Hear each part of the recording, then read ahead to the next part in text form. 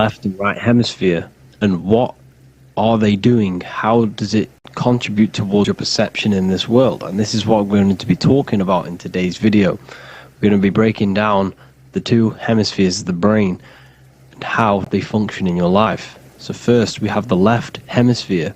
This is the logical at things. It produces a whole taste buds.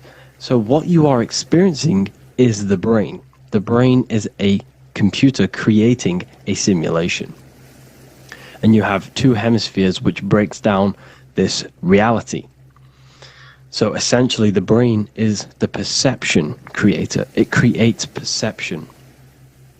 So if the brain is creating this, who is the one experiencing the brain? Well, that is you, the consciousness, the mind, the all-seeing eye. You are the all-seeing eye experiencing the brain, the observer behind the brain, behind reality, behind the emotions. So if you're walking through a woods, this left brain sees individual trees. The right brain sees the whole woods. It sees the biome. It sees the bigger picture. So when you are walking through this woods, the right brain picks up a holistic perception of reality. It creates the woods as one unified woods. The left brain's job is to break this down and analyze it so that we can see individual things. And this is also necessary for humans to have the ability to break things down and manipulate things in this world. So without this left hemisphere, we could not manipulate things and break things down. So this right hemisphere is important because it sees the whole woods. It sees humanity as one unified consciousness. However, the left hemisphere sees individual egos. So the left hemisphere is the place of the ego because it only understands, it sees the world very divided. Okay, so for example, here's another example of the left and right hemisphere. If someone pulls out in front of you in traffic, your left brain is going to start going crazy and analyzing them, calling them names. The right hemisphere, however, sees the bigger picture. Maybe he didn't see you. Maybe it's just a mistake. Maybe he's in a rush. You see how the two brains are very different. They do the same thing, but they function in different ways. The right hemisphere is feminine, the left hemisphere is masculine. So, like I said, this person pulls out in front of you, you start to think with the left. If you start to perceive that in the left brain, you're going to start analyzing them, you're going to start going crazy and calling them names because you're analyzing it. You're not seeing the bigger picture behind it. You're not seeing it from his perspective. So there is a crossover. So the left hemisphere of the brain controls the right side of the body, the right ear, the right eye. Everything to do with the right side of the body is connected to the left hemisphere. And the right hemisphere controls everything on the left side of the body, including your eyes, your arms, your legs.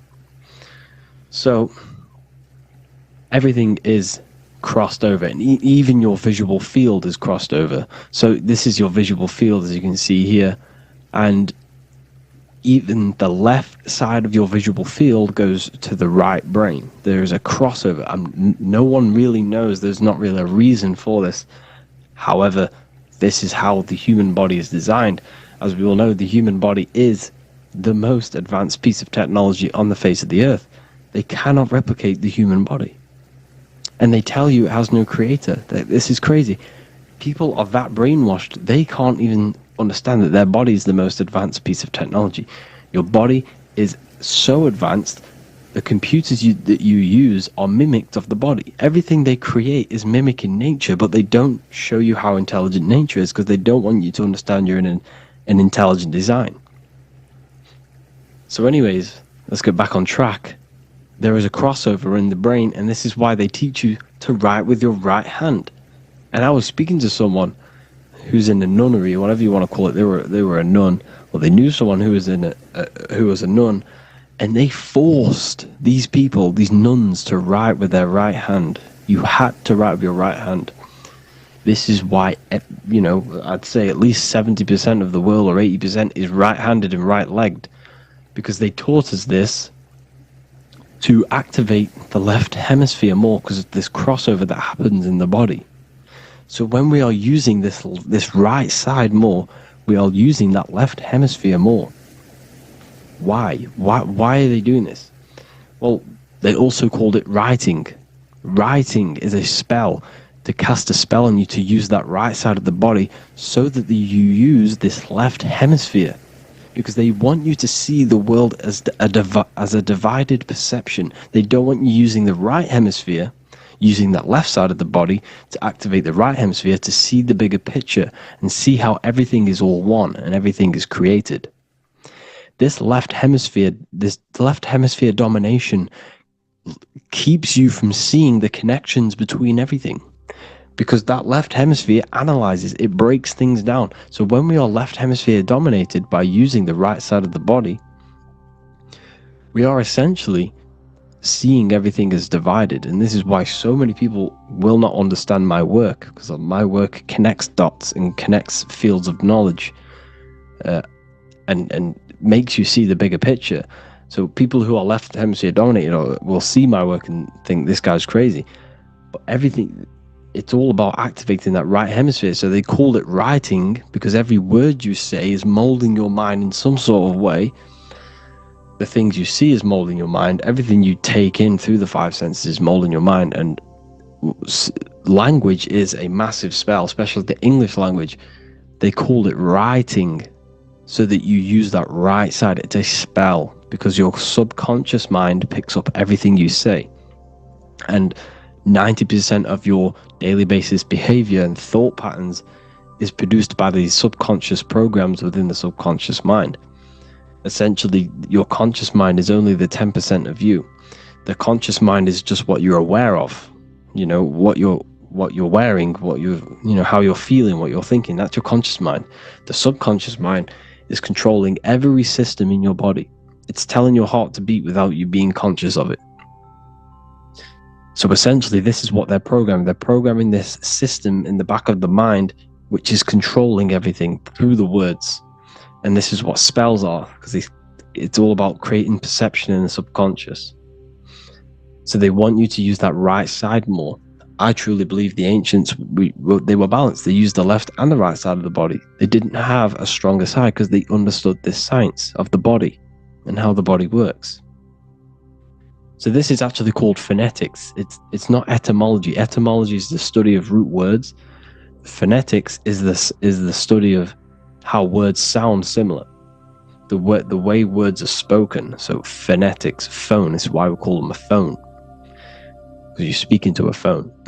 So this is write and writing, to use that right side to activate the left hemisphere more. So your hands are a manifestation of your brain. The left hand is the right brain, the right hand is the left brain. And as a child, we were always taught that when you place your hands together like this is the size of your brain, which is true, because your hands are a part of your brain. They're an extension of your brain. Every part of your body other than your brain is an extension of the brain. Everything's working and feeding back information to the brain because you're experiencing the brain. So another trick that you can do, or another exercise, is looking in the mirror and closing one eye at a time. If you close your right eye, if you take your top off, for example, you'll analyze your body if you close your right eye, because you're using that left hemisphere. Sorry, other way around. If you look at yourself through your right eye, you'll use that left hemisphere, which will analyze yourself. You'll see individual body parts. If you close the right eye and use the left eye, you'll see your body as a whole. You won't really analyze it. This is how you can analyze yourself, using these two hemispheres. So this whole system is created to keep you thinking logically and to restrict you from creating and restrict you from understanding symbolism, allegories, metaphors, and teamwork. They want you stuck in a logical way of thinking and a logical way of seeing the world. This is why when you go to school, you are told exactly what to do. You're told to think this way and no other way. You're told to do orders, do this. It's a very left-brained system, because if we all started to open up this right hemisphere, we'd all see, wow, everything is all one, everything's all connected. And this is what my work is doing. I'm showing you everything is one. The physical world is an illusion of duality, but everything comes from the one source, the one mind. The universe is a giant mind. I am mind, you express mind. We all possess mind. Behind the physical body is the same mind consciousness. And we are all expressions and fractals of this infinite consciousness called mind. And this is what they don't want us to figure out, is that we are all just one consciousness expressed. It's an infinite consciousness. It's even in the squirrel, it's in the dog. All of these different animals, they're just different bodies, but behind the bodies is the same consciousness, which is mind. That's what the pineal gland is. The pineal gland is not the mind, and it's not the third eye. The third eye is your mind. If you have a closed third eye, it just means you have a closed mind. If you have an open third eye, it just means your mind has expanded from beyond physical things through astral projection and mystical experiences. This is how you gain an open third eye. It's just an open mind. A mind that has astral travel, that has explored the realities within the mind. So everything they do is to keep us in a divided state. Divide and conquer, right? That's their motto. All to keep you thinking how everything is divided. Everything they've done is division. Postcodes, countries, everything is divided. Like football teams and all this stuff. It's also a natural process when you grow up, because as you grow up, your brain is constantly analyzing the world. So this is sort of a natural process of how you become more left hemisphere dominated, because your brain is always analyzing. And unless something awakens you, you can awaken that right hemisphere where you can start to see the bigger picture. Even the music, it's all tuned to 440 hertz, shuts down the right hemisphere of the brain. 440 hertz, Spotify, Apple Music, the radio, every time you turn on the radio, it's tuned to 440 hertz. This was specifically tuned. It never used to be tuned to this. It was in the 1950s. It was changed. The standard music tuning was changed to 440 hertz because it shuts down that right hemisphere of the brain. They don't want you thinking, seeing the world in this way and perceiving things as one. And I'm going to show you. It tells you this in the Bible. Cast the net onto the right hand side of the boat and you will find the fish. What was Jesus saying? This is, you see, people read the Bible and they don't understand it. If the Bible is not talking about you, then it has no meaning. The Bible, everything you read in the Bible is about you and how it can better your life. It occurs to you. So if Jesus says, cast the net onto the right hand side of the boat, this is an allegory. The boat is your body. Cast the net. It's the awareness, the perception, onto the right hemisphere of the brain, and you will find the fish. What's fish? What do fish do? They swim deep in the ocean. It represents the knowledge. Deep knowledge. Cast the net onto the right hand side of the boat and you will find fish. You will find the wisdom. You'll gain understanding when you cast that your awareness into that right hemisphere. You will see that I am you and you are me. We are all one consciousness. You will see everything. You'll see that the trees are the same patterns as the nerves in your body. You'll see everything is connected. Everything is a fractal of the one infinite consciousness. And how many fish did they catch? 153. That adds up to 9. This is now numerology. The Bible's filled with numerology. Adds up to 9. What's 9? Human consciousness. It represents consciousness. You're in the womb for 9 months. Feminine. It's all about consciousness. And in Revelation 14, and I looked and behold, the Lamb standing on Mount Zion. That's the spine. It's the mountain. With him, 144,000. 144 adds up to 9. It represents consciousness on top of the spine. You see? And he had his name the name of his Father written on the forehead. What's the Father? The higher mind, the higher consciousness within you. Where is that? In the forehead, the pineal gland. The pineal gland is the radio receiver for the higher consciousness. Because every body part of the body has consciousness. Your heart has consciousness. Your gut has consciousness. You are thinking with these different consciousnesses. You think with the gut. You think with your penis. You are thinking with all these consciousness. And it's about raising your consciousness to the higher consciousness, which is the Father, the mind, in the head. Don't think with the lower parts of the body, because that is your animal nature. Think with the higher parts of the body. It's all representing consciousness. How to activate the right hemisphere of the brain? Well, it's all to do with non-verbal things. So music will activate the right hemisphere. Make sure it's tuned to the right frequency though. 432 hertz, 528 hertz. Any frequency that adds up to 3, 6, or 9 is good for you. Meditation, turning off the thoughts, and you raise yourself to the higher brain. Symbolism is all right hemisphered. Reading between lines, metaphors, determining the Bible, it's all right hemisphered. Seeing the bigger picture, it's reading between the lines. So tithing in the Bible. These people in the churches are giving 10% of their money to the church. It's nothing but a scam. What these people have done is they have externalized the Bible. They have taken the Bible and literalized it so that they can make a business out of it. So what they're doing is 1/10 of the produce of what it says in the Bible, 1/10 of the produce of the land, whether grain or fruit, is the Lord's and is holy. So what's that saying? The 10th of, it's basically saying give the 10% to the Lord, to God. What does that mean? Well, what's the land and the fruit? This represents physical things, the physical things that you have. The 10th of the physical things that you have, what's that? That's your ego. All the physical things that you have is all to do with your ego. That's the lower self. The ego, what is the ego? It's the mind's perception of the physical self. You had no ego when you were a child. Okay, when you were a child, you had no ego. As you grew older, you created the ego. But the ego is the full self. It's the echo. Ego, echo. It's the echo of the full self. So it's saying give the ego over. Take away the animal self. In that left hemisphere, that's all to do with the left hemisphere. That left hemisphere sees the ego. It sees individuality. It's divided. So it's saying give that 10%. Give that 10% of you over to the right hemisphere. The 90%. The 90% of you is in that right hemisphere. The higher self.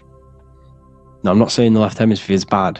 Okay, I'm not saying that at all. But it sees it sees things divided. It's like I said, the left, the hands are manifestations of the brain. So when these Christians are praying, they're putting their hands together. What are they doing? They're syncing the brain hemisphere is what you're doing, because everything's an extension of your brain. So if you put your hands together, you're putting the two hemispheres together. And what's happening when you place the hands together?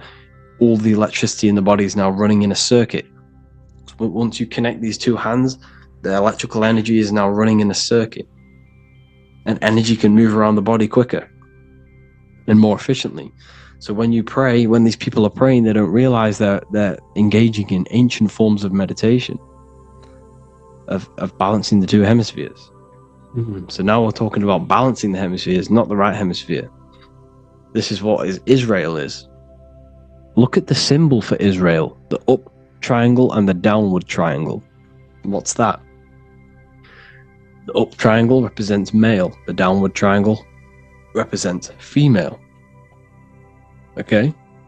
This is talking about the brains. Israel is Ra.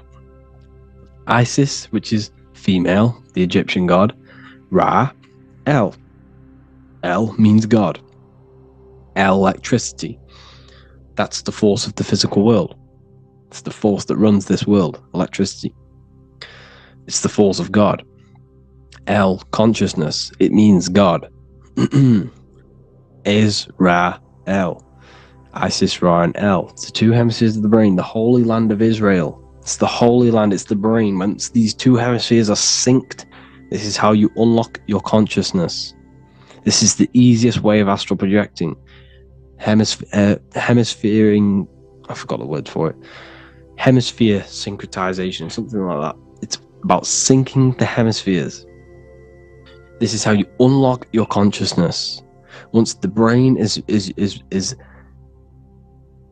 running as one electrical system, this is how you balance the two masculine and male opposing energies. Once these opposing energies are no longer in war with each other, the brain, they come together to work as one. You unlock your consciousness. You are born again. What happens when a male and female have sex? It creates a new child. It becomes one. You are born again. Once the two hemispheres of the brain, you are born again. You can then have an out-of-body experiences. So this is why the symbol of the Holy Land, Israel, is the up and down triangle back combined together, because it represents unification of the male and female, unification of the hemispheres. You're born again. You unlock consciousness. And you can get this for free. It's called the Gateway Tapes on my website.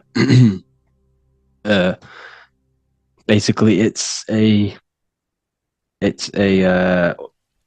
audio track from the government, and they did this in the Gateway Experience. It's a CIA document, and what they do is there are different forms of meditations you go through. I think there's about 5 waves of meditations you do, half an hour each one, and it will teach you. It will sync your hemisphere, because what does it do? They understood that playing one frequency into one ear and another frequency into the other, they understood that the right ear is connected to the left hemisphere, the left ear is connected to the right hemisphere. So when you play 2 different frequencies into both ears, what happens? The brain picks this up, the 2 hemispheres of the brain picks this up, and it syncs it. It syncs these 2 hemispheres, these 2 frequencies together. So now the brain is working as one to sync this frequency. So this is how you can sync your hemispheres, through listening to these frequencies. Okay, you can get them for free and do the meditations yourself. This will definitely help you. This is an easy way to astral project.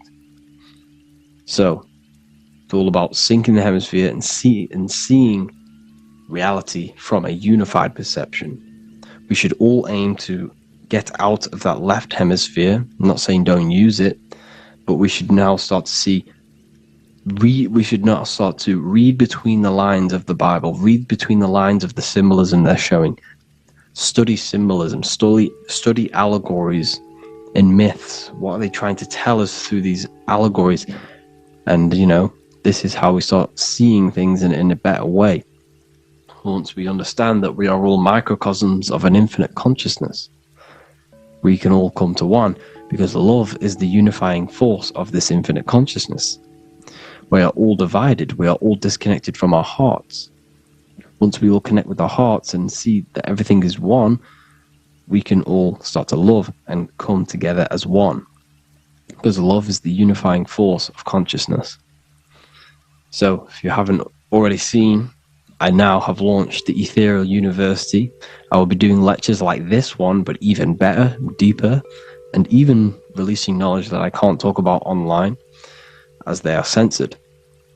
I'll be doing lectures every single week. I'll be doing live calls every single week. You also gain access to my library, which is filled with over 45 occult books, filled with knowledge. Okay, I'll show you now. Plus, you get my book, The Book of Wisdom, PDF form, and the Human Health Guide, PDF form. You also get all of this stuff, the health section, Q&As, ethereal meditations. We've got some celestial studies, cosmology, and numerology coming soon. You also get the brand new Manifestation Mastery course, plus the library. And there'll be new books, new lectures, new live calls every single week. Or you can get the Book of Wisdom, use the code WISDOM in all capital letters to gain 40% off. This sale will be ending very, very soon, so if you're watching this, be very quick to get yourself a physical version or a PDF of my book. You can get it in all these languages. Hope you enjoyed this video, people. I'll see you inside the Ethereal University, the real university. Have an amazing day.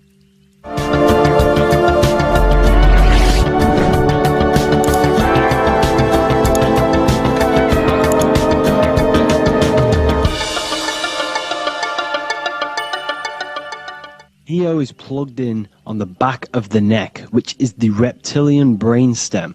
The reptilian brain is all to do with survival mode, survival state. It's always scanning the environment for safety, whether that's physically, emotionally, or mentally. It does not think. It is instant. For example, do I smack the guy or run off?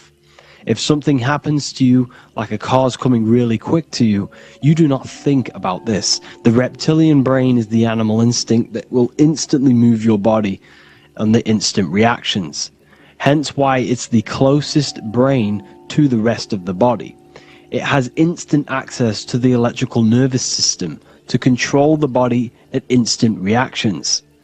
Now, Neo is plugged in on the back of the neck, which is the reptilian brain. Therefore, the matrix is the body itself. It is the lowest state of consciousness. This is what it represents. The word matrix means womb. It translates to womb because your body is a womb. Your body is a vessel for universal consciousness, for God consciousness. And the body is also a womb where you can be born again outside of this body by raising your consciousness, by awakening the neocortex. This is why Neo is called Neo, because it represents the neocortex. This is the higher aspect of our brain. This is all to do with new things, higher reasoning, higher thinking, new learning. You see, the brain is a receiver for universal consciousness. And what do I mean? It is a radio receiver. Think of it like this. You have a radio tower which emits frequencies. And each little frequency, 00.1, 00.2, 00.3, each 00 point is a different person.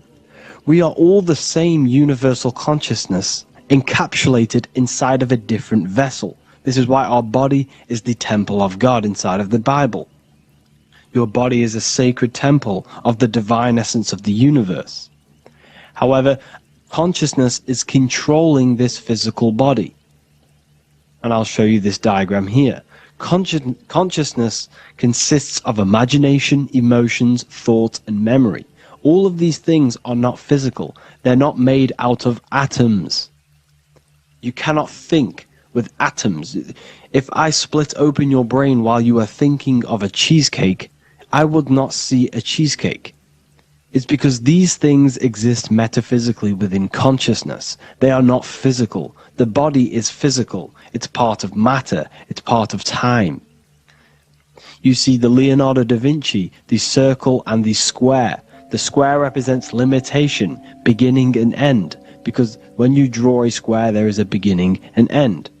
It represents the body, the mortal self, the ego, the echo. Then you have the spirit raised above, which represents spirit over matter, mind over matter. Invisible forces create physical forces. Everything physical exists in non-physical.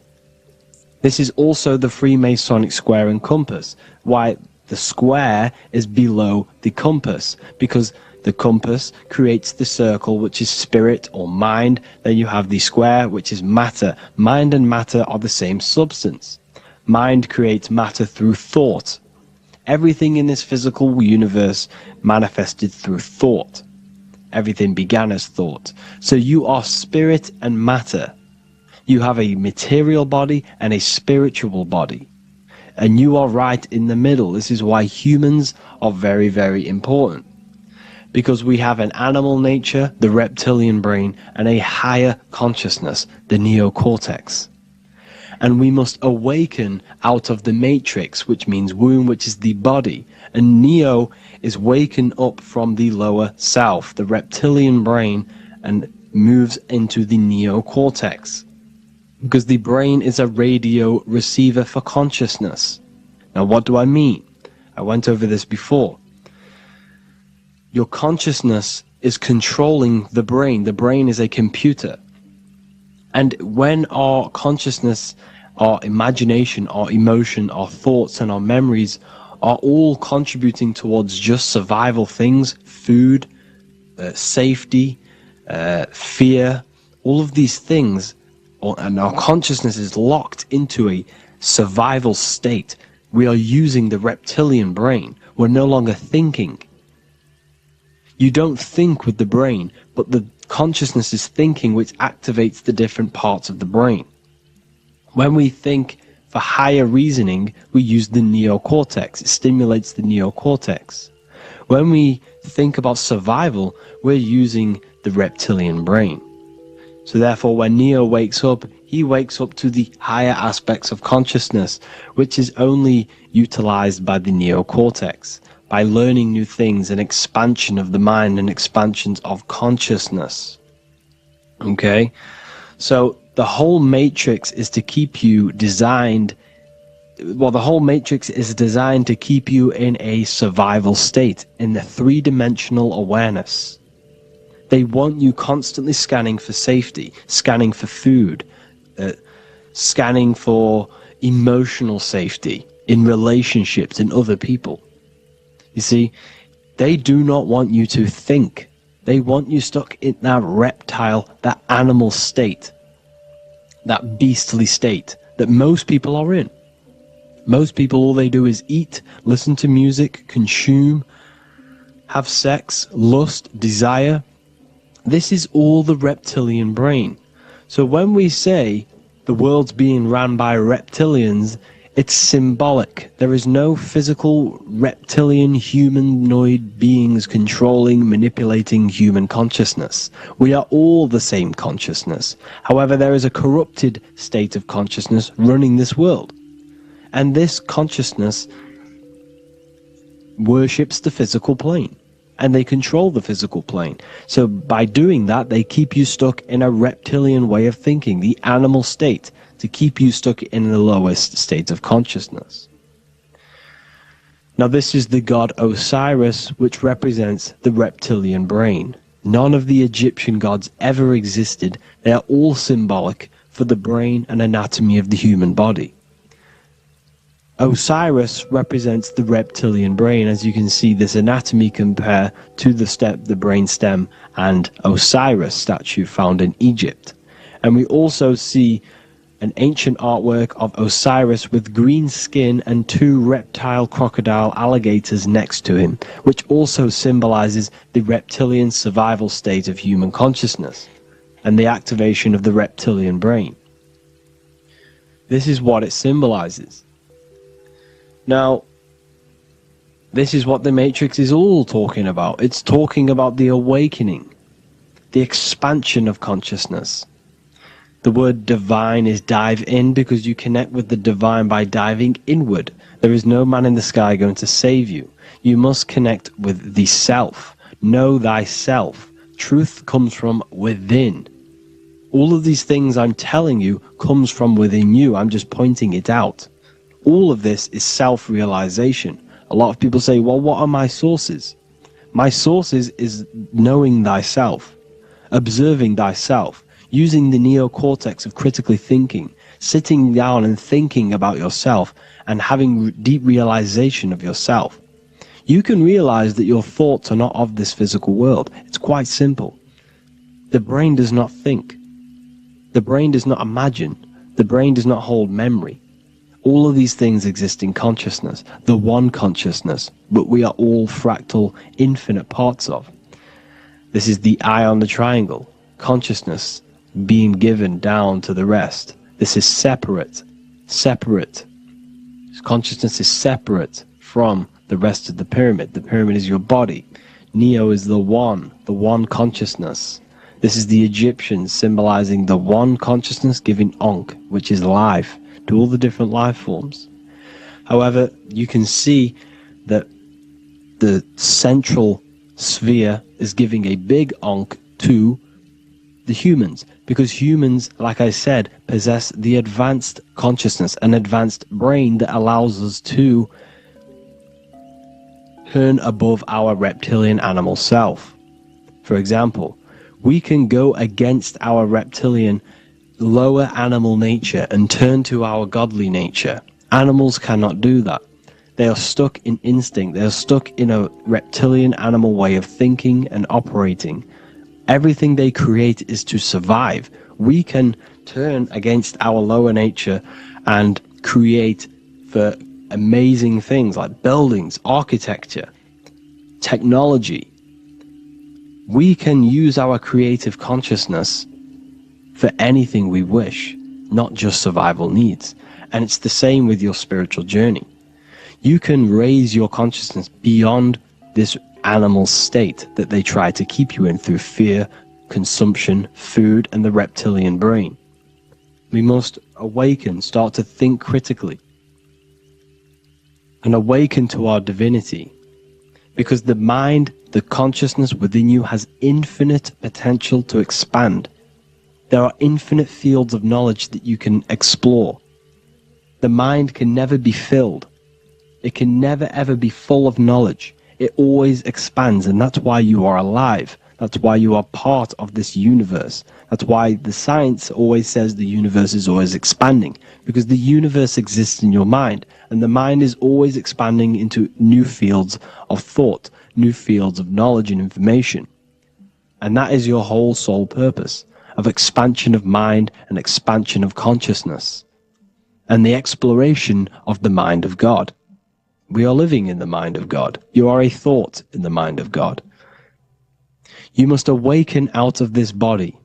This is why Jesus says you must be born again to see the kingdom of God. You must be born again. You must raise your consciousness beyond physical limitation and awaken to your divinity. And this is pretty much it for this video.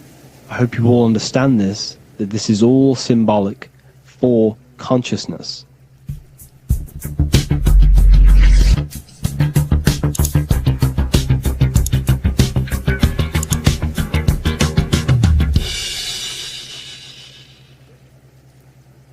Welcome to Revival of Wisdom. Welcome people, we're back with another video, and this video is about Freemasonry and their connection to the Illuminati. Please, as always, to make sure to hit that like and the subscribe button and turn on the notifications to never miss a video. On May the 1st, 1776, the founder of the Illuminati, Adam Weishaupt, founded this secret organization, and this date can be found in Roman numerals underneath the all-seeing eye pyramid on the $1 bill. This $1 bill also says Anno Coptus Novus Ordo Secularum. This is Latin for announcing the birth of the New World Order. This New World Order will be headed by Lucifer, the all-seeing eye, and followed by the 13 layers of bricks for the 13 elite bloodlines. So your Orsini's, Rockefellers, Rothschilds, Soroses, and the other 9 elite families. So when Adam Weishaupt created the Illuminati, he made it consisting of high-level degree Masons, French and Latin philosophers, and many more powerful people to all become one society. So this is why you see Masons using the same symbol of the all-seeing eye inside the pyramid. But not all Freemasons are part of this Illuminati secret society. As the 33rd degree Freemason Manly P. Hall said in his book The Secret Teachings of All Ages, Freemasonry is a fraternity within a fraternity, an outer organization concealing an inner brotherhood of the elect. So what he's saying here is that Freemasons have to go up the degrees of Freemasonry, and once they hit the top, they either get elected or not into these secret societies like the Illuminati, Skull and Bones, and Knights Templar. So when you see celebrities doing this one-eye symbolism, either covering one eye, doing the triangle, or doing 666 over one eye, This is showing and reflecting the symbolism of Freemasonry. They have taken the oath to never speak on anything they learn about Freemasonry. Duncan's Ritual of Freemasonry book states the oath they have to take.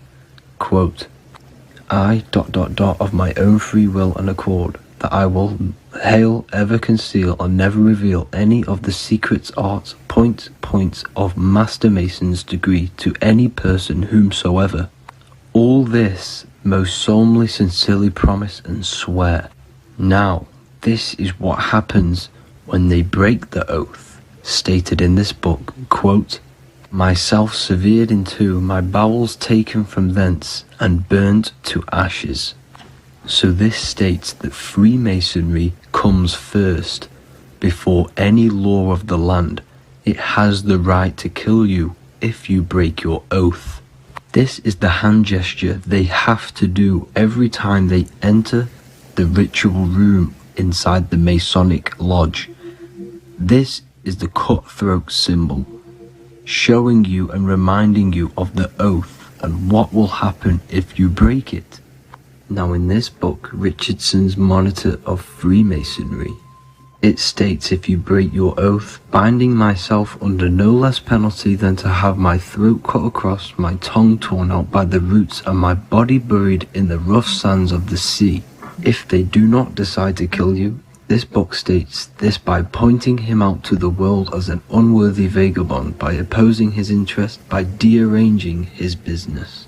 In other words, they have the power to frame you and destroy your reputation to the world and destroy your business if you break this oath. So yes, they do kill to keep this truth hidden, because this truth of this reality is what keeps them in power. They have the ability to manipulate people because people do not know what manipulates them.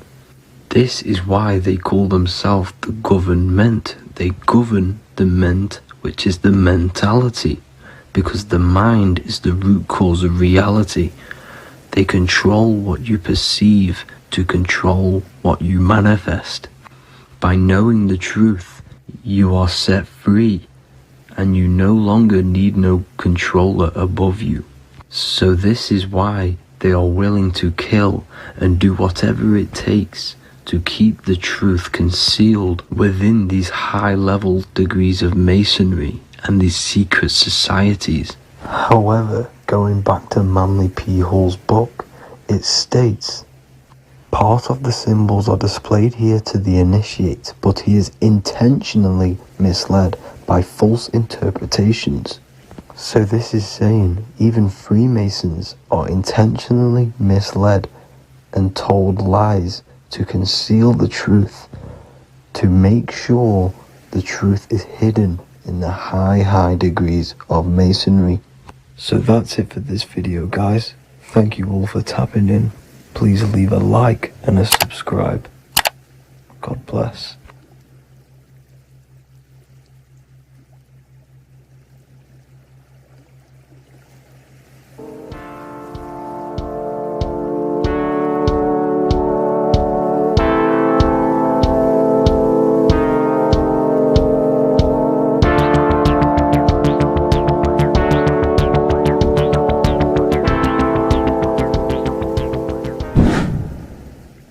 Welcome back, people, to another occult lecture by Revival of Wisdom. Today we're going to be talking about magic and how it's being used on us for the New World Order. Magic has the word mag within it, which is magnetism. Magnetism is the force. Magic is influencing forces, natural or supernatural forces, and using it for a certain agenda to gain something out of it.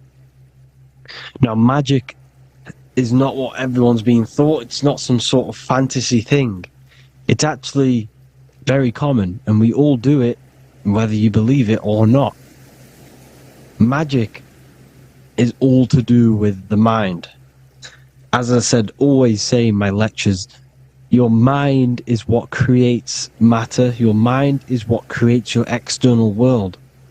So it's all about manipulating and planting seeds within the mind, because your mind is a garden, and thoughts and words are seeds which are being planted in that garden.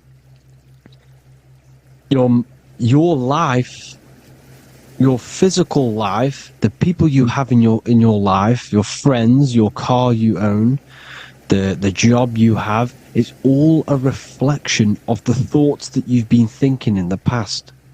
You are where you are in life because of the thoughts that you've been thinking. Therefore, your life is a direct reflection and manifestation of your mind. The Garden of Eden. Okay? The mind is what they are targeting. What you see, say, and hear has a direct effect on your mind. Me talking to you is influencing you. The words I'm saying is planting seeds within your mind. Now it's up to you to consciously act on these thoughts or these words, or to maintain these words. As above, so below. As within, so without. What's inside of me is outside of me. What comes into the storehouse comes out of the storehouse. You have the left, you have the right, you have the up and you have the down. As above, so below. Whatever is in your mind will be expressed in some sort of way, consciously or subconsciously, spiritually or physically. The mind is what manifests everything. And this is what we need to understand. We need to understand is that the mind is not physical. All things spiritual manifest physical. All things seen come from the unseen.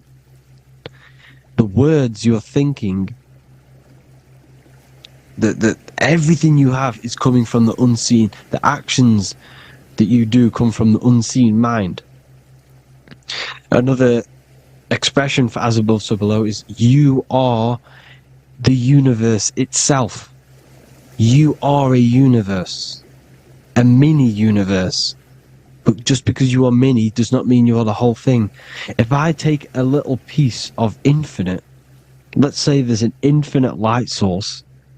Let's say I take a little chunk of that infinite light source. That little chunk I took is still infinite, because it's been taken from infinite. You are the universe. Your awareness, your mind is the universe. It's information. You are the universe experiencing itself. This is why we say we are all God. As above, so below. What is in me is outside of me. The sun, the physical manifestation of the sun, is your soul. The 12 constellations are manifested in the physical body. The 5 elements are manifested in the physical body. They're manifested in the 5 fingers you have. As above, so below. This is manifested, well, this is a symbolized in Freemasonry and secret societies as the 2 pillars. The mirroring reflection, the reflection of reality, the mirror. As above, so below. What happens in the mind, what happens in the astral, happens in the physical. This is Aleister Crowley. This is all symbolism. This is the 2 pillars with the all-seeing eye and the triangle at the top. Aleister Crowley was a master magician. Very powerful dark magician. Black magician. There's 2 types of magic. You have white and black. Just like the checkered board. The Masonic checkerboard, you have white and black, you have good and evil. White magic is influencing natural forces to gain something that will help the collective consciousness, help the collective, help the earth, help other people. Black magic is something, you manipulate something so you can get something personal out of it. Doesn't matter if it's good or bad. It's still considered as black magic because you're being selfish. Everything you do should be contributing towards the collective consciousness and helping others. And this is why the ancients lived in a system where everything was in unity. We understood that I am you and you are me. What I do to you happens to me because I am you and you are me. We are the same mind substance on the inside. We're all the same mind substance being expressed in different bodies. So what I do to your mind will have a ripple effect on my mind because all of our minds are connected within the mental plane. So this is why they know all this knowledge. They know all this knowledge. So yeah, this is the mirroring effect of reality, the two pillars, or symbolizes the number 11. The number 11. We'll go deeper into that. The technology we're using is magic. It's a form of magic. Television is tell-a-vision. They're telling a vision into your subconscious mind, into your memory.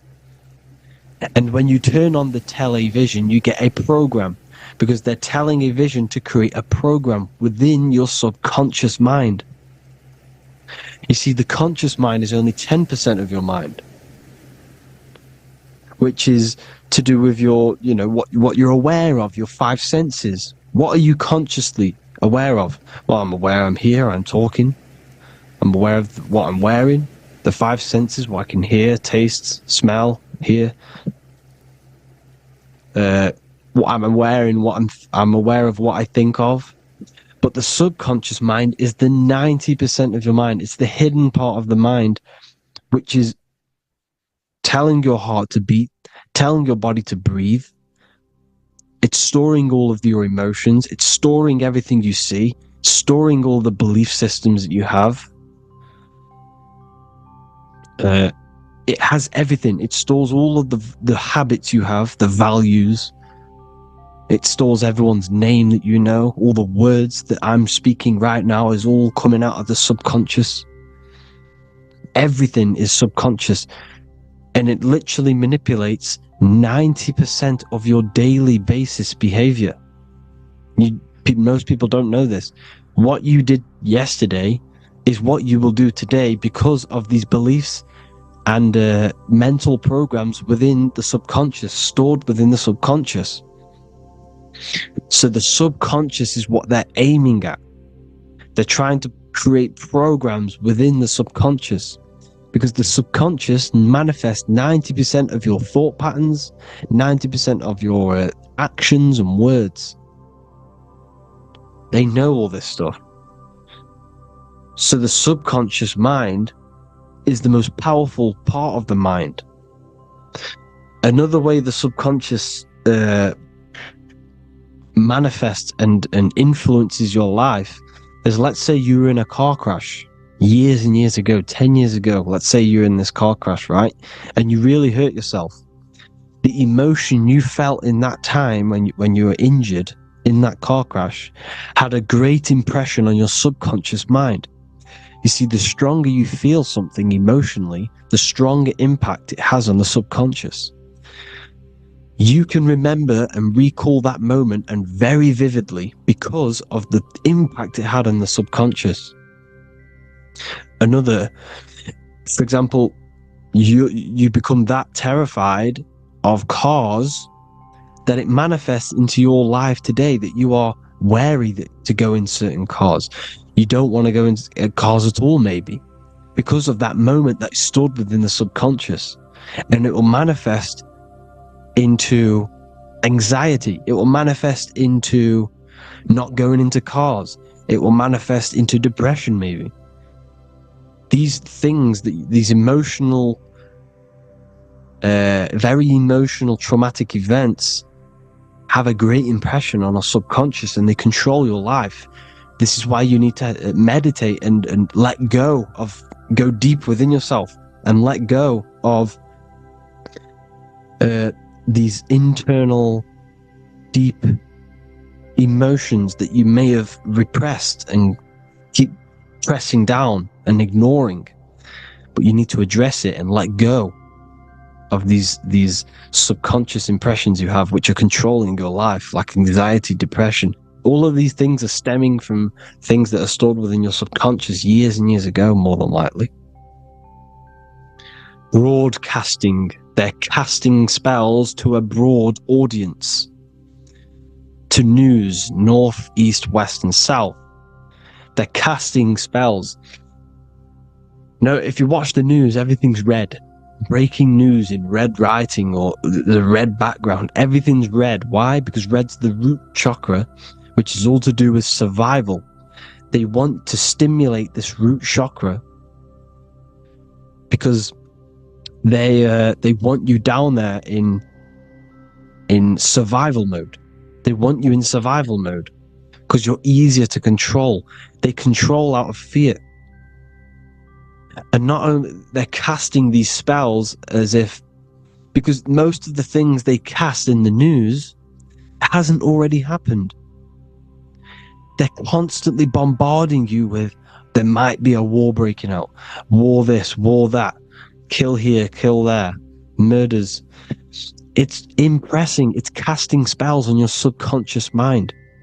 So when the event does turn up in real reality, in physical reality, you're less emotional, you're less surprised. You're not as surprised because you've already heard it before. Your subconscious has already heard it all before. If you never heard of a war and then a war broke out, you'd be going crazy. So they subtly program your subconscious mind through the words, because the words they say is impressing your mind. It has an effect on your mind, which will have an effect on your behavior, your words, your conversations you have with people. They're casting spells to north, east, west, and south on the tell a vision. They're telling a vision by broadcasting, by saying spells. This is why we call it spelling. Even the word, listen, the words we say cast spells. Bless. Oh, bless you. That's be less. The subconscious mind only picks up literal things. You see, when I say bless you, your conscious mind picks that up as, oh, thank you, you're blessing me. But your subconscious picks up as be less. You see? Because the subconscious it has no filter. It's just, it is what it is. Everything is factual in the subconscious. Therefore, if I call you an idiot, your subconscious, my subconscious will think I'm talking to myself and calling myself an idiot, and it will take that as true. That is truth. Everything is truth within the subconscious. And the subconscious manifests your behavior. The devices this is the biggest one. Black scrying mirrors. Device, the devil's vice. The device. Okay? Black scrying mirrors, black screen is scrying. Black scrying mirrors were used to communicate with spirits within the astral plane in the medieval times. They're still being used now by black obsidian mirrors. And look at your phone, it's a black mirror. And there's some sort of, I'm not saying this is facts, but personally I believe these are portals for spirits and ethereal entities to come into your life, to come into your surroundings. So this is the next big thing. The TVs, your iPhone, your iPod, all black mirrors. And mirrors are very, very powerful. Even just a normal mirror. Mirrors have an effect. Whatever you say into a mirror, what you say is energy. And when you say something into a mirror, you're saying it into yourself. It's an infinite cycle of words of energy, because it's being reflected infinite times. When you say something into a mirror, it has a massive effect. You're saying it directly into your eyes, into your mind. So what you say in a mirror should be said with precaution. Never say anything negative into a mirror, because mirrors are very, very powerful ways for you to reprogram your subconscious mind for the good. You can say very positive things into mirrors and it will reprogram your subconscious mind. Okay? Manifesting is all magic. It's all magic. Everything is magic. But consciously doing it is what they're doing. They hid this knowledge. Your phone is magic. It manipulates your mind. The iPhone. Okay? See, magic isn't all of this with wands. See, Harry Potter, okay, that was created to give you this perception of a mystical and amazing form of magic with magic wands and all sorts of stuff like that. Yes, that stuff was true when the collective conscious minds were on a higher level and our belief systems believed in these things, because the universal mind, all of our minds contribute to reality. If the masses don't believe in magic, if the masses don't believe in a certain thing, it's going to have an effect on physical reality. So when the collective minds are higher and have more open minds, things like Harry Potter can come true. See, it's all in the mind. The iPhone, the I is the symbol for the mind, the invisible intelligence. The triangle is the ethereal plane. Okay? So the eye in the triangle is the eye that sees into beyond the ethereal planes. The square is the physical plane. So the iPhone, your phone, is a black box, just like the Saturn black cube. It's a black mirror. It's taking photos of you every 2 seconds. And it's your mind. Your mind is in that phone. Everything you like, everything you text, everything you type in Google, everything you say to someone, every conversation is all recorded on the phone. Therefore, it is a direct reflection of your mind. Your mind is imprinted into your phone, because your mind, everything you think in your mind, you're manifesting into typing, saying, taking pictures into the phone, and it's collecting it and storing it. And what they're doing, and this is for all forms of magic, it's manipulating the mind. It's all manipulating the mind. Reels, Instagram, TikTok, this is all dopamine. It's all controlling the mind. Every like you get, every follow you get, every share that you get is dopamine within your brain. They're literally targeting your brain and mind. It's all manipulating, because what they're pushing through the phones, through the media, through the news, through the televisions, is visions and programs. You are the one manifesting the New World Order. They're not manifesting the New World Order. They're giving you the information so you can manifest the New World Order. Everything they say is contributing to your mind. For example, digital money and all the information they put out for you to see is contributing to your enslavement. Your mind is manifesting the New World Order. They know this. They don't manifest it. There's billions of us. We could easily run over them physically. But on a mental level, these people have the knowledge and they hide it from us, and they let us manifest reality because we are the collective. They give us the information which manifests their agenda. It's all magic. Through the phones, the media, the television. So your phone is a manifestation of your mind. It's a record of your mind.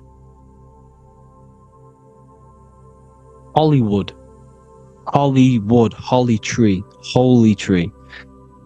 They used to make wands out of holy trees, because it was the most holiest wood, the best for casting and transmitting energy. So they used holly trees to cast spells. That's what Hollywood is. And in Hollywood, they have the red tear, the blood drop, next to the Hollywood sign, because it's all satanic. They're all black magicians. They use Hollywood to cast the spells through the music, through the films. You see, music is a form of magic. All of this is magic. Everything they do is a form of magic, because they want an agenda behind it. But it's not black magic. They're letting us create our prison. This is what you have to see. Yes, they're evil, but they're not doing anything evil, or else they would face the karma. They let us manifest this agenda through giving in the information, by telling you what's going to happen in the movies. Everything that happens in a movie, it's all there on purpose to program your subconscious, to plant a seed within your garden, your subconscious, your mind. Because when the mind has already seen something, when it comes up and turns up in physical reality, you will be less shocked and you won't rebel. So they lure you slowly. They make you aware of these things over time. They make you gradually think it's okay. Like the technology, we never used to use these phones. How did we become so addicted and reliant on them? Well, because first they gave you a little flick phone. Well, no, sorry, they gave you a phone in your house, and then once you got used to that, they say, "Oh, here's the newest version of a little flick phone." You started texting your friends. Everyone was loving it in high school. They could now meet up without saying, "Let's meet on the weekend at this point at this time," like your parents probably did. Or maybe some of you watching this, you probably had to tell your friend to meet on the weekend at a certain time because you had no way of communicating. So everyone got these phones and got addicted to them. Then they slowly got addicted to the new iPod with the touch screen. Now they invented touch screen. And then everyone got addicted to touch screens. Then because all of this is producing dopamine in the brain, which creates you to become mentally addicted to things, and physically addicted, chemically addicted, because dopamine's a chemical. Your subconscious becomes a program within your subconscious, and your body becomes chemically addicted to these phones. And these phones are the enslavement of humanity, technology. Without this, we wouldn't be in this mess, without technology. Because they're creating a hive mind. We're creating a hive mind. So back on track anyways, they program you. Look at the films, 9/11, all produced by Hollywood. Here's the 11, like I said at the beginning, the two pillars which reflect reality. What happens in the mind happens in the physical. What happens in the astral happens in the physical. Okay, what happens in the physical happens in the mind. It's the two pillars, the mirrors. 9/11. 9 + 1 + 1 is 11. Flight 11 was hijacked. New York is the 11th state. New York adds up to 111. This is not a coincidence. It's all a form of magic. It's a ritual, energy harvesting ritual, because your mind produces energy. Your mental attention produces energy. And they're feeding off this energy in the astral plane, these demons. Music is the most powerful. Personally, I think the music is one of the most powerful forms of magic they're using. Okay? Music is hypnosis. It puts your brain in a hypnotic state. It influences your electromagnetic field through vibrational energy. It reprograms your subconscious mind. Why do you think you remember the lyrics? You see, your subconscious stores all of the memories. Remember, the subconscious manifests 90% of your behavior. So therefore, the music you're listening to is manifesting your behavior. You wondered why some people wonder why they have drug addictions and they can't get out of violence and they can't get out of all this negative mind space. It's because the music they're listening to is creating a negative mind space. The words you listen to have plant seeds within your mind. So the reason you remember the lyrics is because that song created a program within your subconscious. Yes, that is what happens. You can use magic to reprogram your mind, but you can use music to reprogram your mind because it's all forms of magic. It's using natural mental energy forces to manipulate the physical reality. You manipulate your mind, you manipulate reality, physical reality. Okay? So the music, another very, very big one. When you turn on the radio, it's just all talks about alcohol, drugs, and sex. Because they want you down in the lower three chakras. They want your mind attached to matter when it's mind over matter. Your mind's not physical. You see, the word spirituality is the new trend. It's not about your spirit. It's not about your spirit. It's about your mind. It's not about, spirituality and looking after your spirit. And they've got you focused on your spirit. Why? Because they hide your mind from you. You see, a lot of people think their mind is their brain, but the mind is everything. There is no physical reality without mind. You can have a brain. Imagine if you had no mind but a brain. It wouldn't work. The mind is everything. The mind controls your avatar. It begins in the mind before it happens in the brain. Then the brain manifests through the body. The brain's just an electrical computer. So that, they've got people scared, or do I have a soul or not, and all this stuff. Listen, if you have a mind, you have a soul, because you are not the mind. This is why everything is sort of an illusion, because beyond the mind is your soul. But what is the soul without a mind? You can't have a soul without the mind. But if the mind didn't exist, the soul doesn't exist. You are the person listening to your mind. I shouldn't say person, because you're not the body. You're the entity behind the mind. But if you didn't have that mind, you couldn't understand what you even were. You would just be an observer who couldn't think. So yes, we all have a soul. If you have a mind, you have a soul. Everything is mind. Everything has mind. Mind creates everything. God is mind. And then manipulating your mind through TV, your phone, every little thing. The school, it's all about the mind, people. Control your mind, you control your reality. Just the last thing, here you go. Aleister Crowley, the dark magician, Kanye West doing the exact same thing because they're implementing magic in the music. Here's the Beatles with Aleister Crowley in the background. Bet you never noticed that. Aleister Crowley was influencing music and placing magic within the music to influence the subconscious. This is what Baal worship was. This is why they kill children. They sacrifice these children. Why?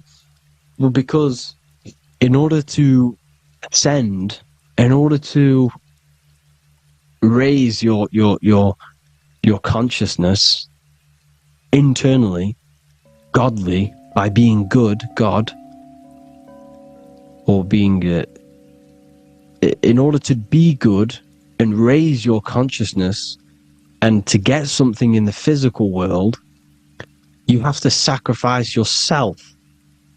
And what do I mean by that? In order to raise your consciousness and ascend, you have to sacrifice the lower nature of yourself.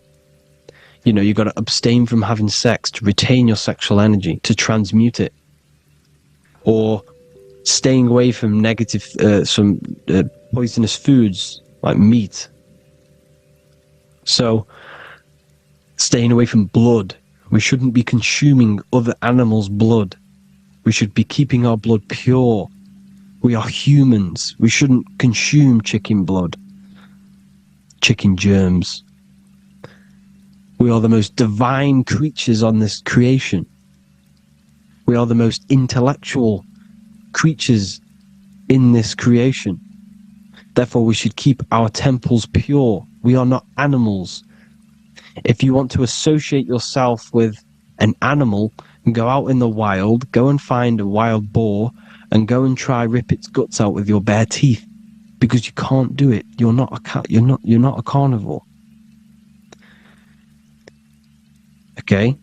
So in order to ascend, you have to kill and sacrifice your lower part of yourself to ascend up to your spirit self, your mind self, the highest version. And the elites don't want to do this. So they sacrifice other things like babies to kill them, to exchange their life over to the astral plane, so these demigods in the astral plane can give them something in return in physical. They don't want to sacrifice their lower self, so they sacrifice other things for exchange, for physical pleasure. But the godly person sacrifices their lower self for their higher self to do good and ascend. So this is what all the Baal worship is, people, and this is why they're doing it. Hope you all had an amazing lecture. If you haven't already, go and get the Book of Wisdom for more information. You know, I don't go into dark stuff in this book, because all I do is enlighten people in this book. You can get it in Spanish, English, German, Italian, and French. Worldwide shipping. You can get the PDF or paperback. Or there is also a new one called the Human Health Guide 2.0. It gives you a list of all the foods, grains, oils, nuts, you know, everything that's alkaline and positive for the body and not man-made and hybrid. It tells you all the products to stay away from, how to fast, how to improve vision, how to improve everything, literally. So the Human Health Guide has been released. If you want that, I'll pull all the links in the bottom of the description. Hope you all enjoyed the lecture, people. God bless you all.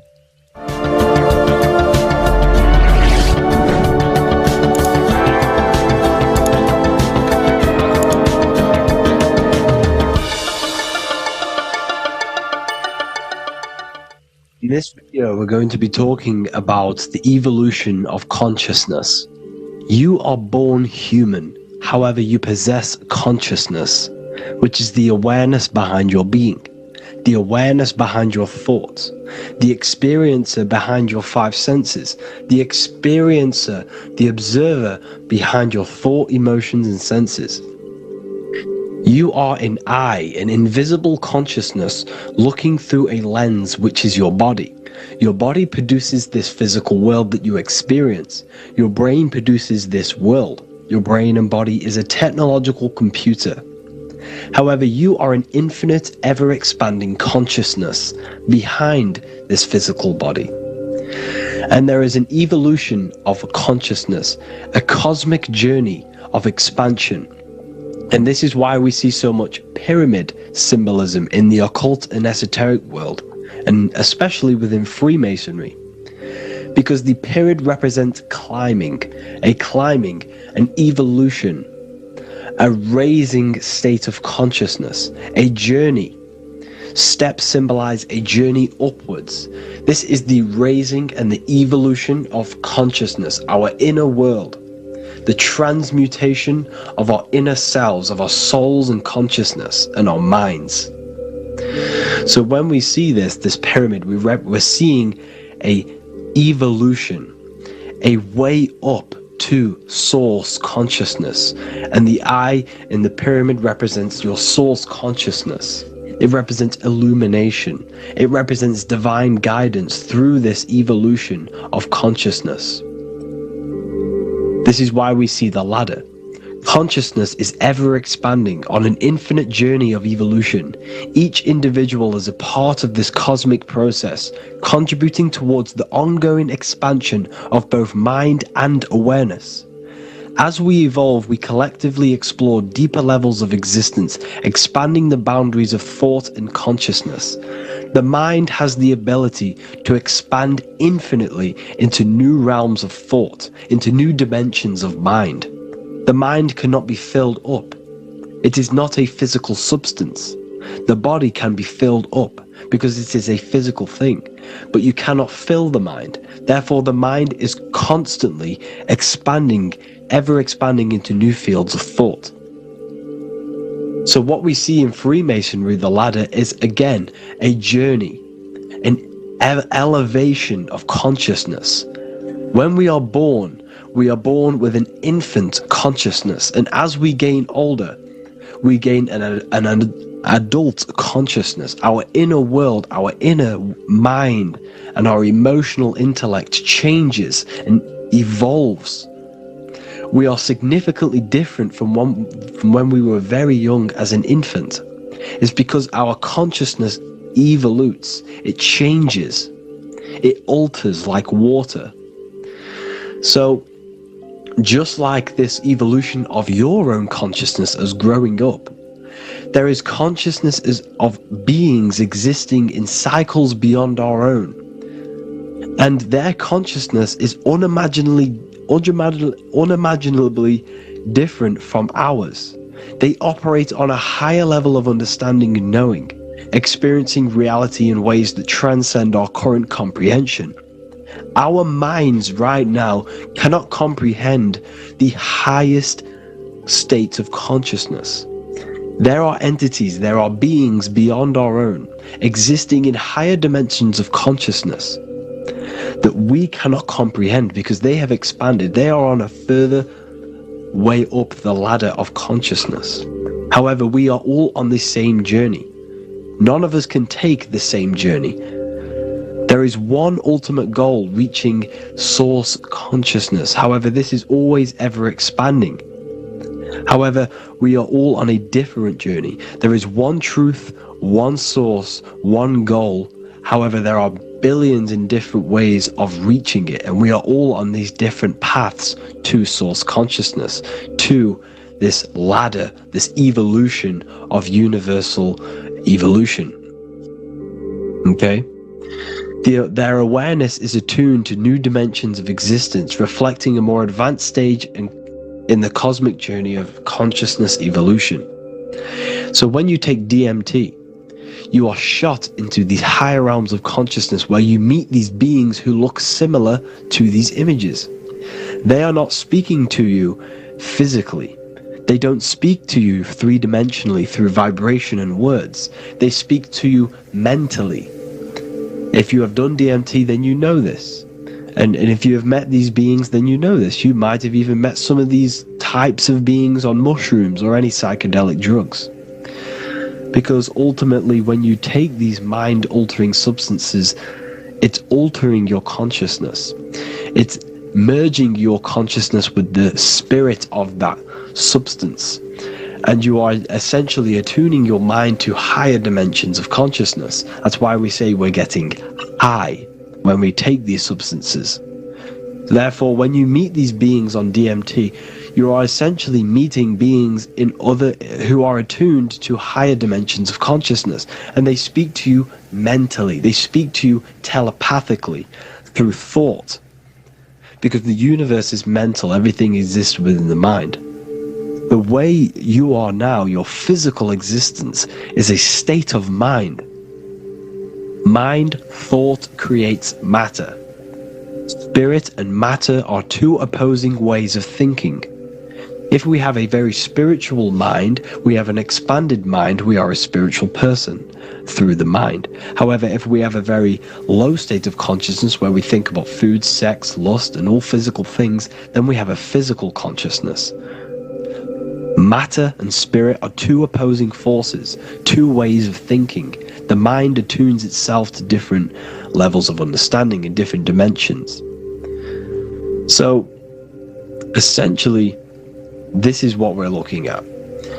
The body is a vessel for the fluidic, formless consciousness, a temple that houses the essence of our awareness. While the five senses are limited to perceiving only the physical plane, the mind transcends these limitations, capable of perceiving the full scope of reality. It is through the mind that we access deeper truths beyond the material, tapping into boundless nature of existence. Physical existence is a thin band, a thin layer of reality. It's like 0.001% of reality. And your five senses are only tuned into this layer of reality. But the five senses are, by design, only allowed to perceive physicality. But the mind has the power to expand beyond this physical five sense state. The mind has the power to expand and evolute. It is a conscious decision whether you want to take this path or not. You can stay in a three-dimensional way of thinking, or you can expand your consciousness from within. It's not an external journey. There is no God going to save you. You must save yourself.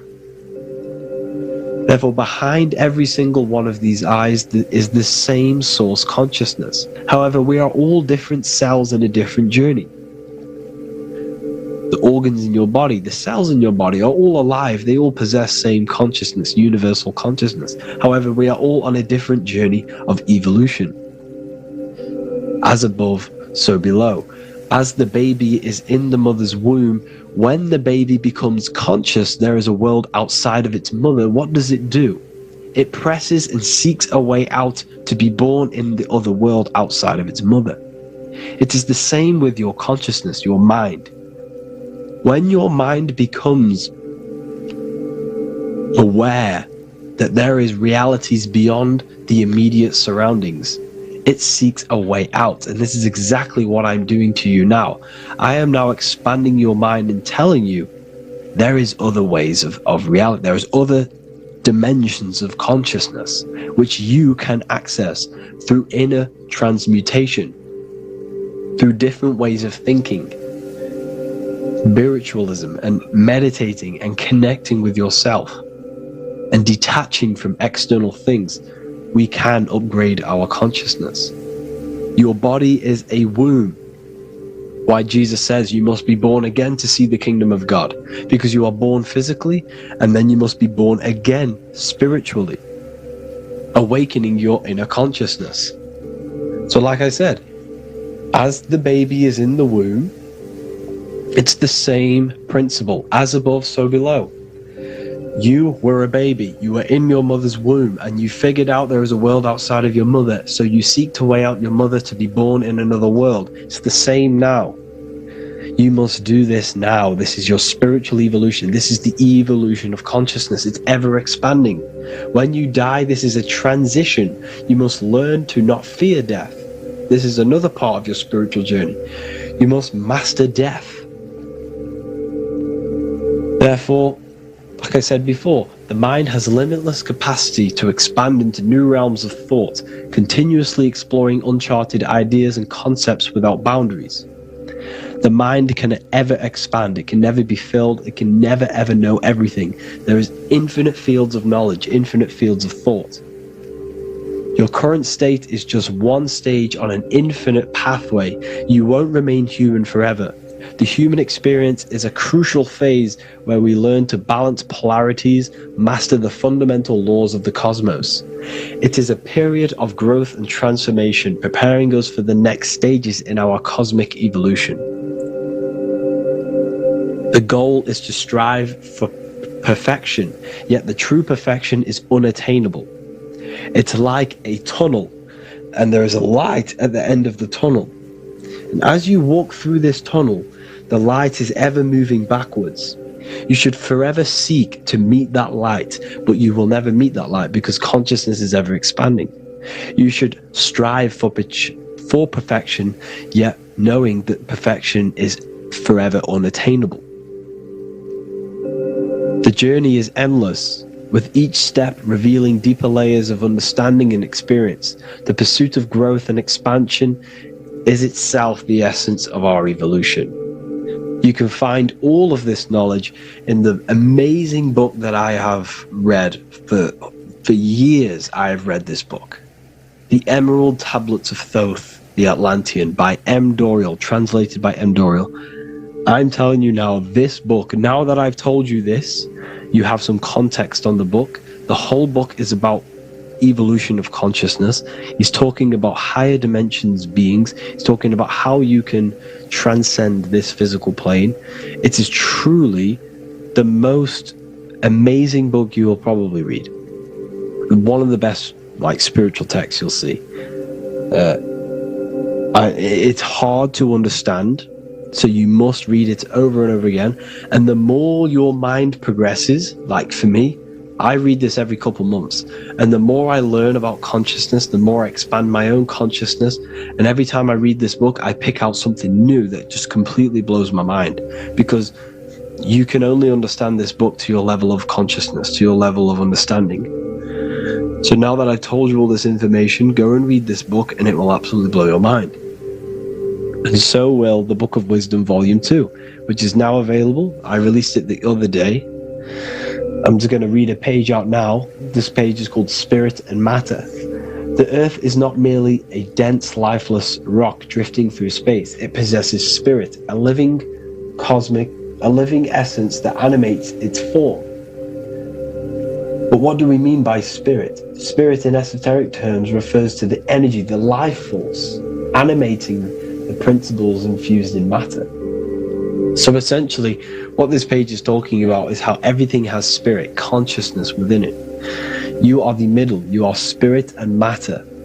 You have the ability to expand your mind to the God self and raise above our animal instinct, our material self, and know the divine and expand. Animals cannot do this. Animals are not self-aware. Humans possess self-awareness. We can observe our consciousness. We can say, why do I exist? We can look in the mirror and know that we need growth. And this is what Anunnaki means. Anu means above. Anu was the supreme god of the sky, which is a metaphor. He represents spirit above, heaven. Anu came down to earth and married Ki, the goddess of the earth, which represents matter. It's a myth, it's an allegory. Anu married Ki and gave birth to the Anunnaki. Spirit came down and infused with matter and gave birth to the human, which is you. You are spirit infused in matter, Anu and Ki, Anunnaki. You are the Anunnaki. And this is just one of the teachings in my book. Honestly, this book is absolutely amazing. If you truly, truly want to expand your consciousness, give this book a read. And obviously, if you're inside the university, I give you this book for free. A paperback version. If you join the university, follow the steps inside of the general chat, you'll be able to download this book, not download it, order a paperback for free. All you have to do is pay for the shipping. You'll also gain amazing knowledge inside of my library, where your mind will just be overblown with the amount of esoteric books. There's over 45 rare occult books, plus you get a PDF of the Volume 1 and Human Health Guide. You get reoccurring updates where I expand on symbolism, occultism, where you will just feel absolutely amazing once you understand esotericism in yourself. You'll also learn how to create the dream reality that you want with the Manifestation Mastery course, where I teach you how your consciousness creates reality. You'll have a real lectures where I post lectures on symbolism, occultism, esotericism. There's a conscious community and live calls and Q&A where you can ask me questions and I'll answer your questions. I just want to say thank you to everyone who has joined the university. Thank you for even liking and watching this video. Any support I just appreciate every single one of you. Please, if you can, leave a comment and a like on this video and let me know any videos you want me to make in the future. And I will start uploading a lot more to the YouTube. So yeah, thank you all for tuning in today. Have an amazing day.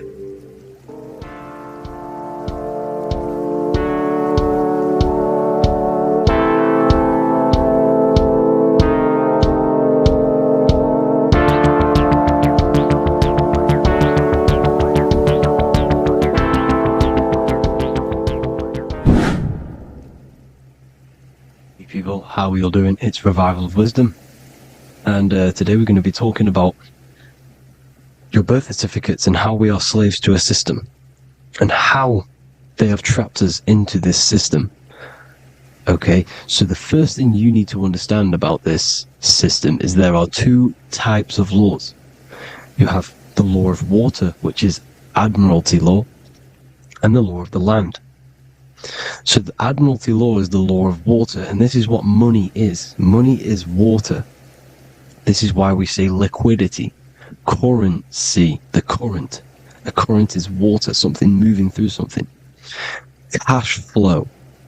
And this is why banks are called banks, because a river bank is on either side of the water, and it directs the currency. You see? So money is water. And as you can see here, Ripple, the cryptocurrency, Ripple, water Ripple, and they're building a bridge over water, over seas, international banking with cryptocurrency. So money is water, and this has specific laws about water, but water is the same everywhere, you see. What the difference is with the law of the land is that you can have different laws in different lands. I can't do certain things in the UK that people can do in America, for example. You see, that's the law of the land. But the law of water is the same, because water is everywhere. Now, this is very important to understand when it comes to, you know, these birth certificates. So, Pope Gregory, this is where we're going to start off. Pope Gregory in 1582 took the Orthodox Eastern sunrise calendar and changed it to his own Gregorian timeline. Not a calendar, a timeline. This timeline was copyrighted by Pope Gregory under the name of the Vatican. So the Vatican owns the timeline that we are using today, 2023. They own it. They own the title of this Gregorian calendar. Okay? Therefore, anyone who is born under this copyrighted timeline, not calendar, they are subjected to Rome, because Rome owns the timeline. They have a patent, a copyright for that timeline. What is on our birth certificates? That timeline. We are born underneath, we are subjected to the Vatican. This is why all birth certificates go to the Vatican. They own every single birth certificate. Okay? So when we use this timeline, we are subjecting ourselves to this timeline. Okay? Which the Vatican has a claim over. This calendar or timeline is set to sunset, not the sunrise, which is associated with death, darkness, and the moon, lunatics. You see, so this is a sunset calendar timeline. Okay, this is now, they've changed a couple things, right? They say that the new year is January the 1st. Okay, when we know this is in winter. January is winter, which is associated with darkness, death, the death of nature. So this is a death cult, people. These people are evil. They're so evil, the Vatican. And this is why we use April Fool's Day, because April is in Aries, and Aries is always the start of the zodiac. This is why Aries rules the head region. 12 zodiacs, 12 systems of the body. Each zodiac is associated with each part of the body, and this is why Aries is the head, cerebrum. But we're not going to talk about it in this video. But yes, that is what April Fool's Day is. They're putting it in your face. April Fool's Day is the real start of the year, when the sun starts to rise again, when the risen Saviour is resurrected, when it's born again. This is when the Jews celebrate the Passover. This is when the Christians celebrate the resurrection of Jesus, and they eat lamb. The Jews eat lamb because we're in Aries, the new year. The sun is now born again, our risen Saviour, the light of the world. So yes, this is what April Fool's Day is. It's the first day of the year, which they changed. Pope Gregory changed. So you need to understand is that you are in the womb. You are inside of a ship, because every ship, literally a ship, every ship is female. This is why they say she delivers the product, because she does deliver the product, you, the baby. Same thing with a ship, they deliver products. They are a she. And when they pull up to the bay, like you can see on this picture, they're pulling up to the bay. This is now called the birth canal. The ship is now in birth. On paper. Okay, this is law. And when they pull up, they tie up to the bay, and now they get a certificate of manifest certifying all of the products which are on the ship and what they are bringing into that nation. Okay, so you're bringing in this many of that, everything's on the certificate of manifest. And this certificate of manifest is also your birth certificate, because you are traveling through water when you are in the birth canal of your mother, because you are in water when you are in the womb, and you travel through the birth canal, and when you arrive, you get a certificate of manifest with the name, how many, the quantity, that's your birth certificate. Okay. And this is what it is. We are a we're not a corporation, but we represent a corporation, which is your name in full capital letters. That is your corporation. You cannot physically tax a body, but you can tax a corporation. This is why we get charged. This is why we get taxed, because it all goes down to the corporation which our name represents, which we are subjecting ourselves to. We are my name, I am subjecting myself to this name, and that name has a corporation which I represent, which I subject myself to. You see, this is how we are attached to this straw man, this character that they have built on paper. So it's a character which is on paper. This is what we represent. So when the woman gives birth, she delivers the baby, and then she has another substance. Now I'm going to break down how they attach this name to us, how they do it. Okay, our mother is carrying us the product in the womb, the water, and it goes, for example, it goes from the United Kingdom into a state-owned, corporate, federal-owned hospital, which is government-owned. She does not declare the package when she enters the building. Aha, so keep that in mind. When she delivers the package in the federal territory, she does not declare the package either when she leaves. Therefore, there is no evidence that we exist when we arrive. On paper. On paper, there is no evidence that we came into the building or left the building. We have not been declared. So we do not exist on paper at this point. When the woman gives birth, she delivers the baby, and then she has another substance, which is called the afterbirth material. Okay? This afterbirth material has the same DNA as our physical body, with the body, mind, and spirit. Okay? This is how they get this corporation. Hold on. The afterbirth material does not get claimed by the mother nor anyone. Therefore, they salvage that substance, because we are under the Vatican. Every state is all Catholic. Your birth certificate is Catholic. No matter what religion you think you are, every single birth certificate is Catholic, because we are subjected to Rome.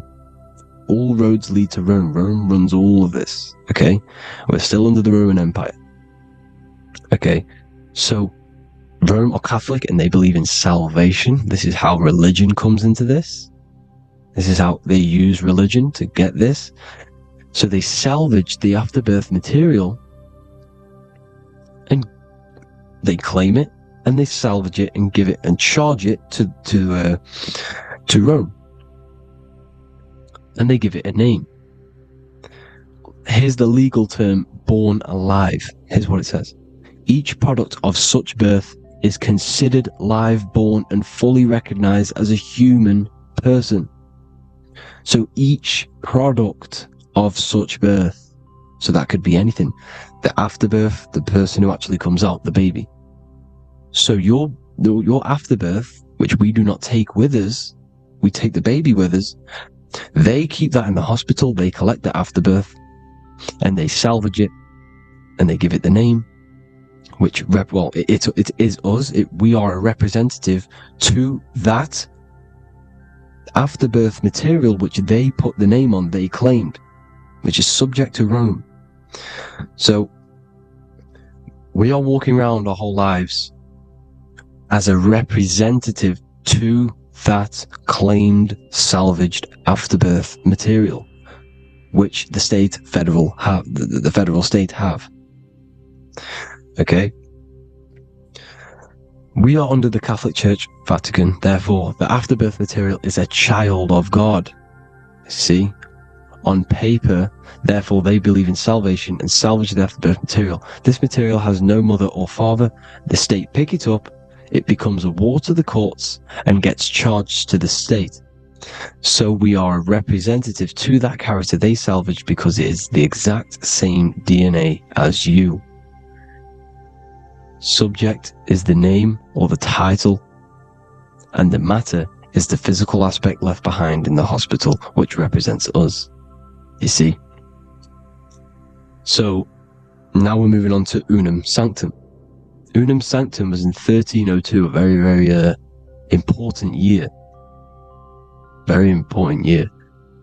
Unum Sanctum says this is basically how they claim everyone in the world. So the Vatican had all this power, all this gold, all these people under them. They need to get a claim for them so then they can rule over them and make them slaves. So what they did, they created Unum Sanctum. Pope Boniface VIII did this. And it says, the spiritual man judges of all things, and he himself is judged by no man. The spiritual man, keep that in mind, unless he invent like Manichaeus, two beginnings, which is false and judged by heretical, since according to the testimony of Moses, it is not in the beginnings, but in the beginning that God created heaven and earth. Furthermore, we declare, we proclaim, we define that it is absolutely necessary for salvation that every human creature to be subjected to the Roman pontiff. So they are claiming us in Unum Sanctum, and it's in the vaults in the Vatican. They will put a spell on it because they are sorcerers, they are magicians. They put a spell on it, they lock it up, and whatever goes on that piece of paper goes. And this Unum Sanctum is claiming all of us. So what does it say in the beginning? The spiritual man judges of all things, and he himself is judged by no man. The spiritual man, the man with the body, mind, and soul, the first baby that comes out the birth canal. That's you, your body, you, body, mind, and soul. You have the Christ, which is I am, which is grace. Grace means here, now, in the present. You have the Christ, which means I am. Therefore, you have a soul. If you can say I am, you have the Christ. You have a soul. But a creature can be anything with no soul. You see, so no man can judge the man with the soul. However, as it says in the second part, we proclaim, we define that it's absolutely necessary for salvation that every human creature to be subject to the Roman pontiff. So they are subjecting the afterbirth, not the man with the body, mind, and soul, but the afterbirth to the Roman pontiff, to the Roman Catholic Church. We are the ones who are claiming to be the afterbirth material, which is our birth certificate, which is our representative. We represent that because it is our DNA. This is how we are stuck. We are stuck because we represent this DNA, which is on paper, recorded. You see? So we, being untaught, uneducated in these subjects, we are subjecting ourselves to this system, to this slavery. Because we just want to live. We just want to live happily. No, just peaceful. Think about it. Where's all this coming from? Where's all this war, all this killing, deaths coming from? We just want to live. It's coming from the Catholic Church, these evil death cult, which has subjected us, which has used us as slaves, and we are still slaves, and it's just going to get worse and worse and worse. So this is how we have subjected ourselves to be the slaves to this system. It's a lot to take in, and there's a lot more deeper stuff which goes into this. I'm just going over the surface. I'm going quite deep, but there is little details that I still need to learn myself. But this is the general how that we've been stuck to this slave system. So we are batteries, okay? This is why we get charged. When you go in a court, you get charged, okay? Because you're a biological battery. This is why cities look like motherboards, because we are feeding energy to this matrix. Okay, when we look outside of ourselves, when we give power to so-called Jesus Christ, worshipping idols outside of ourselves, where attention goes, energy flows. We are feeding the matrix with energy. By looking within, placing your attention within yourself, you are taking back your power. Because the I am is Christ. The you, the soul, is Christ. It's God. The awareness is God. Okay? However, we are subjecting ourselves to this system. We're subjecting ourselves to this system and the feeding of our energy. So what we need to look for the future is that, think about it, with the end goal is to change our DNA, is to literally make us robots, transhumanism, slaves. This is why we have smart cars, smartphones, smart watches, smart meters, smart cities. And all of this is going to be connected by the smart grid, which is 5G. This is why 5G is rolling out. 5G is going to connect all of these technologies to one. It's like a big net system. And you know why they're doing this? It's because all of this is going to be connected through this 5G, and that 5G is going to be controlled by the elites. So you say anything wrong, you do something wrong, you say the wrong thing online, they'll turn off your car, they'll turn off your phone, they'll turn off your smartwatch, they'll turn off your TV, because it's all going to be connected and controlled by the smart grid. And this is what the Great Reset is, people. But they're going to trap us inside of these 15-minute smart cities, so we can't leave the area, because they're going to use climate change as a tool to enslave us to not travel because of so-called climate change and the fumes that we are putting into the air, which is all BS. They're doing this to push these new cities, to push all of it. But listen, they're trying to get inside of your body.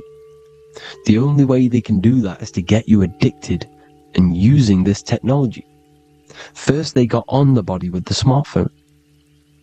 Well, first of all, we use the technology. We get used to it with it in our hand. The next step for them was to get on the body, which is the Apple Watch, as you see down here. They have now successfully got onto the body. The next thing is to get inside of the body. This is the brain chip. You see how they've slowly lured their way in, slowly got you addicted to this technology, got you dependent on this technology. And what they're going to do is that they're going to mold society to be dependent on the brain chip. So in order, for example, if you want to go and pay for food, you're going to have to get a chip to pay for the food, because it's all going to be digital money. And that digital money will be connected to the chip, and you'll need the chip to pay for things. You see? So This is how they're slowly transhumanizing us. These phones, these apps, these things which are all which are all using was created by Freemasons. Mason means traveler, because they travel the depths of the mind. They understand human consciousness. They understand the brain. They understand the mind. By the deepest root cause, they understand it. This is what Masonry is. It's the occult. So these technologies is designed by these people. This is why they're so addictive, because they understand how it works. They understand how to get people addicted, because they understand human consciousness, the brain, the body, and the mind. So this is the advantage Freemasons have over us. And these secret societies, which have gone through the orders of Freemasonry and progressed onto these secret societies, which are the evil side, because I'm not saying Freemasonry is evil, okay? But the societies which they go beyond Freemasonry, because you can go beyond the 33rd degree into these secret societies, and they use this knowledge for the bad, to enslave people. And this is what's going to happen. Transhumanism. So I hope you all learned some insight for today. Please do a bit more research on, the birth certificate and stuff like that, the straw man. And have an amazing day, people. Please like, comment, and subscribe. Peace.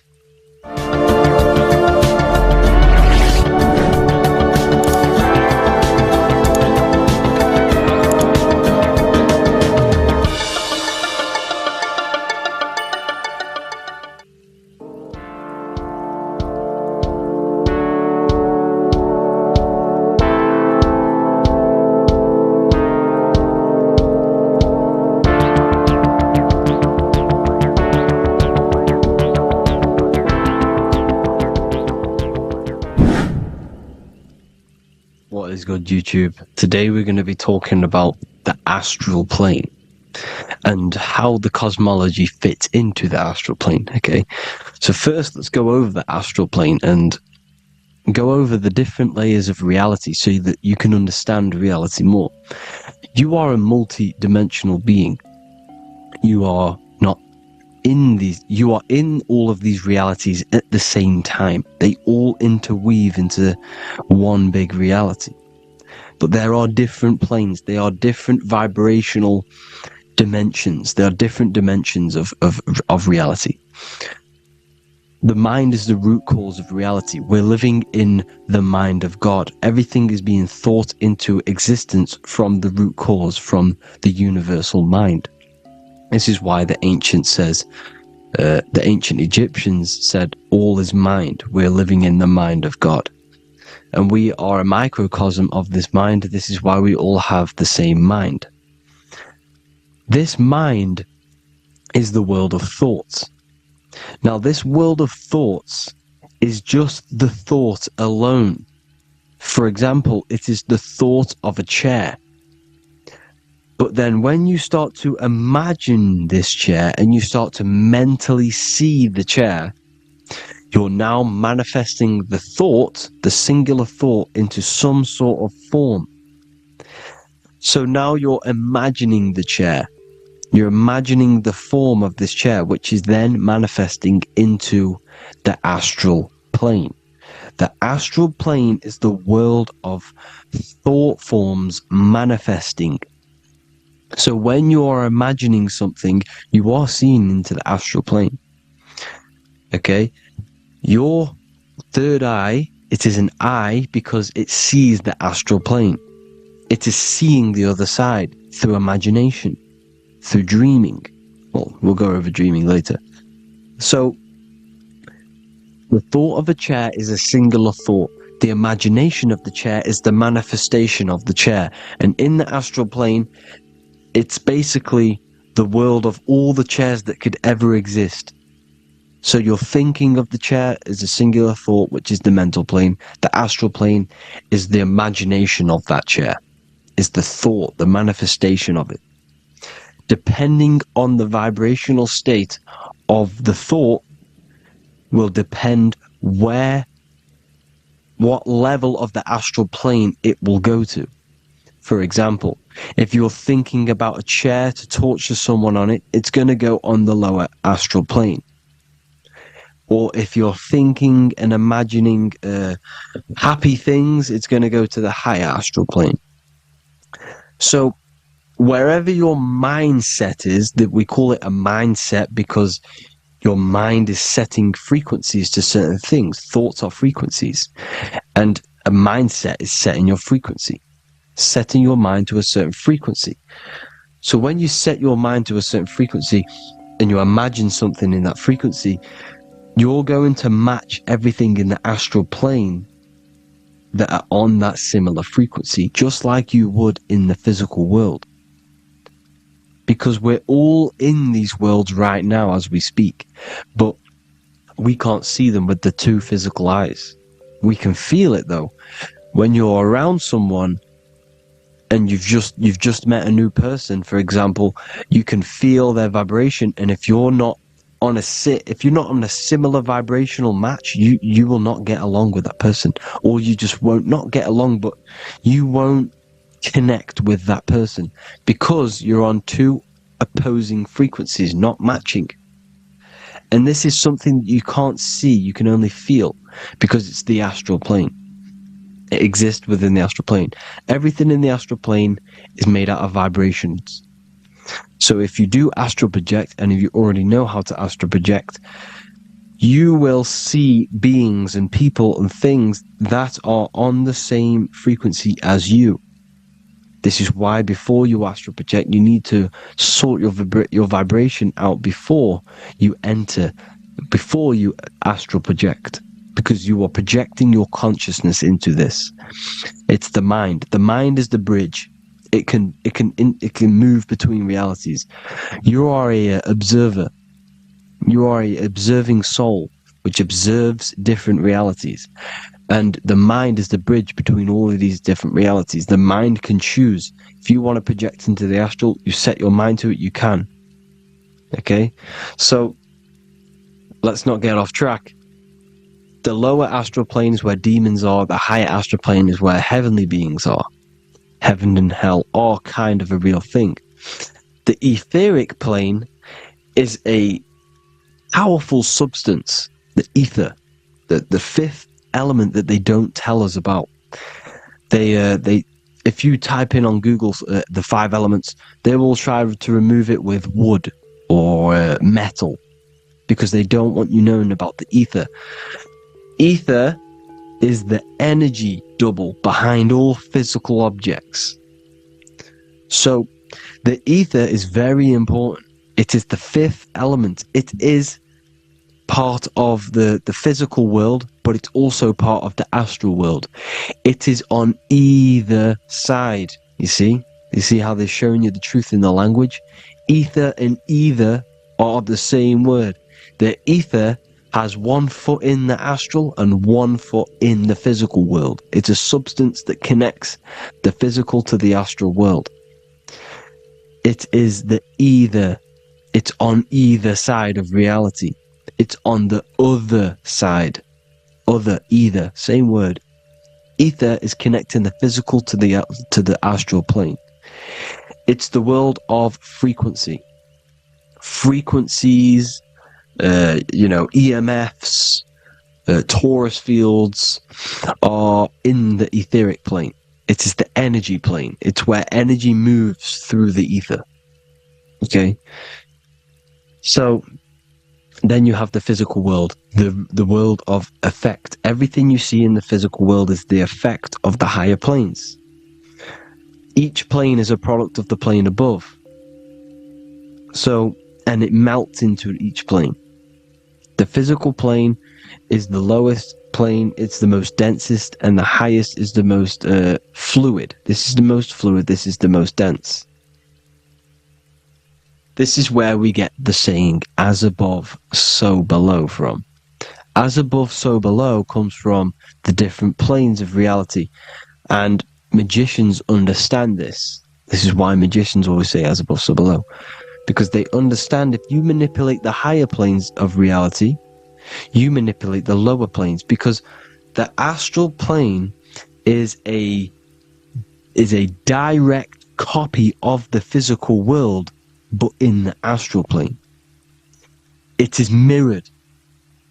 The physical world is mirrored in the astral plane. They are both the same world, but just different vibrational states of the world. Kind of. It's hard to put this in words, people, so just try and understand. The astral plane is the double. It is whatever happens in the astral plane happens in the physical plane. This is why magic works. This is why demons work. This is why spirit communication works. Because if you manipulate the higher planes, you manipulate the lower planes. As above in the astral, so below. Leonardo da Vinci showing you to look up, pointing up. You gotta look up. He's telling you to change the mind, you change the physical world. You change your emotions, you're on the astral plane, you change the physical world. You change your reality by changing the higher planes. This is the Masonic 11.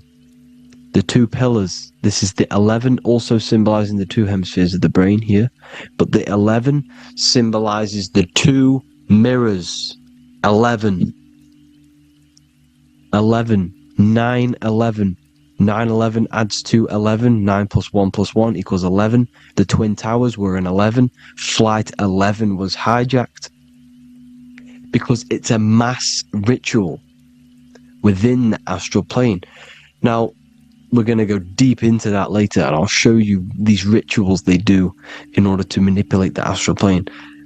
So, this is what the 11 is. It's the mirroring of reality.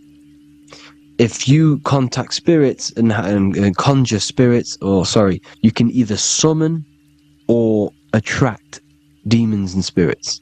Summoning is creating a spirit. You create demons. Okay? Like I said here, the mind is the root cause of reality. If you think of if you think of a traumatic event that happened in your life over and over and over and over again for years and years and years, where attention goes, energy flows. The mind is the director of energy. If you are directing energy into the specific emotion, the specific thing that is torturing you in your mind, that will manifest as some sort of being in the astral plane, which is called an elemental. And this elemental being that you have created through your thought forms and emotions will latch onto you and feed off this energy. So it's important that you get your mind right, okay? It's important you sort that you file the mind and you discipline the mind. Make sure it's only entertaining positive things, because you are quite literally creating your own demons. The word demon has the word mon in it, and if you've watched my videos to know, mon means moon. The moon is your mind, the sun is your soul, the earth is your physical body. Demon is mon means mind, moon is mind. You create demons with your mind. Summoning. Now, this is where the rituals come in. 9/11 was a ritual because everyone was thinking about this big fearing, the death of 9/11. Everyone was thinking about it.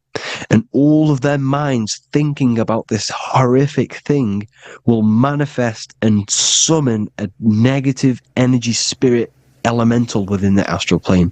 That's how all of this works. This is why it was a mass ritual. Okay, Chris Brown, new album name 11/11, release date on the 11/11. This will be my 11th album and contain 11 songs.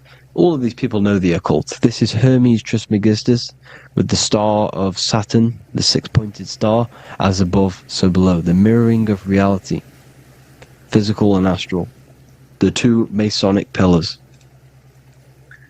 So, as above, so below. What's above us? The stars.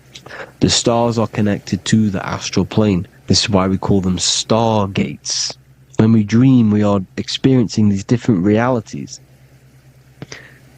And what are stars? They tell, in the Bible, it says, Genesis Genesis 1:14. And God said, "Let there be lights in the firmament of the heaven to divide the day from the night, and let them be for signs." Signs translates to things to come. Why things to come? The stars tell the future. Why? And why do we say as above, so below? As above us is the astral plane and the etheric plane. As above, so below. Whatever happens in the stars happens on Earth. The stars are connected to the astral plane. Above us is the astral plane. We are a star in a physical body. This is why we say Mr., Sister, stir equals star. The E and the A are interchangeable. We are stars, and the stars are the start of our incarnation. We start in the stars, same root word, and we descend through the 7 energies, which are our 7 chakras. Then we enter the heart of the soul system. The heart rearranged spells Earth. And this is the true cosmology. Here's the Masonic cosmology. This is Masonic now. Here's the firmament. Let there be a firmament in the midst of the waters to divide the waters from above from the waters that below. Genesis 1:6. The firmament, firmament comes from the word firma, Latin, I'm pretty sure, which means firm. When something is firm, meaning it's stable, it does not move, it is firm. The firmament is firm. So, is the firmament Genesis 1:6. What does he say? Genesis 1:3, sorry. Let there be light. This is before the sun and the moon was created. Let there be light. Before the sun and the moon was created, light was appeared. So what's that tell you? This is a holographic projection from some sort of light being, some sort of projector. And that projector is the all-seeing eye you see in the Masonic cosmology. This is the all-seeing eye projecting the light beams. Let there be light. Everything is made out of light. The universe is created out of light waves. The torus field is one unit of light. The light projecting this reality is Polaris. Okay, the famous all-seeing eye. Now, what else? Then we have after let there be light in Genesis 1:16, and God made the 2 great lights. This is the sun and the moon, electric, magnetic, male and female. Then we have the Masonic checkerboard, the black and white symbolizing dualities within the dualistic reality we're in, spirit and matter, light and matter, rest and motion, positive and negative, good and evil. Everything's dualistic here. Okay? And it's a dance. The universe is a dance between flickering of white and black light, which is the torus field. We're not going to go over that, but this is all connected to the astral plane. This is the true cosmology. The astral plane cannot work on a spinning monkey ball in the middle of space. Does not work. Cannot work. It's impossible. Okay? Impossible. So, even in the Quran, it says, Allah has made the earth for you as a carpet, flat. Quran 15:19. And the earth we have spread out like a carpet, set there on mountains, firm and immovable. It is immovable. In the Quran it also says 65:12, it is Allah who has created the 7 heavens of the earth. The 7 heavens meaning the 7 layers of heaven, the 7 planets. And Psalms 104:5, he set the earth on its foundations and it can never be moved. Never. So here you see in Isaiah 40:22, he sits enthroned above the circle of the earth and its people are like grasshoppers. He stretches out the heavens like a canopy and spreads them out like a tent to live in. We live in a tent. This is the tent. The projection of light. Here you see an ancient picture here. Here you see the ethereal barrier, meaning the firmament, the etheric barrier, and here you see his head popping out. Why is his head popping out? Because your head is heaven, your heel is hell. Your head has access to the astral plane. This is why your head is heaven. The pineal gland, when stimulated, has access to project itself, project consciousness into the astral plane. Here you see another ancient picture here with the Masonic Royal Arch, with the zodiac here, the zodiac on the top, arching, because there's a firmament above us. Here's God in the brain. Consciousness is God. Here you see the Masonic Royal Arch, symbolizing the firmament. George Washington above the Masonic Royal Arch. These are the stars. This is Polaris projecting reality. Here's ancient churches with the dome. Polaris projecting reality with Jesus. Disney World is under the dome. The seven layers of heaven, ancient paintings, all depict if you go and look at the ancient paintings, they'll all depict the firmament, the arch above us. This is where we get interesting. The Masonic Royal Arch has the 6-9, which is Cancer. The constellation Cancer, which is 6-9 is associated with portals, because CERN is the 6-9. Okay, CERN is opening portals. They're trying to create a portal to the other side. Cancer has the word CERN within it, so there is a link between Cancer and the opening, the firmament opening above us, to ascension. Here you see the Masonic art with the Royal Arch and the light and the opening. Here you see the light and the opening. This is the opening of the firmament. Here's the Hebrew cosmology with Sheol, the underworld, and the opening. So Cancer is definitely some sort of portal in and out of this reality. I'm just connecting dots here. Now, we're going to go change a bit now. These celebrities that you are seeing they have not sold their soul to Satan, okay? They have not sold their soul to Satan. Satan is a demonic, low vibrational energy that has been summoned over the thousands and thousands and thousands of years of evil occult arts. So since Babylon was summoning this demonic energy, and this demonic energy in the astral plane will grow and grow and grow. It has no form. It has no physical form. Okay? But you can see it in the rappers. If your third eye is open, you can see clearly that these people are demonic. You can sense the energy that they're manifesting. Selling your soul is not what you've been told. It is gaining, because your soul is pure love, okay? Your soul does not want to do anything bad. So when you sell your soul, you're gaining physical gain. You're gaining physical wealth, for example. Like for these rappers, they will be given millions of pounds because the people in control of the music industry, which is the dark occultists trying to brainwash the masses, the people in charge, they're dark occultists. They understand Satan and the energy.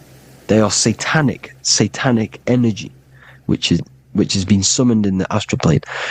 They see that they have influence over the masses, so they will go to them and say, "I will give you this amount of money forever if you manifest this satanic, demonic energy through the music and through social media to blind the masses, to brainwash the masses into this demonic energy." Because when you listen to music is frequency. Whatever you listen to, you become that frequency. So if you're listening to these people, they're throwing energy, this demonic, satanic energy that they sold out to. Soul, same word. When you sold something, you've got your soul involved. They have exchanged money, physical gain, so that they manifest this satanic energy within the astral plane and through the music, through the videos, through social media, to keep us in this vibrational frequency, in this low state of consciousness.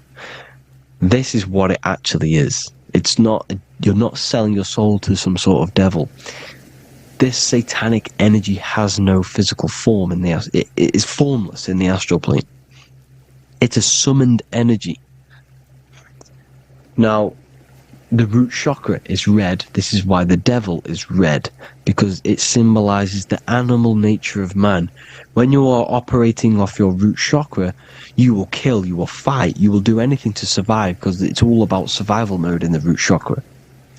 They want you keeping in that fighting mode, that surviving mode, so that you are manifesting this low vibrational frequency, this satanic energy, this demonic red energy. This is why the devil is red. And the devil has a tail with the red arrow pointing down, because it symbolizes your light body. This is your Merkaba. Your Merkaba is your light body. Mer equals light, Ka equals spirit, Ba equals body. Merkaba, this is the devil's tail pointing down, the descension, your heel, up to your heel, hell. Ascension to heaven, head. You see, this is the all-seeing eye with the illumination coming off it, your head, when you're illuminated. The Merkaba is your celestial sphere to portray different planes of reality. It is the vehicle of ascension. It's your light body. It's in the word Kabbalah, Kabbalah, Ka, spirit, Ba, body, La, light. Same thing, Kabbalah, Merkaba. Same thing, it's all about the light body. This light body sees different realities.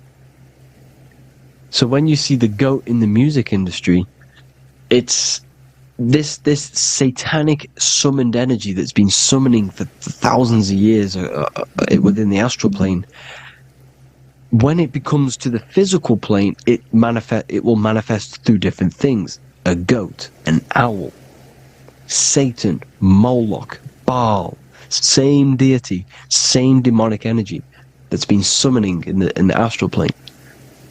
And this is why the Baphomet has a goat head. Drake's new album is the goat. The Polo G, the Masonic G, with the goat.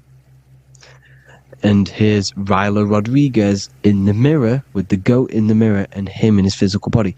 It symbolizes, the mirror symbolizes the astral plane, because he's manifesting the goat, the demonic energy. He's sold out to the demonic energy, and in the physical plane, he's his physical body. The mirroring, the Masonic 11, the mirroring of reality, the astral and the physical. And what do you call them when they're an amazing rapper, the best rapper? You call them the goat. Because the goat, you're the goat because you're manifesting the goat energy, the satanic, demonic energy within the astral plane. So Baal, Moloch, all the same thing. Because in the astral plane, if you want to gain spirits to come to you and communicate you, in the physical world, if you want to communicate with spirits, you have to gain their attention. You can either gain their attention or come together and agree to create some sort of being, which is Satan. Okay? You can, like I said earlier, you can create these beings, you can summon them or attract them. One way to attract them is sacrificing. In order for you to become God, man, to turn to God, you have to sacrifice your life. You have to sacrifice, not drinking, not doing things, not doing anything demonic, not doing anything bad, not eating meat. You have to sacrifice yourself to become the light. However, if you want quick, instant gains in the physical world, you can sacrifice something else to communicate with these spirits, because these demonic energies feed off demonic energy, your demonic energy. So these dark occultists will give away babies, they'll sacrifice, torture babies so that they can communicate with these spirits for physical exchange. Yes, you can do this. These powerful spirits, these powerful demons can give you powers. They can give you certain things. And this is what they are doing. They're summoning and attracting these demonic energy.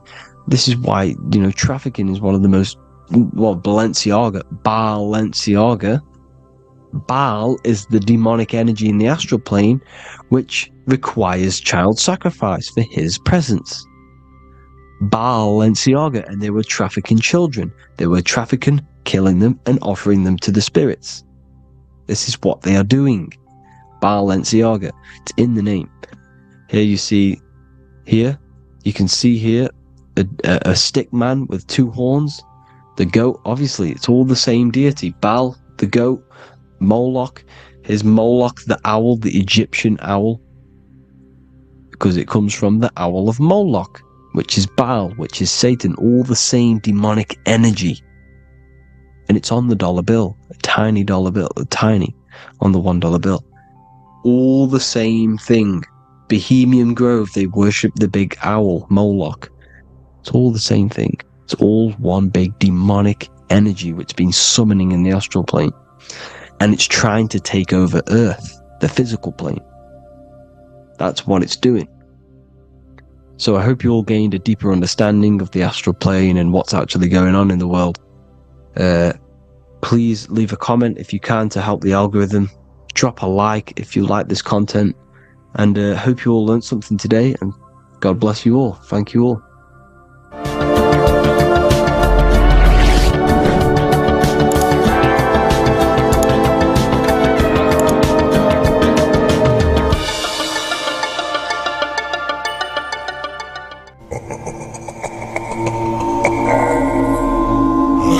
If your ultimate goal is to be famous, then you're gonna do a lot to get there, like sign your name in blood in a contract with the devil.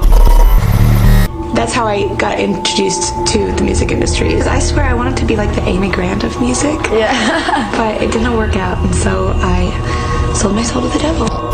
Well, needless to say, sold my soul. Alright, y'all. I'm finna sell my soul. I'ma hit y'all when I'm through. I'm gonna be rich as hell, alright?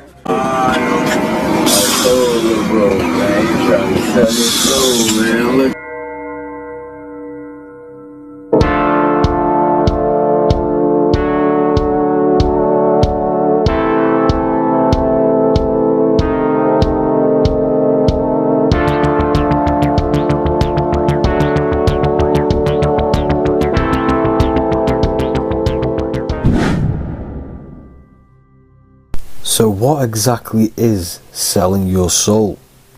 In order to understand this to its full potential, you have to understand the spirit world and the occult world which our eyes cannot visibly see. The physical world we see is nothing but an illusion and a product of the higher planes of existence. For example, you can see someone's physical body, but you can't see the complex structure of the consciousness and the thinking behind that being. With that being said, there are forces and entities not attached to physical bodies, which they exist on the astral and etheric plane behind the physical plane. Now there are numerous videos and music with artists talking about this. For example, I sold my soul to the devil and the price was cheap. Why do you still do it? Why are you still out here? Well, it goes back to the destiny thing. I made a bargain with it, a long time ago, and I'm holding up my hand. What was your bargain? To get where I am now. Should I ask who you made the bargain with? with the chief commander. On this earth? And this earth, and then in a world we can't see. So selling your soul is cutting a deal with an astral plane entity in exchange for wealth and fame on this physical plane. This is classed as black magic because you are bending reality against your intuition. Now, making deals with entities beyond the physical plane, you always have to give something in exchange. When it comes with demonic entities, it always involves some sort of sacrifice, bloodshed, or humiliation. Now, there are countless of rappers who someone close to them have died just before their career takes off to the next level.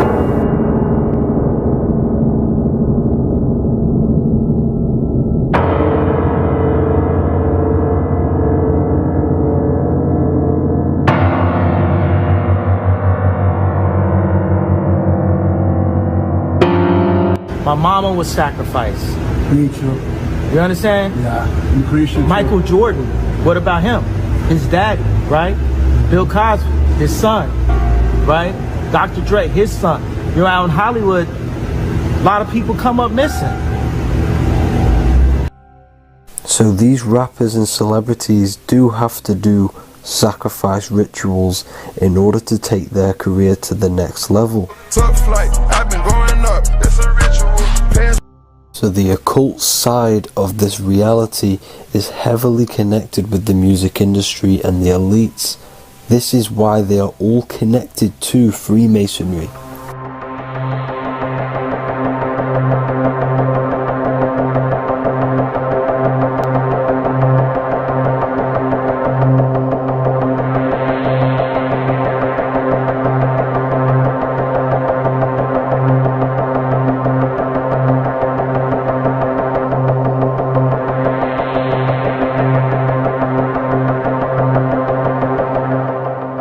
Now, this is why the music industry is one of the most important industries for the elites to stay in control and keeping the masses on low states of consciousness. Frequency is one of the most powerful things in reality because it's the only thing which can enter your soul and body without consent.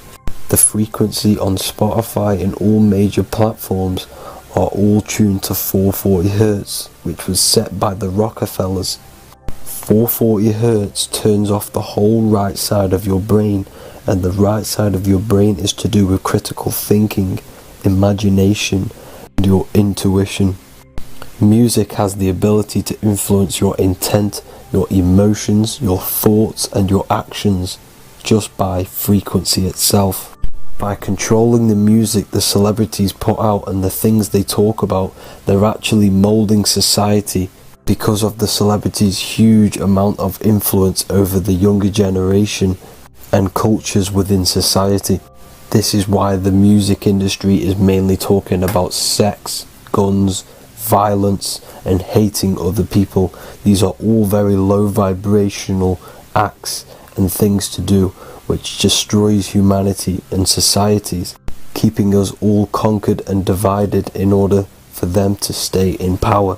Music can actually reprogram your subconscious mind, and it is a form of MK Ultra, which is mind control. It's in my brain. Do you know that? It's living rent free. I can't get it out. You did that. Yeah, it's hypnosis. Yeah, it's hypnosis. You're so awesome and dope. You do need to be very careful with what you're listening to and what frequency it's playing at, because all of this has an effect on your electromagnetic field and your state of consciousness. Now let's go back to selling your soul. When these rappers and celebrities sell their soul, they now gain eternal life on this physical plane. When you do sell your soul, you are allowed to live forever. And these people that are called youngins, rookies, new booties, like I was, had no idea that these people still live. They will prey, haunt, kidnap, anything to stay on top. This is their world. They have nothing but time, is what they believe. Now this explains why there's so much Saturn worship, because Saturn is the father time. He's the god of time and crystallization in the physical realm. If you want more information on that, go to my previous video. Now here is A$AP Rocky standing inside of a pentagram, but notice the way he's standing, it's an inverted pentagram. The pentagram is associated with magic. However, the upright pentagram is the 5 elements with spirit on the top. It's either called spirit or ether. It's at the top because it rules the other 4 elements, because it's the baseline of reality, which is spirit and matter. Spirit is behind the physical reality. However, when it comes to black magic, they invert the pentagram, so spirit is at the bottom because they worship the physical world. This is why the Baphomet is the inverted pentagram. These people are operating off their animal instincts. They do not want anything to do with spirit. These are antichrist. All of these celebrities know full well the effect what they're doing on the rest of the world. They have sold themselves out, and the elites use them as puppets to push this new world order and mold society in the way they want it. This is why all the celebrities are linked to Freemasonry, because in Freemasonry you have to take the oath of silence, where you can't speak on anything that they learn inside of Freemasonry. This is the symbol of silence.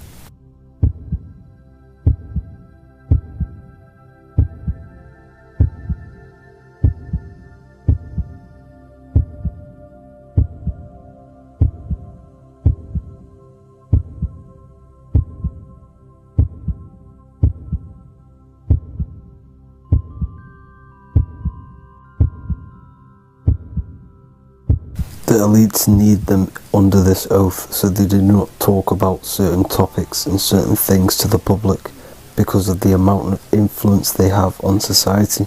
Now, even the name Hollywood is an occult term, because back in the ancient days when they used to create wands, they used to create them out of Hollywood, out of the holly tree, because each wood has certain attributes and virtues when it comes to magic.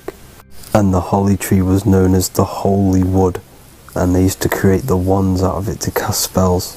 And Hollywood are still casting magic to this day through the films and through the music to the masses. That's it for this video, people. Hope you enjoyed. Please like and comment and subscribe. Peace and much love.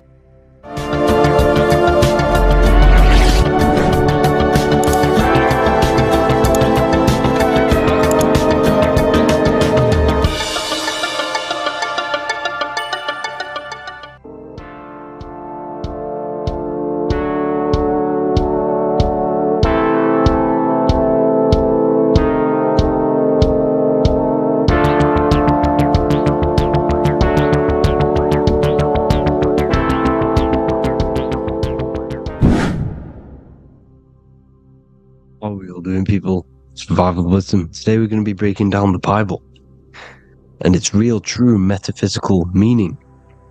All of these slides within this video is taken from my book, The Book of Wisdom, so you can get all of these slides.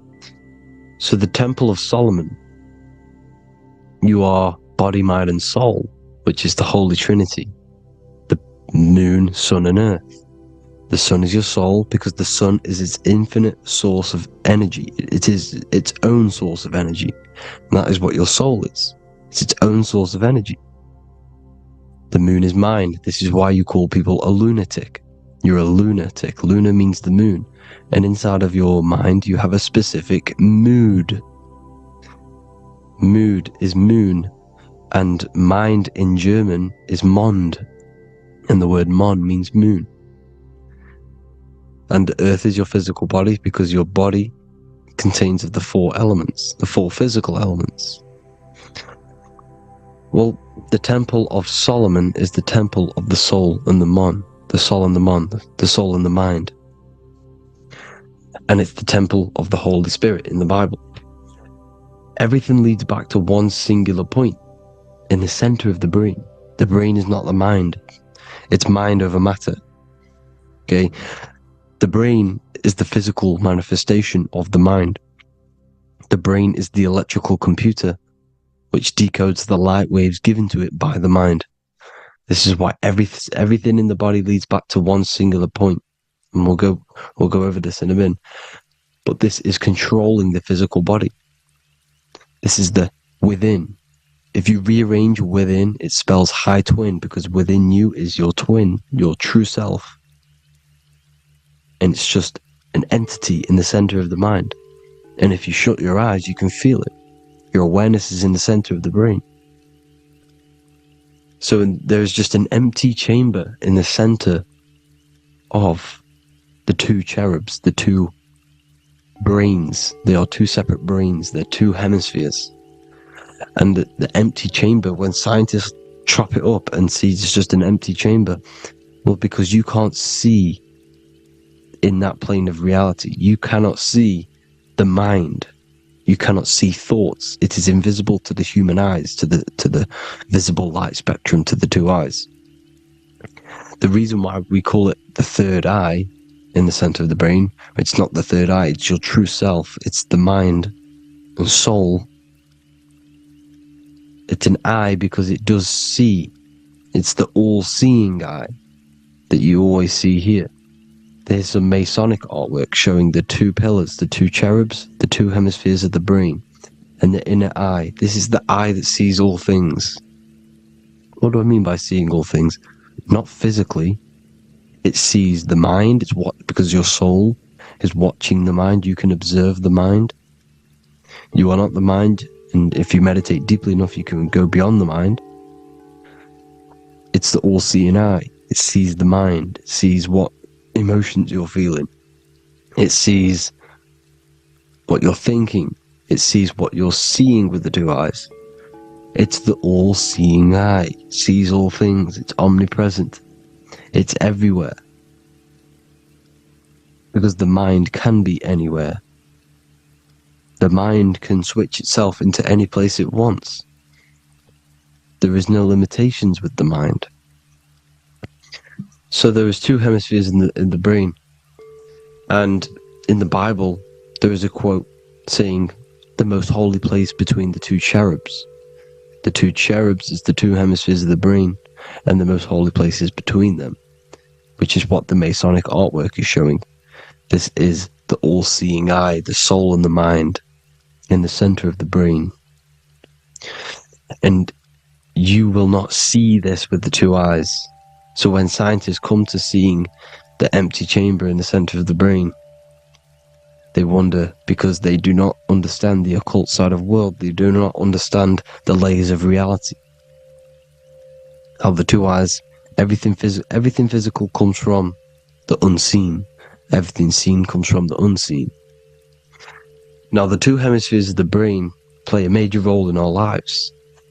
The right hemisphere is the artist. The left hemisphere is the scientist. The right hemisphere controls the left side of the body. The left hemisphere controls the right side, so there's a crossover. Now, the right hemisphere is to do with your feminine energy, creativity, unification, metaphors, visualization, intuition. The left hemisphere is to do with sequencing, facts, materialistic details, language, and logic. So they keep us normally trapped within the male aspect of our mind, which is the left hemisphere. You know, if you listen to Spotify, Apple Music, and radio, they're all tuned to 440 hertz, which shuts down the right side of the brain, makes you left brain dominant. And we learn, 90% of people learn to write with their right hand. They're taught to learn with their right hand, which is to do with the left brain. You see, so we are being trapped within this left side of the brain, which is all to do with logic, thinking logical, not creative. You know, very analytic. But the right side of the brain is to do with your creativity. So the right side of the brain is perceiving reality as a holistic perception. Now, what do I mean? If you're riding through a woods, for example, if you're riding through a woods, your right hemisphere is seeing the whole woods as one unified woods. The left hemisphere's job is to break down the perception given to it by the right hemisphere and break it down into individual trees. So what am I saying? The right hemisphere is seeing humans and everything in creation as one unified consciousness. The left hemisphere is seeing individual egos. This is why the left hemisphere is the place of the ego, the right hemisphere is to do with the higher self. They're both needed, though. I'm not saying one's better than the other. It's balance. Now, they don't want you to see the unified picture, perception of creation. They want you to think everything is individual, everything doesn't come from the one, because all things come from the one. And we experience the two in this reality, dualism. In order to understand the one, we have to experience the two to advance. So, anyways, let's get away from the two hemispheres. The right hemisphere, like I said, is to do with the higher self, and this is why in John 21:6 it says, "Cast the net onto the right-hand side of the boat, and you will find fish." Meaning, cast your energy, cast your perception into the right hemisphere of the brain, and you will find God, unification, and higher self. You will see things from a unified perspective. How we are all one. Because we are all the same consciousness. The same spark that is in me is in you. This is why I am you and you are me. We are all the all-seeing eyes of God. Just split up into individual bodies. We are all made up of the same essence, consciousness. And that consciousness, that mind and soul, is in the center of the brain. You are just in different avatars. And until we see this, we'll forever be divided and conquered.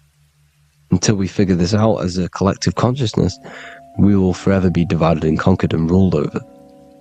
This is why the Bible says, "Ye are gods." You are the sons of the Most High, because we are. We are the Word made flesh. We are God made flesh.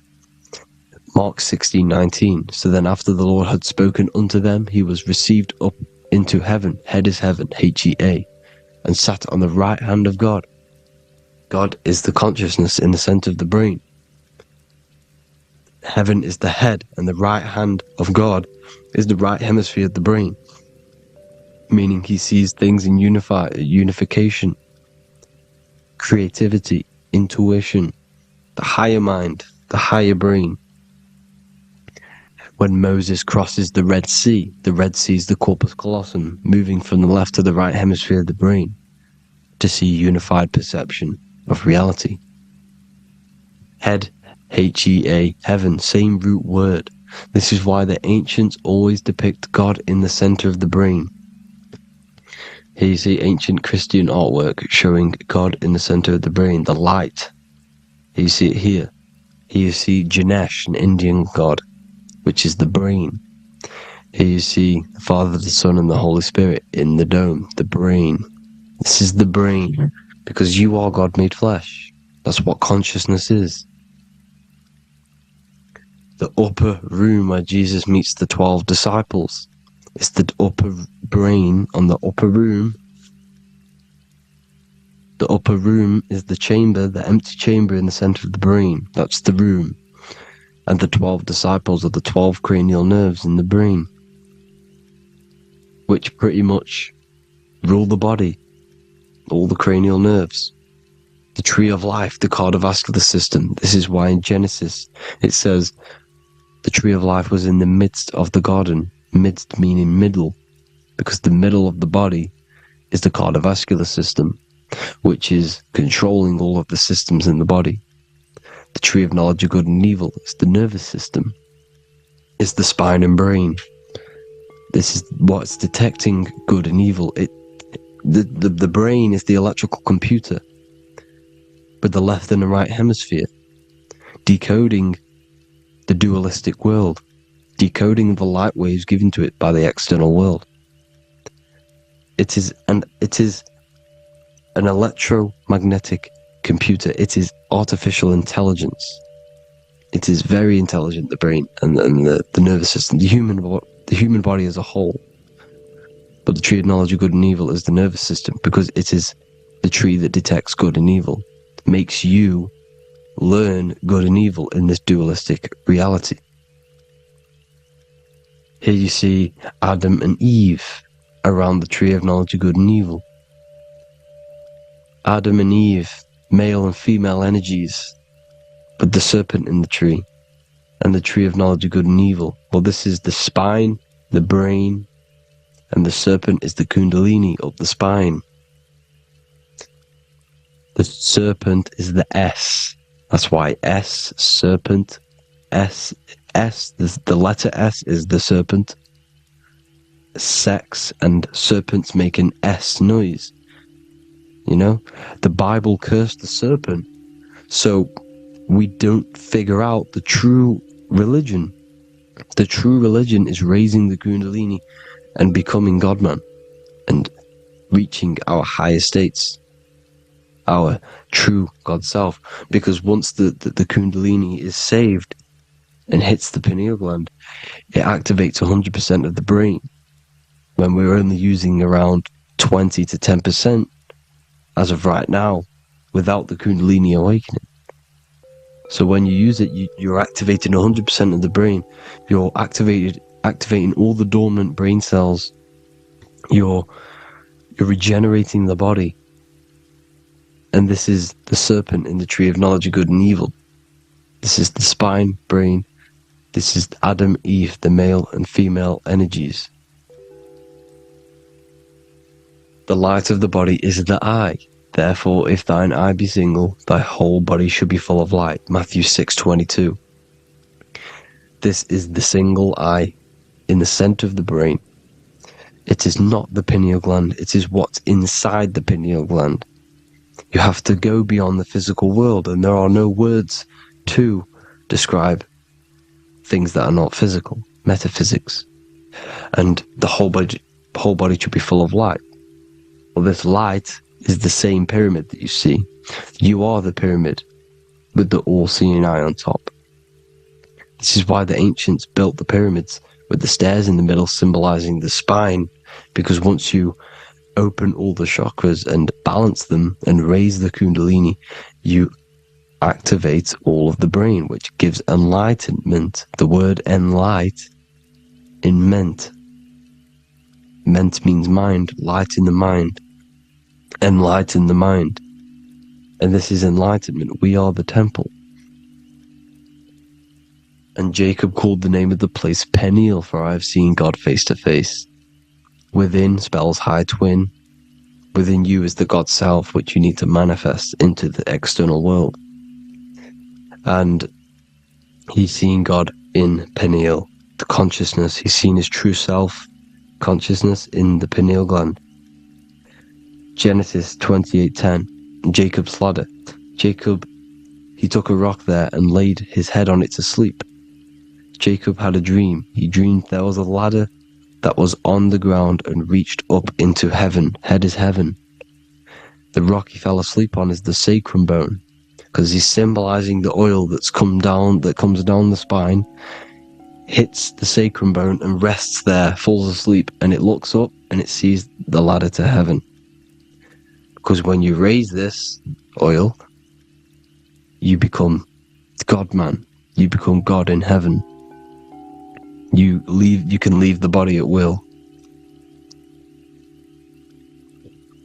Do you not know that your body is the temple? That your body is the temple of the Holy Spirit? Corinthians 16:19-20. Or do you not know that your body is the temple of the Holy Spirit within you? Your body is the temple of the Holy Spirit, the soul and the mind within the center of the brain, the temple of Solomon, temple of the soul and the mind. Romans 8:10. Christ is in you. It's not external. When you give where attention goes, energy flows. When you give your energy to external things, your attention, your worship to external things, you're giving energy, meaning it's draining you, and you're feeding something within the astral plane, a mental thought within the astral plane. So with you realizing that the Christ is in you, that you don't have to worship anything outside of you, this means that you're internalizing your energy. You're not giving your energy, because where attention goes, energy flows, which means you become more present. You become healthier because you're not giving off all of your special electromagnetic energy that's charging you. This is why the religions run by the Vatican is all external. They're exoteric. Exoteric means external teachings. The esoteric is the internal, the hidden teachings. In Psalms 82, I have said, ye are gods, and all of you are children of the Most High, because we are the Most High, split up into individual bodies. That's what consciousness is. Consciousness is the Most High. And we have to raise ourselves to the Most High. Brahma, Vishnu, Shiva, the Father, the Son, and the Holy Spirit. Why is it always a trio?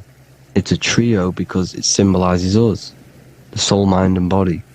The mind is the bridge for the soul to be in the body. What is the soul? It's the life force. It's the watcher. It's the all-seeing eye. The soul sees into different realities, and it gives life to the body of every reality it goes in. This is why you always see light around the all-seeing eye, because it is the energy, the life force, the light, life, L-I. Life is light, and it's the eye because it sees into the different realities. It sees into the dream world. When you're going to sleep at night and you dream, it's not a dream, it's another reality. You're a multi-dimensional creature. We live in a multiverse. There's infinite amount of yous. And there is a version of you which is the highest self in a reality somewhere. And this I has the ability to switch realities, which is exactly what astral travel is. Astral travel is the ability to switch reality beyond the 3D construct of this world.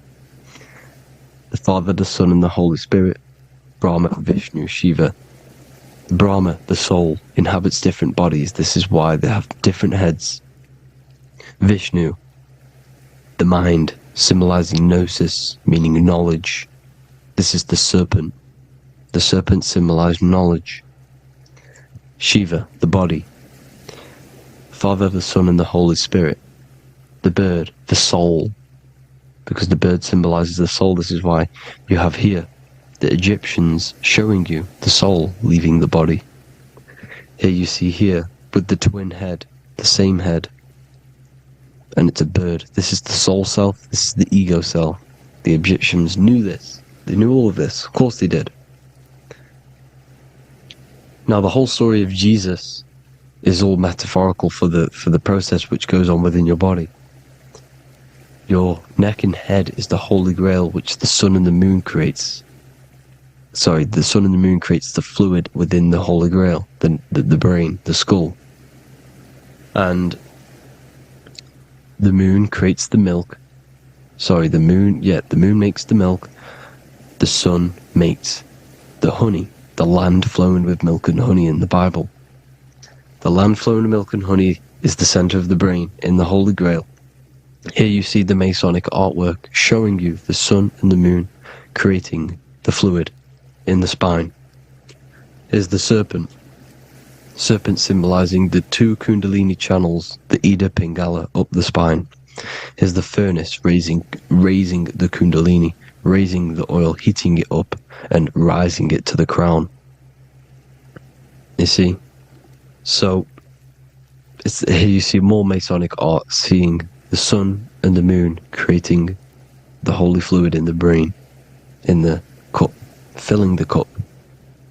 This is why it's a cup, because it's the Holy Grail. This is the holy oil in the center of the brain that gets released down the spine, which is Jesus coming down from heaven.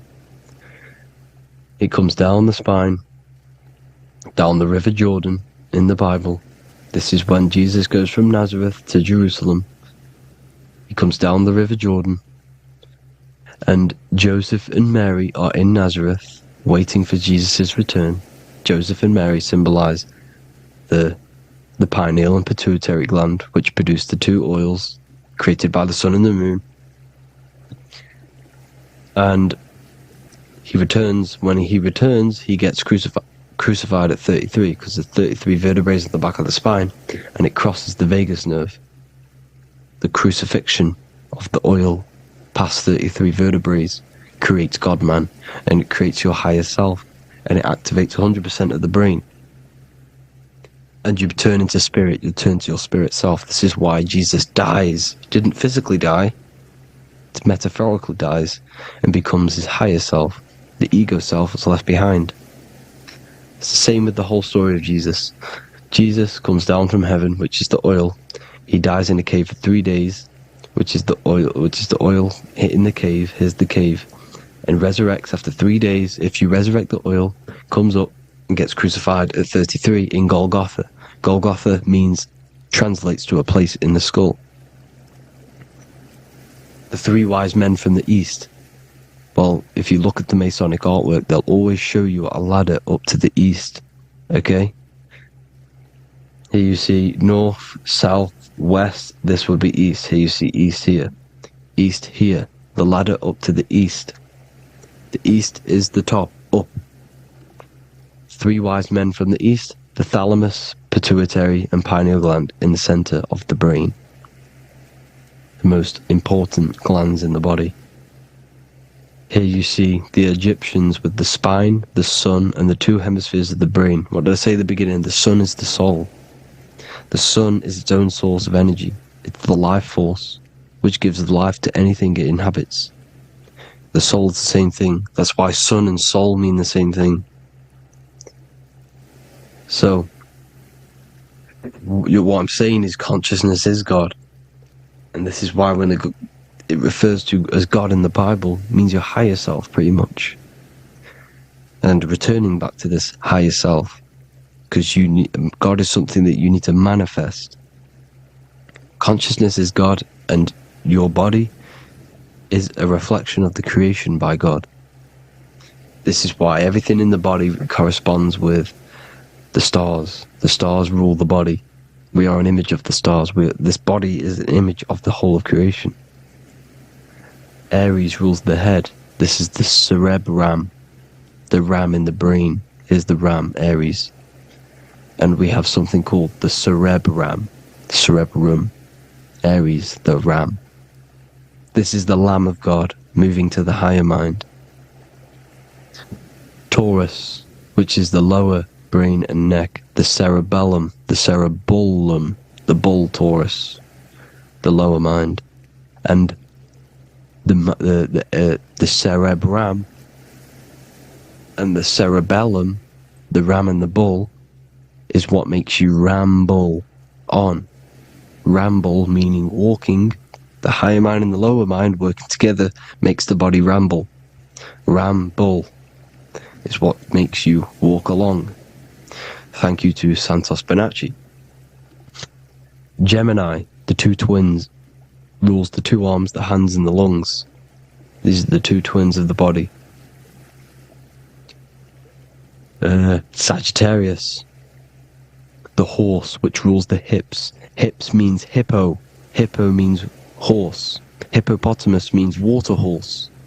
Hippo means horse, and this is why we call them hips, because horses have massive hips. Capricorn, the kneecaps. Pisces, the 2 fish, the 2 feet. Then they make us swim. We are an image of the stars, people. Well, the body is anyway. Consciousness is God, and the body is the image of the whole of creation. It's a reflection of the whole creation, as above, so below. 12 systems in the body, 12 cranial nerves for the 12 constellations, 12 cell salts. The body's made out of 12 cell salts. So, this is where it gets kind of deep. You know, this is where we get deep. And he said, Jesus was known as the fisher of man. And fisher of man, meaning man does not mean man as in the male. Man means mind. He's the fisher of minds. So the Bible is not patriarchal. It's not patriarchal. Man just means mind. pretty much. So the fisher of mind, man, because he was fishing minds out of this reality into the higher realities. He was teaching people how to leave the body when he walks on water. Walking on water is the physical, etheric, astral, and mental. These are the different planes of reality. The ether is the either, because the ether is the substance that's on either side, astral and physical. It's the fifth element, is ether. And the fifth element is the water. The same water at the beginning of the Bible when it says, let the firmament divide from the waters above from below. The water symbolizes the ether. It's the base of all physical matter. And the ether is known as the water. So when you're walking on water, you're walking on the ether, meaning you're leaving the physical body. So when Jesus walks on water and he's teaching Paul to walk on water, Paul becomes scared and falls back into the water. Well, when you astral travel and you become scared when you're projecting, you'll fall back into your body. So he's pretty much saying walking on water is leaving the body, and walking on the ether, because the ether is the veil between the astral, and that's what devil means. Devil has the word veil in it, because the devil is trapping you between one veil, which is this world. They're trapping you in this world, this thin layer of reality.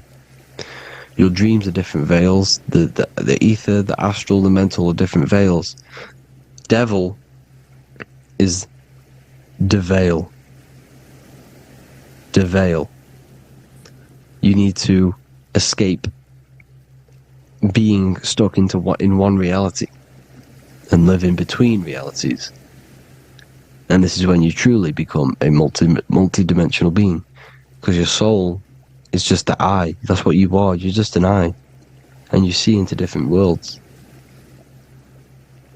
And it also, when Jesus means the fisher of man, the fisher of minds, I truly believe, because of my research, that there is other worlds. It's not just this one. There's higher worlds. There's an infinite amount of you, and you've been in them dreams. You call dreams. Them dreams are other realities that you are in. That's why when you're there, you don't feel like you're in a dream. You feel like it's 100% real, because it is real. So, this is why the ancients always depicted the many different heads, because there's many different versions of you. And this I, the soul, the watcher, is switching itself into different bodies at all times. Well, when you sleep, when you astral project. And this is what the ancients were doing. They understood the multiverse, and they could switch bodies at will. And this is what the 7 seals are in the Bible, also known as the 7 chakras. These are literally portals within us to these different worlds. We're in the heart at the moment. Earth, rearranged spells heart, meaning middle. This is where good and evil exist. It's the middle point, the midpoint of realities. So, I hope you all enjoyed the video.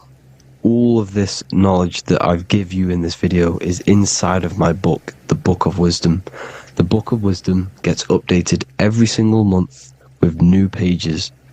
It's a one-time payment for a lifetime worth of research and knowledge by me. So if you do want to get it, the link will be in the description. But I hope you will gain some amazing insight. Please like, comment and share to help the algorithm, and drop a subscription. And for more lectures, every 2 days I drop lectures and knowledge within the Patreon. If you want to support the channel, join the Patreon. Everything's in the description, because we are not monetized on YouTube. Thank you all. Have an amazing day.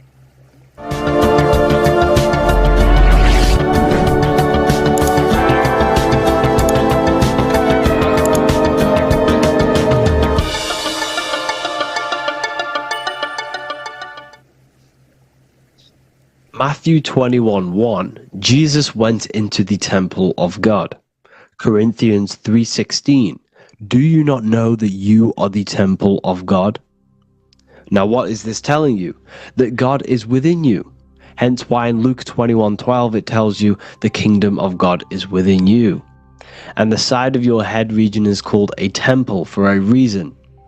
Because the brain encapsulates the mind. The brain is a physical manifestation of the mind. The heart is a physical manifestation of emotion. So we have these different layers of our consciousness. We have an intellectual, communicative aspect of our consciousness, which we would call the mind. We have an emotional aspect of our consciousness, which is the heart.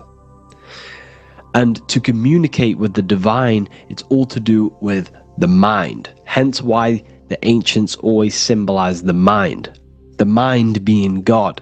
This is why Michelangelo always placed God inside of the brain on top of Sistine Chapel in the middle of the Vatican.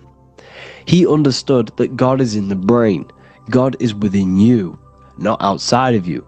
The church tells you that God is in the sky because they are creating a externalization of the truth to create a business and a distraction, so that you don't find the divinity within you, so that you don't find your power. Now you have Adam, the physical man, the physical body, the ego, the lower self, and he is resting. He's not trying to reach to God, but God is reaching, because the higher consciousness within you is always trying to communicate with you. It's always trying to wake you up to your divinity. But the lower mind, the lower self, Adam, the physical self, is always in ignorance of truth, always in ignorance, and stays in a materialistic way of thinking, which is the lower animal self. And this is what we call a sleep, or an NPC. This is the lower mind of man. But all you have to do is to move your finger to touch God. You have to look within yourself, within the brain, meditate, and you can find God.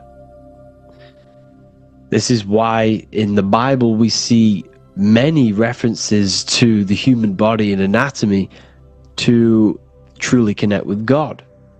Kings 6:8, the door to the middle chamber was in the right side of the house, which is the right hemisphere of the brain. The middle chamber is the pineal gland, where the seat of your consciousness is, or the seat of your higher consciousness is, the mind.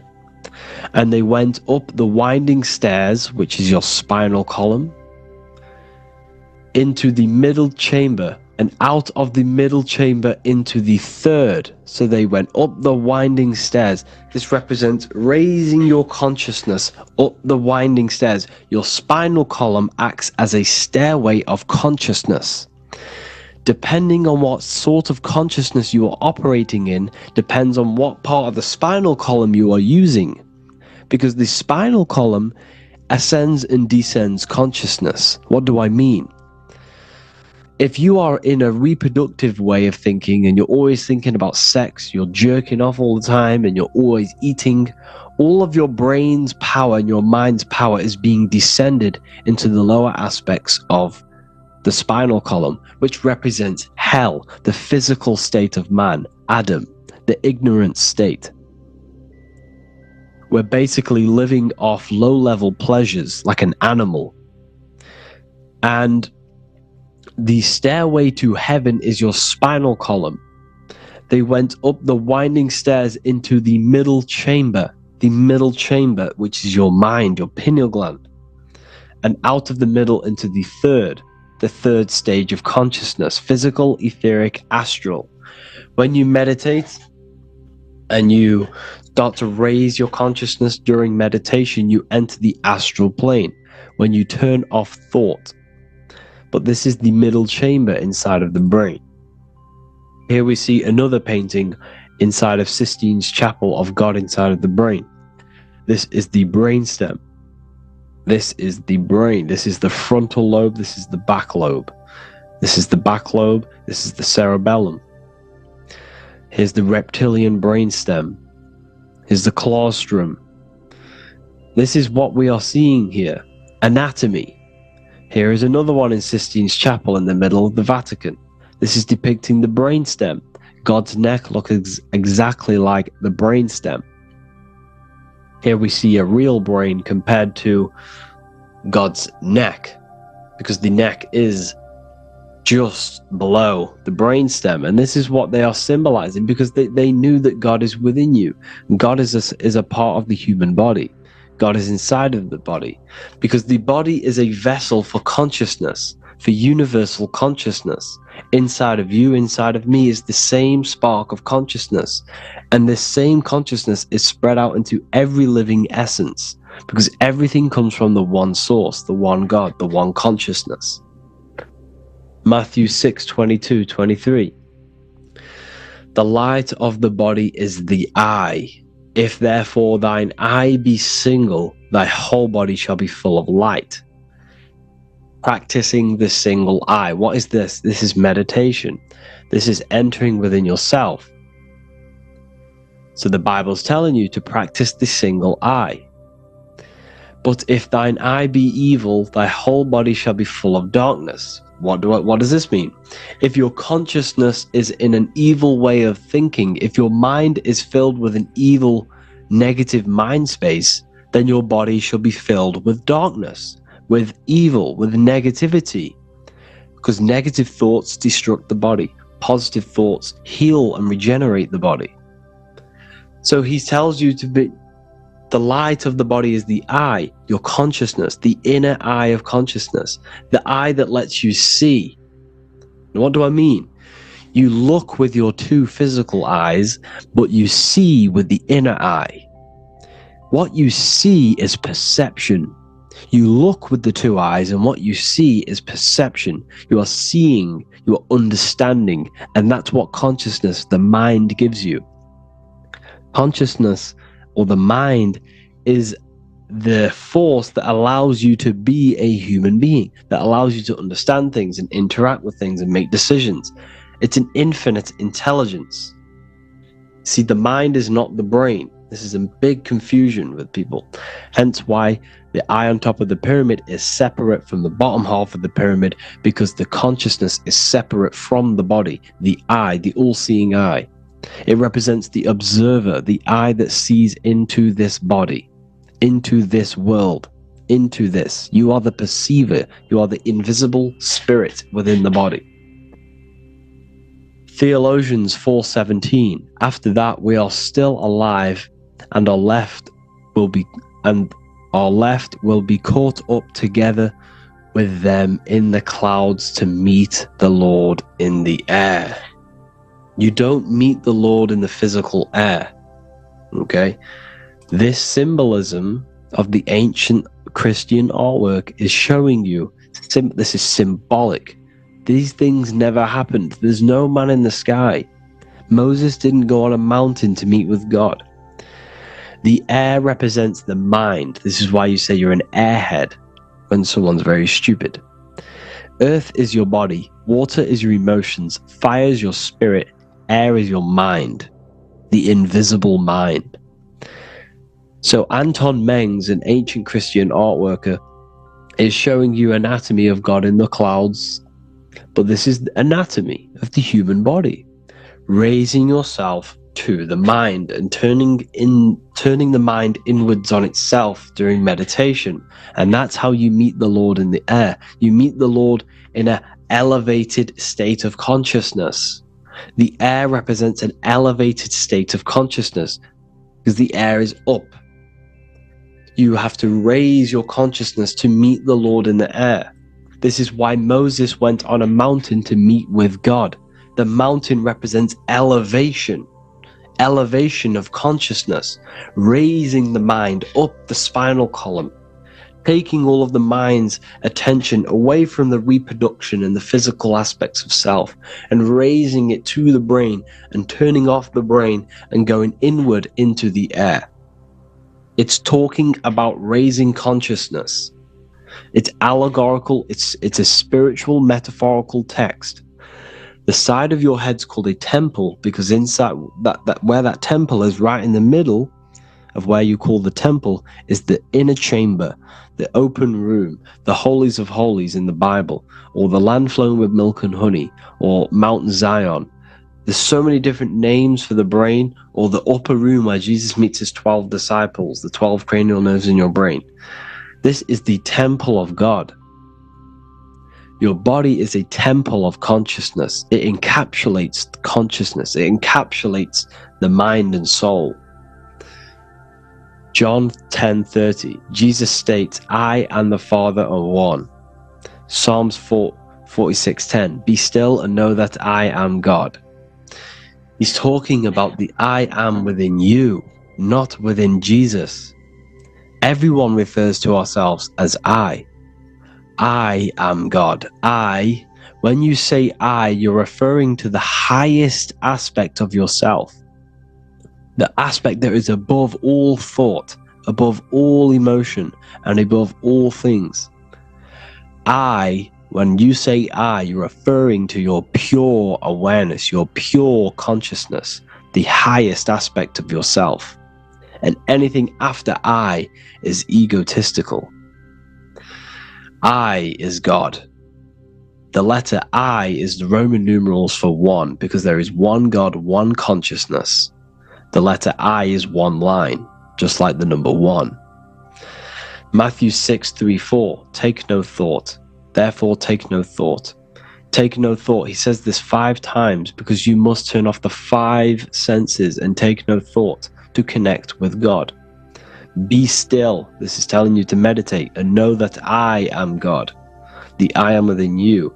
I and the Father are one. I and God are one. You, who you think you are, is a completely wrong. The body is matter.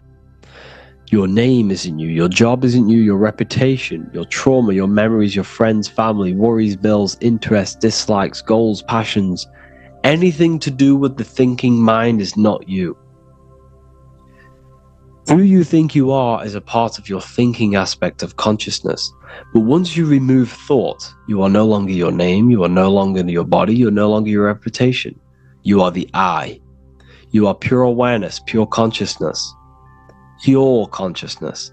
And this pure consciousness has latched on to this name, this job, the body, and your traumas. Your pure consciousness has attached itself to this character who you're playing in the physical world. And this is essentially who you think you are. But you are not. You are the I. You are the self. You are pure awareness.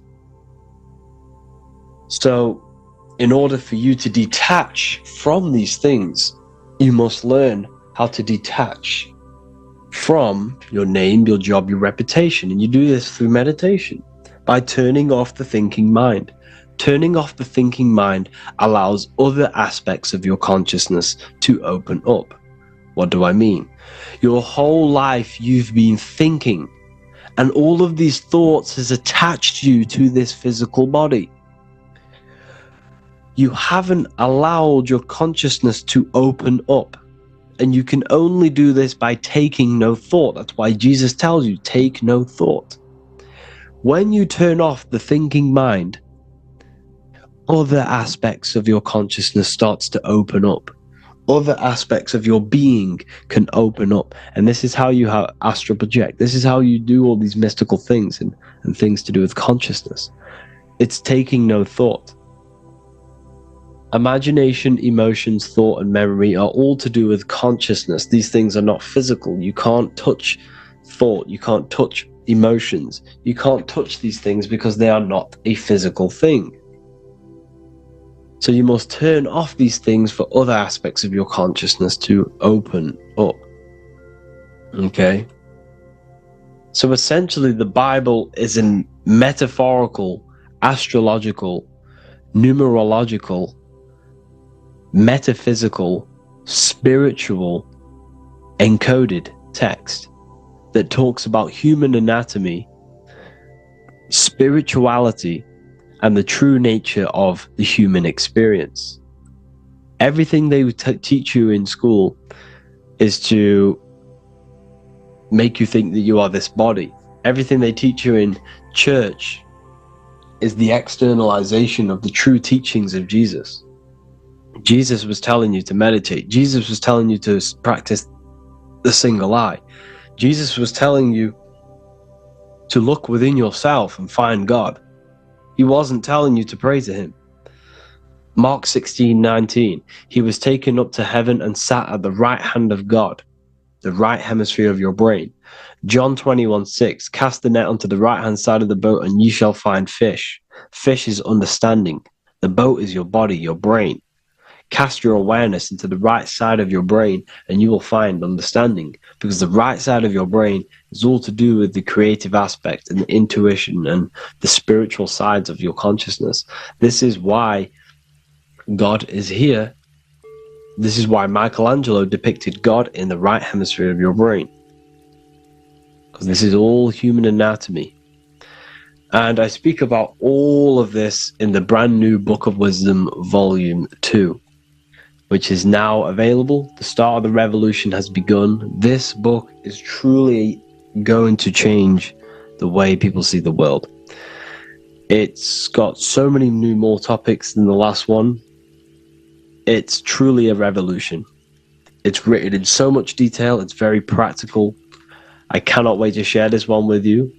I just want to say thank you for the opportunity for me to create this book, because without you, I couldn't have created this. And I just love sharing my work with you. And I thank every single one of you for the support, the watch, like the views and the likes, everything. Especially the people who have joined the university and stuff like that. And for people who have joined the university, you do get a free Book of Wisdom paperback if you just go to the general chat and follow the description, follow what the instructions that I gave you in the chat, and you'll be able to order a free Book of Wisdom if you are inside of the university. Plus you get all of my other books, 2 books, and over 45 occult books on occult and esoteric things. You get lectures, live calls, a community, a manifestation mastery course, and a whole library and reoccurring updates every month, every week. So yeah, I hope you all enjoyed this video. Thank you all. Please leave a comment to help the algorithm, and leave a comment on what videos I should make. And yeah, I'll get to uploading on the YouTube a lot more now the second book is now released. I have a lot more time on my hands. No longer using my energy to create the book. I am now going to redirect this mental energy into the YouTube. So there will be a lot more content coming. So I need some content ideas. So feel free to comment some ideas, some YouTube videos that I can create. Thank you all, people. Have an amazing day.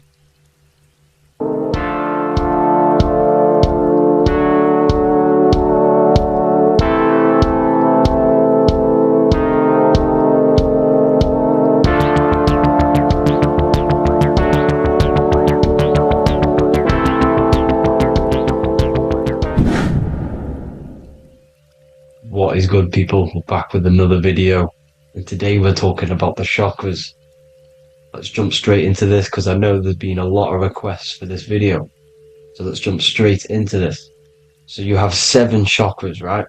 7 chakras, and these chakras are feeding off your electromagnetic field, known as your aura. This is both positive and a negative pole, male and female, right? This electromagnetic field is made out of electric and magnetism, and together they come as electromagnetic. Now, your chakras, the word chakra just means wheel, spinning wheel, because that's what they are. They're spinning wheels of energy. They do not exist on this physical plane, they exist on the etheric plane. Okay?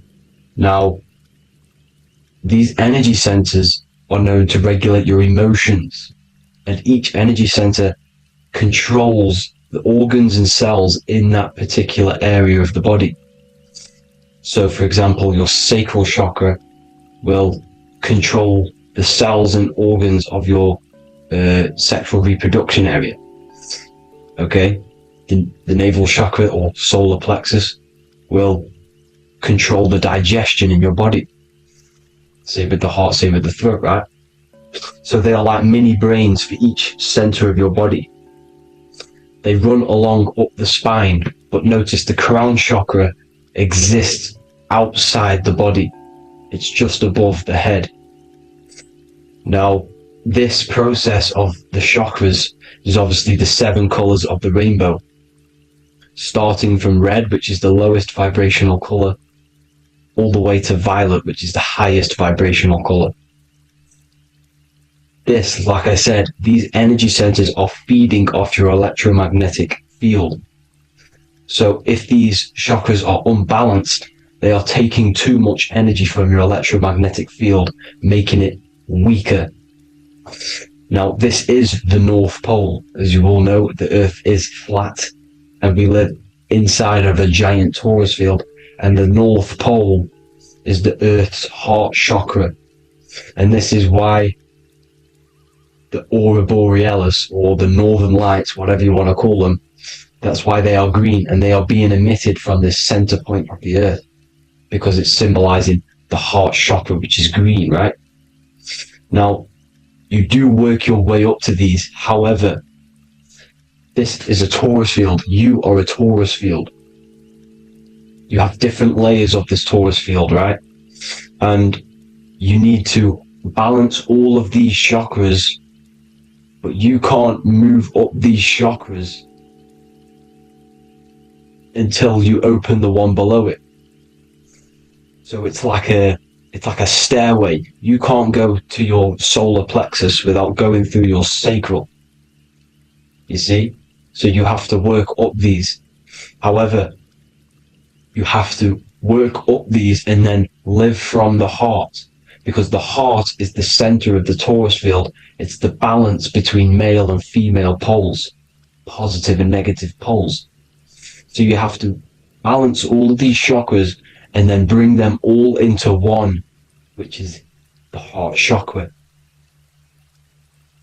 Now, they exist on the etheric plane. They exist on the etheric plane, and the etheric plane is a layer of the material plane. It's the one higher than the material plane, and then after the etheric plane, it melts into the astral plane. So they exist just between the physical and the astral aspect. Now, this is the yin and yang matter, which is the lowest root chakra, physical matter, and then to spirit, because high vibrational matter turns into spirit, low vibrational spirit turns into matter. So they're interchangeable. This is the yin and yang. Now, when you see ancient paintings with the halos, you see this is like a toroidal field coming out the top of his head, you see, with a halo. This was symbolizing in the old days, in the ancient days, that they've aligned their chakra, they've reached Christ consciousness, which is God consciousness, right? Now, this electromagnetic field is the apple that we bit out of in the Bible, because you see that apple is a torus field. So they were metaphorically or personifying the torus field. That's what the Bible is. It's a massive personification. It's all metaphors. You have to read it properly. It's got a greater meaning behind it. Now, when we bit from the apple, we ate from the tree of knowledge, which is good and evil.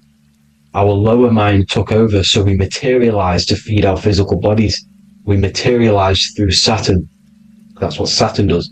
Now, if you don't understand that, go and watch the video previous to this one called Occult Secrets of Saturn, and that will show you how Saturn is the materializer. Now, this is one of the secrets behind the Masonic compass: electric and magnetic, male and female, duality, positive and negative. Now, like I said, they teach you about the torus field, about a magnet in school, but they don't teach you about your electromagnetic field. Everything alive has a torus field. It is the building block of this creation. Absolutely everything has a torus field. There's not one thing without it. And as you can see here at the center of the apple, that's where the seed is. That's where the life is. The reproduction of that organism As you see, this is where the most electromagnetic energy is stored, in the center, because this is where the two duality, this is where the field meets, at the very center. This is why the seed is at the very center. Now, your spine is a elongation of the brain. The brain is heaven, and the bottom of the spine is hell. So this is Saturn, which is the root chakra. The 7 planets are associated with each chakra. Moon equals mind. Okay? Now Saturn is physical matter, as I've just explained. This is the lowest vibrational color. And they want you trapped down here, which is your hell state, your animal nature, your physical nature. They want you to identify as the physical body. They don't want you to reach these higher states of consciousness. Okay? Now, in the brain, you have 12 convolutions. Now, this is what they were symbolizing in the Bible with the 12 disciples. And obviously in the Bible, it says the upper room where Jesus met with his disciples. This is heaven, the brain, the higher states of consciousness. Now, this is your North Pole. This is Jacob's ladder. Okay? This is why you have 33 levels of Freemasonry, because it's symbolizing the 33 vertebrae, which are these little things here on the back of your spine. Because once the Kundalini energy from the bottom of your spine rises to the top, this is when you get enlightenment and opens your third eye. Spiritual enlightenment.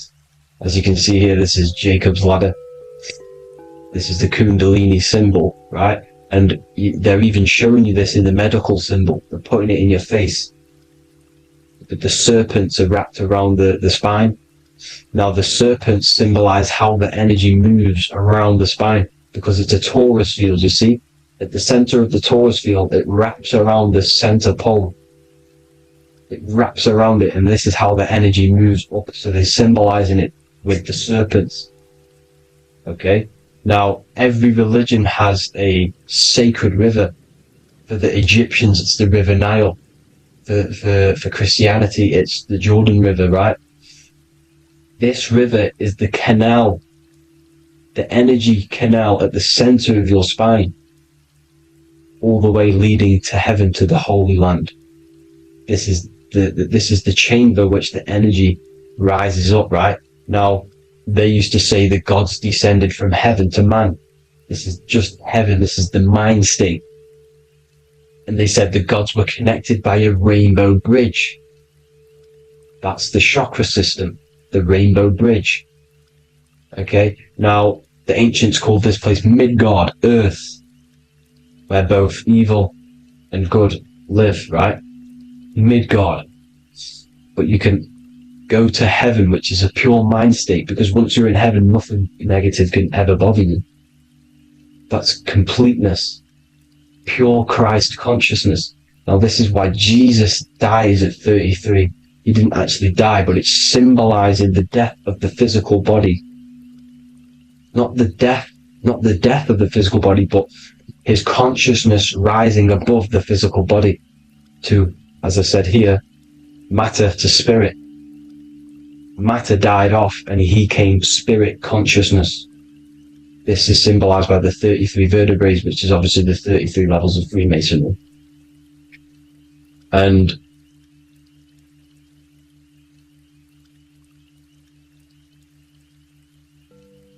now the pineal gland, which is at the very top of this Jacob's ladder, or the River Jordan, the canal, your 33 vertebrae on your spine. This is where the pineal gland sits, right? At the very top, at the center of your brain. Now, there's multiple ways this was symbolized. The Eye of Ra, which is used by the Egyptians. Now, this pineal gland is the seat of consciousness. This is where your consciousness is stored, right? And the ancient Sumerians used the pine cone, hence why it's got the word pineal gland, the seat of the soul consciousness. It produces DMT, dimethyltryptamine, which is known as the spirit molecule. And the pineal gland is wrapped in microcrystals, and we all know crystals transfer frequency and energy. Now, radios use crystals. A radio is a frequency transmitter, turning a frequency into a frequency that we can hear with our ears, right? Because all the radios are actually playing right now in your ears. However, our ears can't pick it up, so the radio transmits it into a frequency that we can hear using crystals. So this is the power of crystals, and this is what our third eye is wrapped in, crystals. Now, this third eye is not actually your third eye, it's your first eye. When you're being materialized in your mother's womb, this is the first gland that is produced, and everything's built around it, because it is the consciousness. It is your consciousness. Your consciousness never dies, ever. It's an eternal essence. It lives forever. You never actually die. Only the mortal body dies. Now that's what we call life. Life is abided by time, and time is change, and change is what we call life, because everything's constantly moving and transforming into different things, right? Now let's not get off track. The pine cone is obviously, this is in the Vatican here. The pine cone is symbolized as the pineal gland, pine. And this is the opened pine cone. The opened pine cone means, or symbolizes, the awakened man, the awakened third eye. But the ones here, which the Sumerian gods are holding, these are shut pine cones, symbolizing the unawakened man. But let's not get confused, people. These gods were not gods. They are human beings just like you. They reached Christ consciousness. They are nothing more special than you. They just had the ability to reach Christ consciousness. And obviously their knowledge was far more intelligent than ours, far more advanced than ours. They knew the truth about this reality to the depths. Now, the ancient Hindus had a goddess called Kundalini, which is said that she descended by the means of a ladder or a cord from heaven, which is symbolizing the spinal cord. Now, this is what Hickory Hickory Dock, the mouse went up the clock and came back down. This is all these stories, like Santa as well. Santa comes up and then down the chimney. This is symbolizing the Christ oil. There's an oil which is produced in your pineal gland, right? And this oil travels down the spine. And once it's down on the spine, you must have to raise your consciousness, just like I said with the chakras. You have to raise your consciousness, raise your vibration to heat up this oil and turn it into a gas.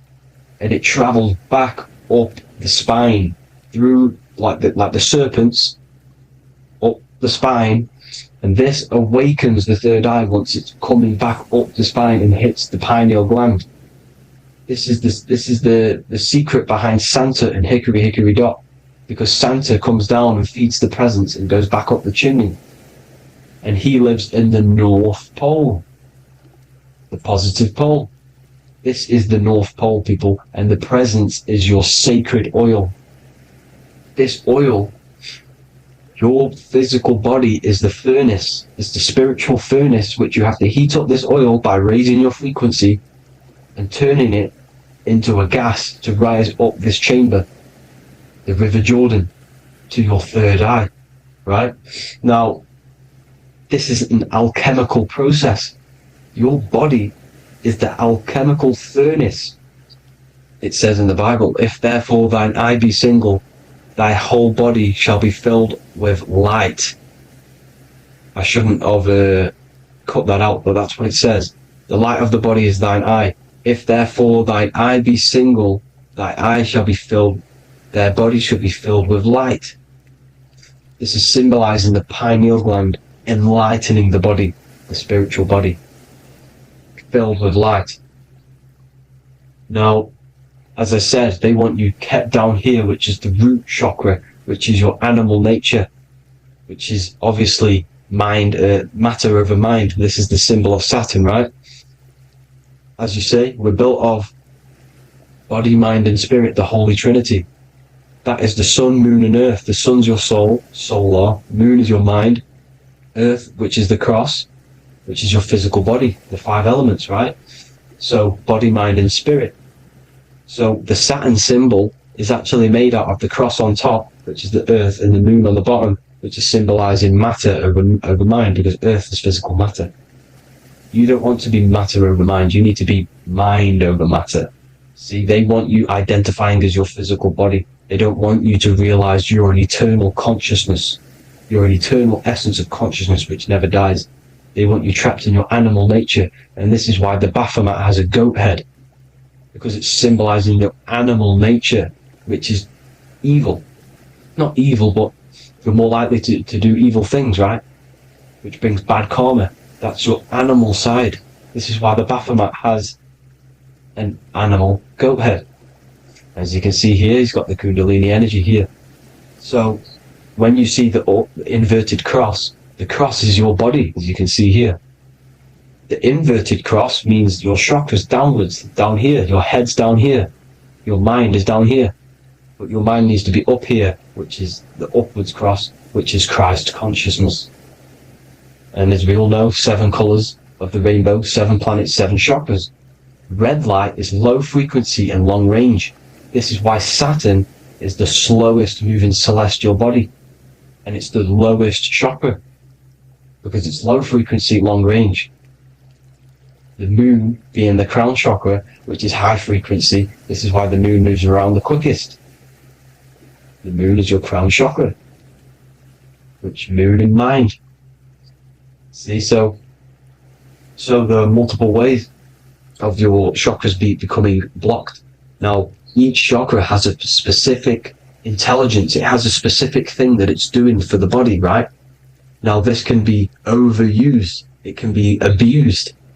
For example, masturbation. That keeps you down here in your sacral chakra.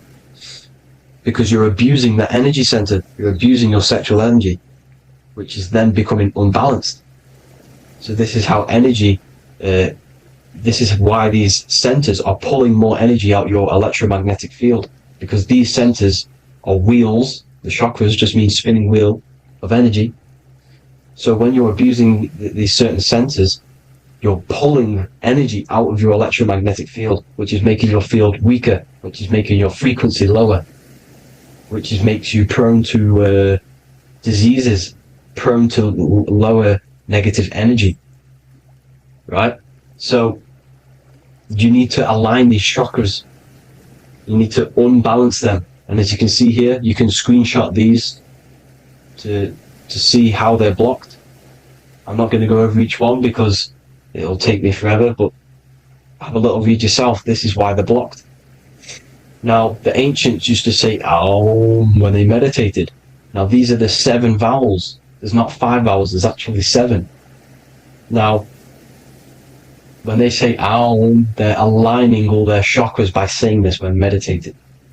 This is where the Aum originated from. Now, emotion is energy in motion. So if you're feeling a certain way, that's the energy you've put in motion. It's a reflection. We live in a mirror reality. Everything's mirrored. Everything's mirrored. As within, so without. As above, so below. Everything's a reflection of some sort. So whatever you're feeling, you're doing something wrong. It's telling you you're doing something wrong from the root cause. Because your energies are the effect. You're feeling the effect of something you've caused. The law of cause and effect. Nothing escapes it. Now, the Jehovah's Witness believe that exactly 144,000 faithful Christians go to heaven or be resurrected, right? This is not true. This is symbolic. 144,000 go to heaven. Now, the petals on the chakras, this is the root chakra, this is the crown chakra. Now, if you add up the first 5 chakras, the petals, add up the petals on the first 5 chakras, you get 48. And then you get to the third eye, which has 2 petals. 48 times 2 equals 96. 96 plus 48, which you got from here, equals 144. The last chakra has 1,000 petals. Times 144 times 1,000, you get 144,000. This is a frequency. This frequency is the frequency of the ascension up your chakras. This frequency is a high frequency which turns that oil into gas, which rises up the spine, activating your third eye. Right? So this is all the religions are all symbolic for this sacred secret of Christ consciousness. As it says in the Bible, the kingdom of God is within. It's not out there, people. You must look within yourself. You are God. You are a spark of His consciousness. Infinite consciousness, right? So 144,000 is a frequency, and you must achieve this. Like I said, these people in the past, they're not gods, people. These were just humans. Nothing special. They just reached Christ consciousness. Now, they keep you in these lower vibrational states with the food, right?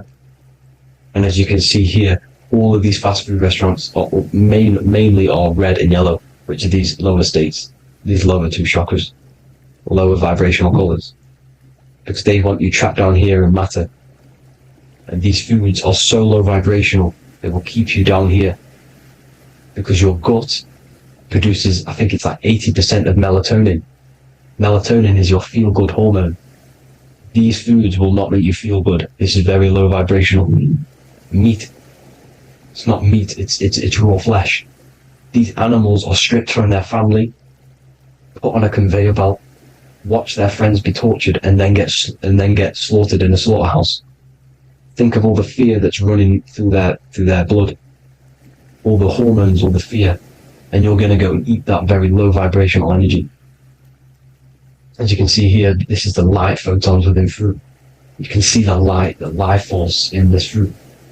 You must think, feel, and do positive to raise your vibration. As you can see, earth equals heart. If you rearrange it, everything in nature is green, right? The aurora borealis is green. You must align all these chakras and then live from the heart. Because the heart's the center of the Taurus field. You must become the consciousness in the center. So that's it for this video, people. Thank you all. God bless.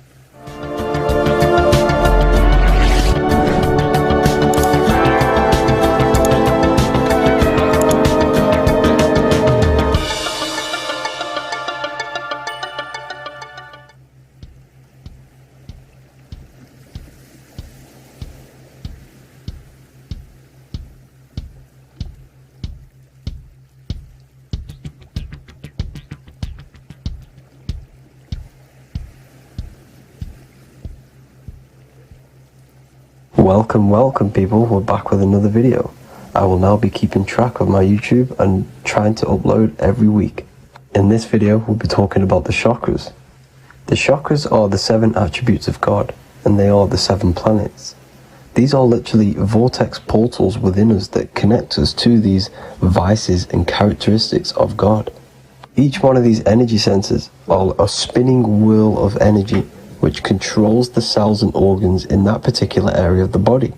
For example, it's literally a mini brain for that area of the body. Each chakra has a vice which you need to turn to a virtue in order to climb up through the system.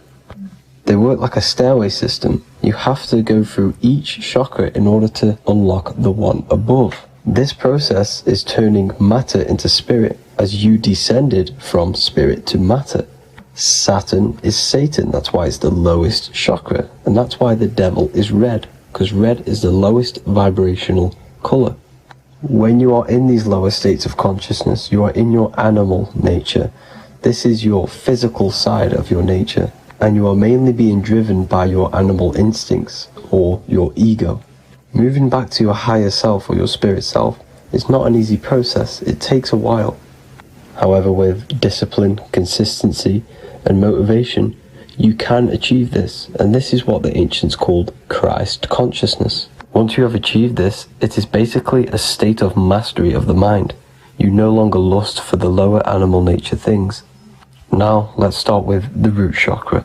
This is located at the base of your spine, and you can feel this chakra by tensing your anus. This energy center is in control of your survival needs, your vitality, stability, and security. Now, if this chakra is unbalanced, you will feel insecure, fear, anxiety, unstable, low self-esteem, anemia, over or underweight, and constipation. In order to balance this chakra, you need to feel grounded, embodied, stable, calm, centered, a sense of safety, and trust in yourself and the world around you. The next chakra is the sacral chakra, which is located around the belly button area. You can feel this chakra just by sucking in your belly. This chakra is to do with relationships, self-worth, creativity, empathy, and most importantly, sexuality. This is the most important one in order to start to raise your vibration overall, is giving up the over-sexualized nature. In order to balance this chakra, you need to come into harmony with all the toxic relationships that you have. Get rid of the fear, the anxiety, the isolation, and 100% get rid of the over-sexualized nature. Lust is one of the most lowest vibrations you could possibly feel. It is literally manifesting hell. In order to work on this chakra, you need to feel self-worth. You need to do creative things, empathy, healthy relationships, and 100% being confident. The next chakra is the solar plexus. This is to do with personal power, will, metabolism, eating, happiness, and your self-esteem and self-identification. You can feel this chakra just above your belly, below your ribs, and you can suck in this area. If this chakra is blocked, you will feel lack of confidence, difficulty in manifesting your desires, low self-esteem, misuse of power, misuse of dominance, weak will, and shame in yourself. Biggest one for this chakra is overeating, as it's to do with metabolism. If you are overeating, you are literally unbalancing a lot of your lower chakras, not just the solar plexus. In order to work on this chakra and balance it, you want to have a positive self-identification. You want to feel happy, a happy self-esteem, effectiveness to people, not overeating, and a strong willpower. Now for the heart chakra, one of the most important chakras. Chakra is to do with love, understanding, trust, hope, openness, compassion, balance, and forgiveness. The most important because your heart is the tree of life in the body. It is the center of the toroidal field. It is the most powerful chakra. Your heart is 5,000 times stronger magnetically than your brain. Once you have hit the heart chakra and you start surpassing the heart chakra, you are now turning matter into spirit, as the lower three chakras are dense and physical, and the above the heart chakra are turning to spirit. As you can see already, this is a hard and long process of working on yourself physically and internally. The symptoms of a blocked heart chakra will be lack of love or too much love, difficulty to accepting or giving love, lack of compassion, loneliness, and lack of emotional fulfillment. Finally, a lack of connection with a divine or to nature. In order to balance this chakra, the most important thing and the most powerful thing you can do is loving people, accepting and giving lots of love. Second most important thing to balance the heart chakra is balance. You need a balanced life. You need balance in all aspects of your life. Now for the throat chakra. This is a very important chakra as it's to do with communication. A symptom of this being unbalanced is a lack of self-expression and putting on a front all the time, acting with the ego. In order to balance this chakra, you need to constantly self-express yourself. You can't be putting on a front. That voice inside your head, you have to let it come outward. Don't just block it off with a wall. Self-expression will lead to you gaining friends who actually like you for being you, and not these fake friends that you have to put on an ego for. In order to balance this chakra, you need to express yourself, express the word that's within you. Don't be lying to people, don't deceive or be deceptive. The next chakra is the third eye chakra. This is starting to get very advanced and you are coming very close to spirit. Just before we head on, I want to announce the PDF is now available, containing all the presentations I've ever made, all into a condensed 38-page PDF. The link will be below this video for you to access. And if you want to learn how to create reality using your mind, how to attract your desires, how to get out of the situation you are in, the link will also be there for the Manifestation Mastery course. Now for the third eye chakra. The third eye chakra controls the pineal gland, which is your first eye. It's to do with your psychic abilities, channeling, telepathy, astral travel, visions, and connection to the higher self.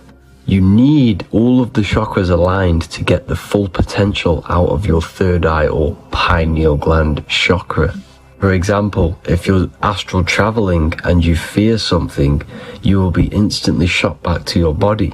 So you need to master all of the chakras before you go on and try and do these higher spiritual activities. Symptoms of the third eye chakra being blocked is lack of imagination, lack of vision, lack of concentration, blocked or clouded intuition, can't see the big picture, and especially overly reliant on logic and intellectual thinking. A good way to work on this chakra is imagining things, vision things.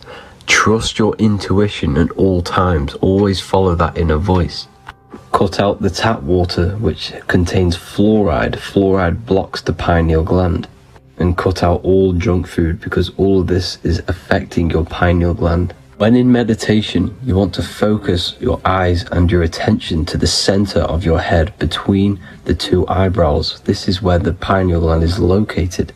This will help and awaken the pineal gland over time when you keep doing these meditations. Finally, for the crown chakra, this is to do with universal consciousness, all-knowing, enlightenment, cosmic connections, the God source. This chakra is blocked by being cut off from spirituality, plagued by the senses, being tricked into the five senses and being tricked into thinking you are the body. In order to work on this chakra, you need to feel grounded. You need to know yourself, your real self, the voice within you. Have common sense, have specific decisions that you're making, be very direct. Now we've got out of the way all of the chakras, I can now introduce methods and meditations which will help you unblock them spiritually. When meditating, you want to get into the present moment in a nice, comfortable position. Bring yourself to the present moment by saying, I am here right now, nothing else matters. Keep repeating this over and over with your eyes open or closed. After a couple minutes of bringing your attention to the present moment, you can now start to breathe in through the nose deeply and breathe out through the mouth slower than you breathed in. Place your attention on the chakra that you want to balance. Think of a high vibrational emotion like love, and think of this while placing your attention on that chakra. You can do this exercise every day for 10 to 20 to 30 minutes. The longer the better. Another practice you can do is by chanting the Bijis for each chakra. They are here starting from the root chakra all the way to the crown chakra. Or you can chant the 7 vowels. There are not 5, there are actually 7. A, E, A, O, U, M. A, I, O. This is the proper way of pronouncing the 7 vowels. These are so powerful because these are the only things that exist. It is literally the sound of God. By pronouncing them right, you can actually create a lot of power within you and align your chakras. That's it for this video, people. I'd appreciate a comment and a like to help the algorithm. I appreciate you all. Love and light.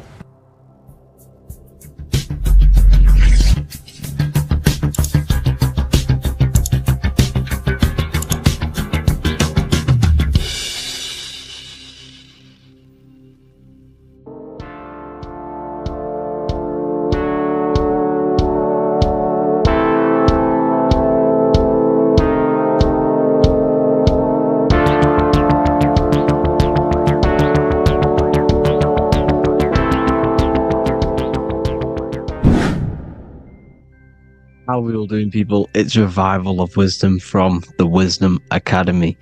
Today we're going to be breaking down God, consciousness, and the higher and the lower self, and how to overcome the lower self. Now, the first thing you need to understand is that you are the invisible intelligence within the brain, within the body. This invisible intelligence is known as the mind. But you are not the mind, you are the observer of the mind, which is the soul, the invisible entity. The mind is your intellect, your intelligence. Now, the mind is, it's hard to put this in words, but the mind is something that gives you the ability to explore the universe. And this inner self is the I am. It's the quiet, the inner self, the voice you see in you hear in your head. This is why within spells high twin, inside, internal. The I is also the number one, which is one line. Because the one and only, is the inner self, which is the I am. This is why you say, my name is Harry. You are not Harry, you are the I, the inner self, the intelligence. Okay, this is why Jesus in French is I am. You look with the two eyes and you see with the inner eye.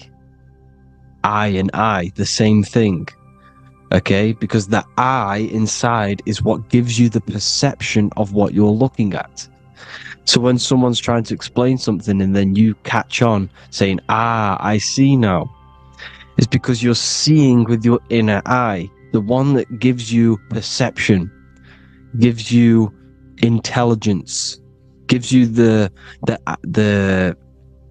ability to understand things. This is the internal I, the invisible self, which the physical body is nowhere near as complicated as this inner self. Is in infinite potential.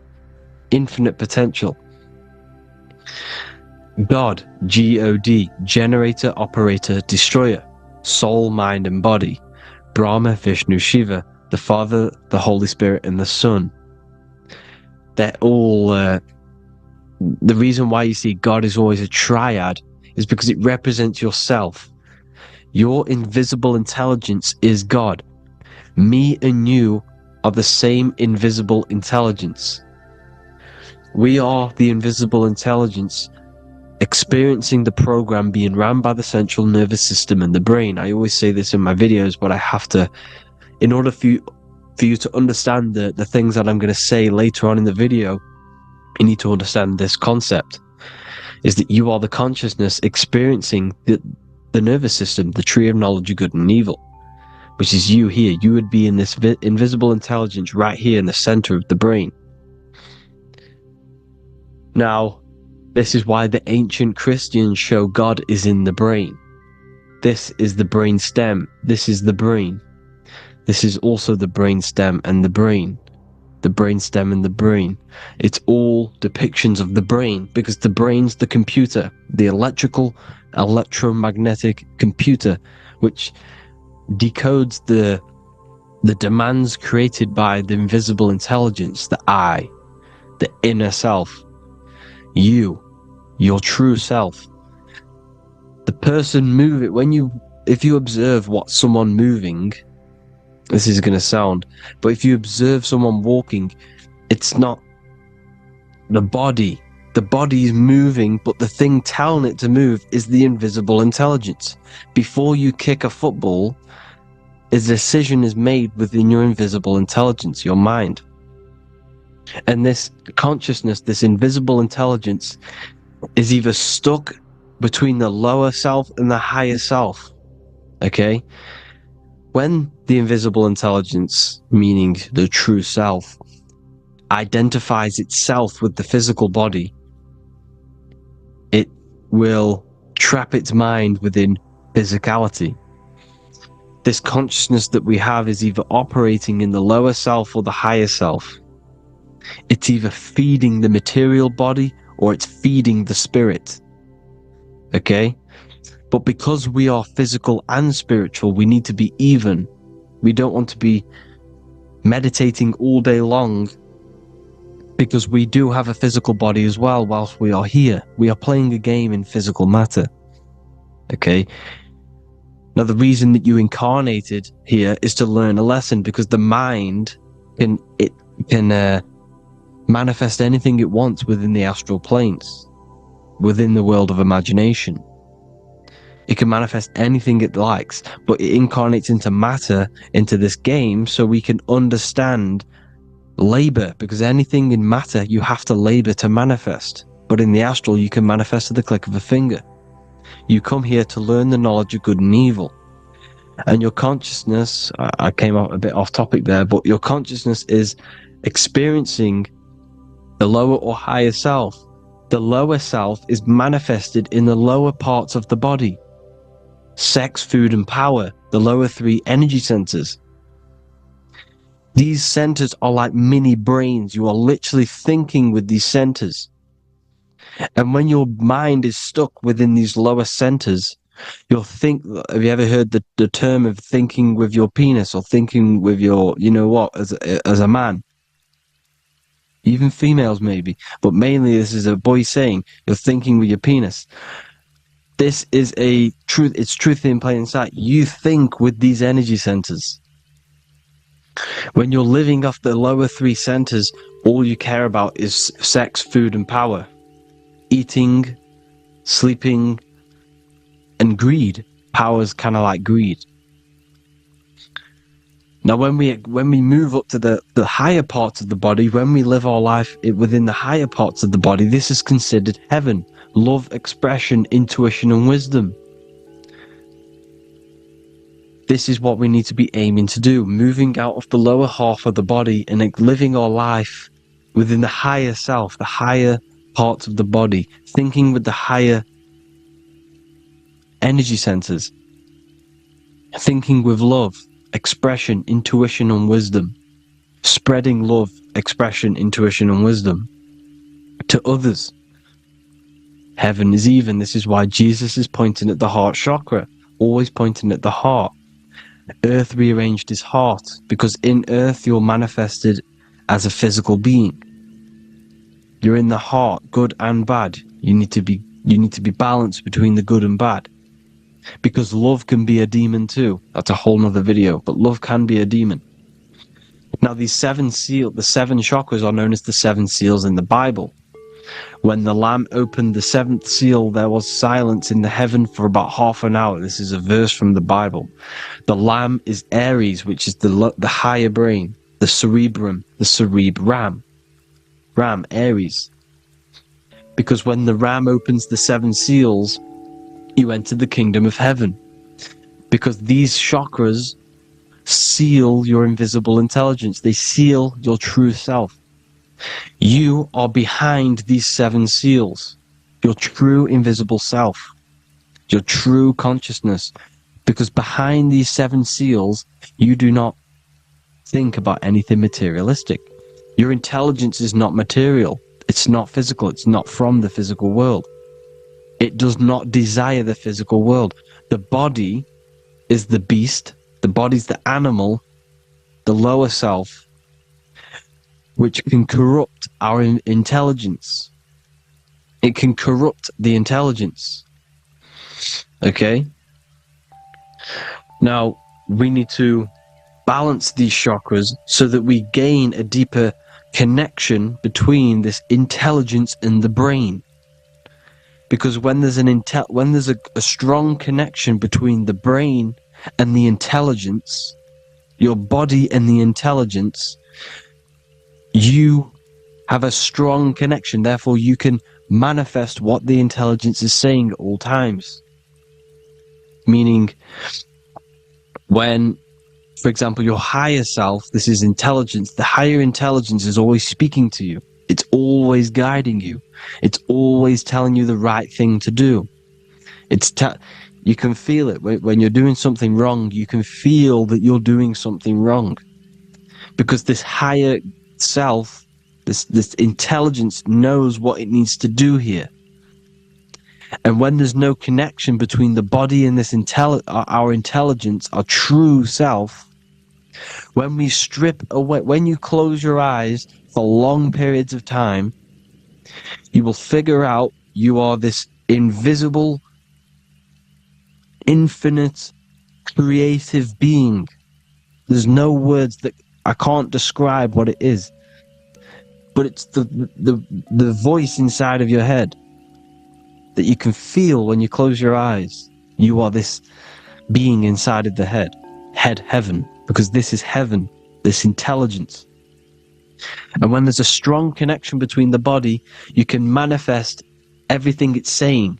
When everything is balanced, when you're no longer thinking with the lower centers, when they're all balanced, you're not thinking in particular with every center, you balance them all, you can manifest everything it says. Your body will act out what the intelligence is always saying. This is God in the brain, the intelligence, trying to touch Adam, representing the lower self. This is why they're not touching. Notice how Adam is resting, but the intelligence is always reaching out, stretching, symbolizing metaphorically saying it's guiding. I'm always reaching out. The intelligence, your intelligence is always guiding you. It's always reaching out to you. But Adam is ignorant of it. The lower self is ignorant of it. And that's why he's so relaxed and God is so stretching out. Because at our highest self, that when you think of when you want to better your life, that highest true version of yourself is God. When you're manifesting this, your highest self, this is God. Your truest form, your most perfect form, that is God. Your highest version of yourself, that is God. Emotions are not what you've been taught. Emotions are not something that should be reactive, okay? You should not let the emotion be you, except that you should experience them instead of letting them become you. You need to understand there's a separation in our consciousness. You have the soul, which is the person who is observing your thoughts. When you think a thought, who's the one observing that thought? The soul, you, the I am. The I, the inner self, the one and only. And inside of every single body, inside of me, inside of you watching this video, there is this same intelligence that is inside of me, inside of you. And it's the exact same intelligence, experiencing a different body. And this is what we mean by the universe is mental. We are all sharing the same ball of consciousness in a different body. The animals, the fish, the cells, all expressing this one consciousness. Me and you are the same. This is why the golden rule is treat others like others should be treated, because I am you and you are me in a different body. Now, going back, you need to identify that there's different levels of consciousness. Soul, mind, emotion, and body. Okay? Your emotions are on a separate layer than the body, the mind, and the soul. So when you identify there's a difference between all of these, you do not let them become you. You do not let your mind rule you, because your mind can be corrupted. Your soul is the one that is pure good, pure love, but your mind can be corrupted. Okay? Your emotions can be corrupted. The body can be corrupted, but the soul can never be corrupted, only layered on top. You can only throw piles of programs within the subconscious, layering the soul down, but deep down inside of every single one of you, there is a loving being.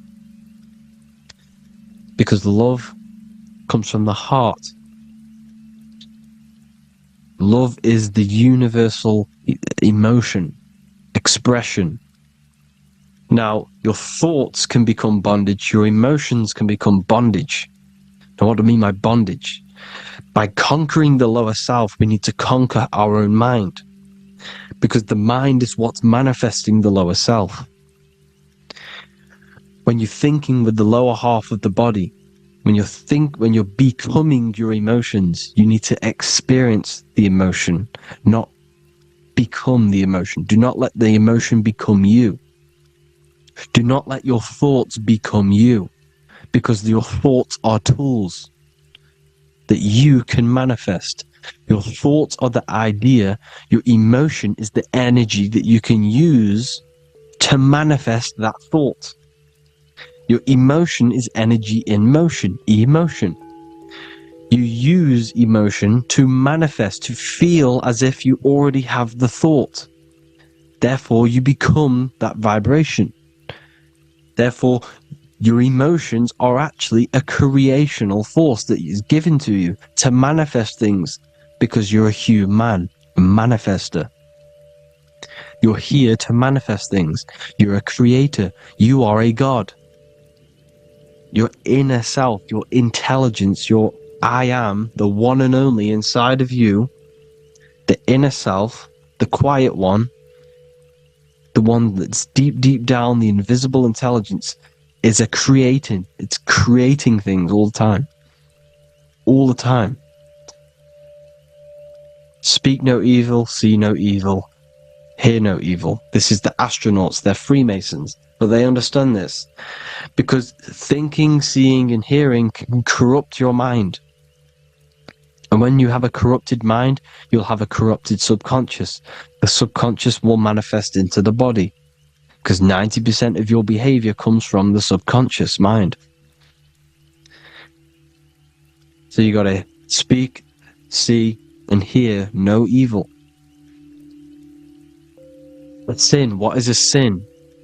To overcome our lower self, to overcome our lower self, the 7 deadly sins are not something that goes against an external God. A sin is something that goes against your inner guide, your inner conscience, the inner self that is always speaking to you. It's always telling you the right thing to do. A sin is something that goes against this inner guide.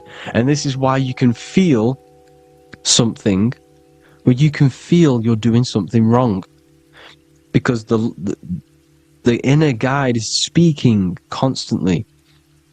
And when you commit these 7 deadly sins, which are 7 internal states which keep your invisible intelligence bound to your physical body.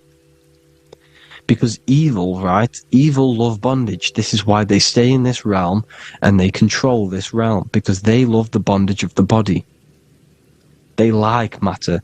They want to stay in matter for eternal life. They don't want to ascend back into the heavenly realms, where you do not have a physical body. You can explore the universe within the astral planes. They stay bounded to the body, bounded to the 3D construct of the physical world. They have greed, lust, envy, gluttony, wrath, sloth, pride. They want all of this. And if you want that, that's okay. But deep, deep down, you don't want that, because your soul is always telling you the right thing to do. Your soul knows what to do to get out of here. It needs to detach from the external world. Detach from all of these 7 internal states which bound you to your lower self, your lower centers. That's what a sin is. You have a left and right brain. The left brain is always analytic. The right brain is metaphorical. So the right brain is producing a holistic view of reality. Now, what do I mean? And not view, perception. When you see, because your eyes are parts of the brain, when you look at something, and you look, that image is produced in the back of the brain in the visual cortex. And then the brain produces The right brain produces a perception, a holistic, it breaks down what you're seeing into a holistic image, a holistic perception. So for example, if you're in a woods, the right brain sees the whole woods as one big woods. The left brain is breaking that perception down into individual trees, branches, and leaves. So the left brain's to do with duality, the right brain's to do with wholeness, unified. The left brain's dualistic, analytic. This is necessary so that we can pick things up and manipulate them and break things down. We need the left brain, we need the right brain. I'm not saying any of them's bad, but the left brain, sinister in Latin, means left. Because when you're left-brained, you see everything in dualistic. You see everything is dual, when everything's actually one. We need to be focusing and strengthening our right hemisphere. I'm not saying sit in the right hemisphere all the time, but we need to be strengthening our right hemisphere. And this is why left is sin and right is right. Because when you focus on the right hemisphere, you see the holistic perception of creation. The right hemisphere sees humanity as one unified consciousness. The left hemisphere sees everyone as individual persons and egos. Because the left hemisphere is dualistic. And this is why the Bible says, cast the net onto the right side of the ship and ye shall find. John 21:6. What does that mean? Cast your energy, cast your perception into the right hemisphere of the brain, and ye shall find unified consciousness. You shall find your higher self, the one and only. If then you have been raised with Christ, seek the things that are above, where Christ is seated at the right hand of God. Wow. Powerful. What does this mean? Seek the things that are above, where the Christ is seated at the right hand of God. God is your consciousness, your invisible intelligence between the two hemispheres. The right hand of God is the right hemisphere. Seek the things that are above the heart. Love, intuition, expression, and wisdom. Seek the things that are above the heart, the higher self, the higher part of the body. Because when you seek the things of love, expression, intuition, and wisdom, you create a strong aura. You attract the same frequency. And this frequency is heaven, God. This is the Sumerian artwork showing the Lamb. This is a step symbolizing stepping upwards, raising up. He's stepping over the Lamb up to the bird. His hand is going to the bird. The Lamb symbolizes the lower self. Okay? The bird with the wings is in the sky. It represents the higher self. This is why angels always have wings, because it represents the higher self in the sky. The lamb is a ground animal, symbolizing the lower self. He's stepping over the lamb to the bird, his higher self, his invisible intelligence. Horus and Set, Jesus and Satan. Look, Horus has an evil brother, Set, just like Jesus and Satan. Horus is a bird, higher self. Set is a ground animal, lower self, which is the devil and the angel on your shoulder. You see? The right and the left hemisphere. The two wings. So, the devil and angels always speaking to you.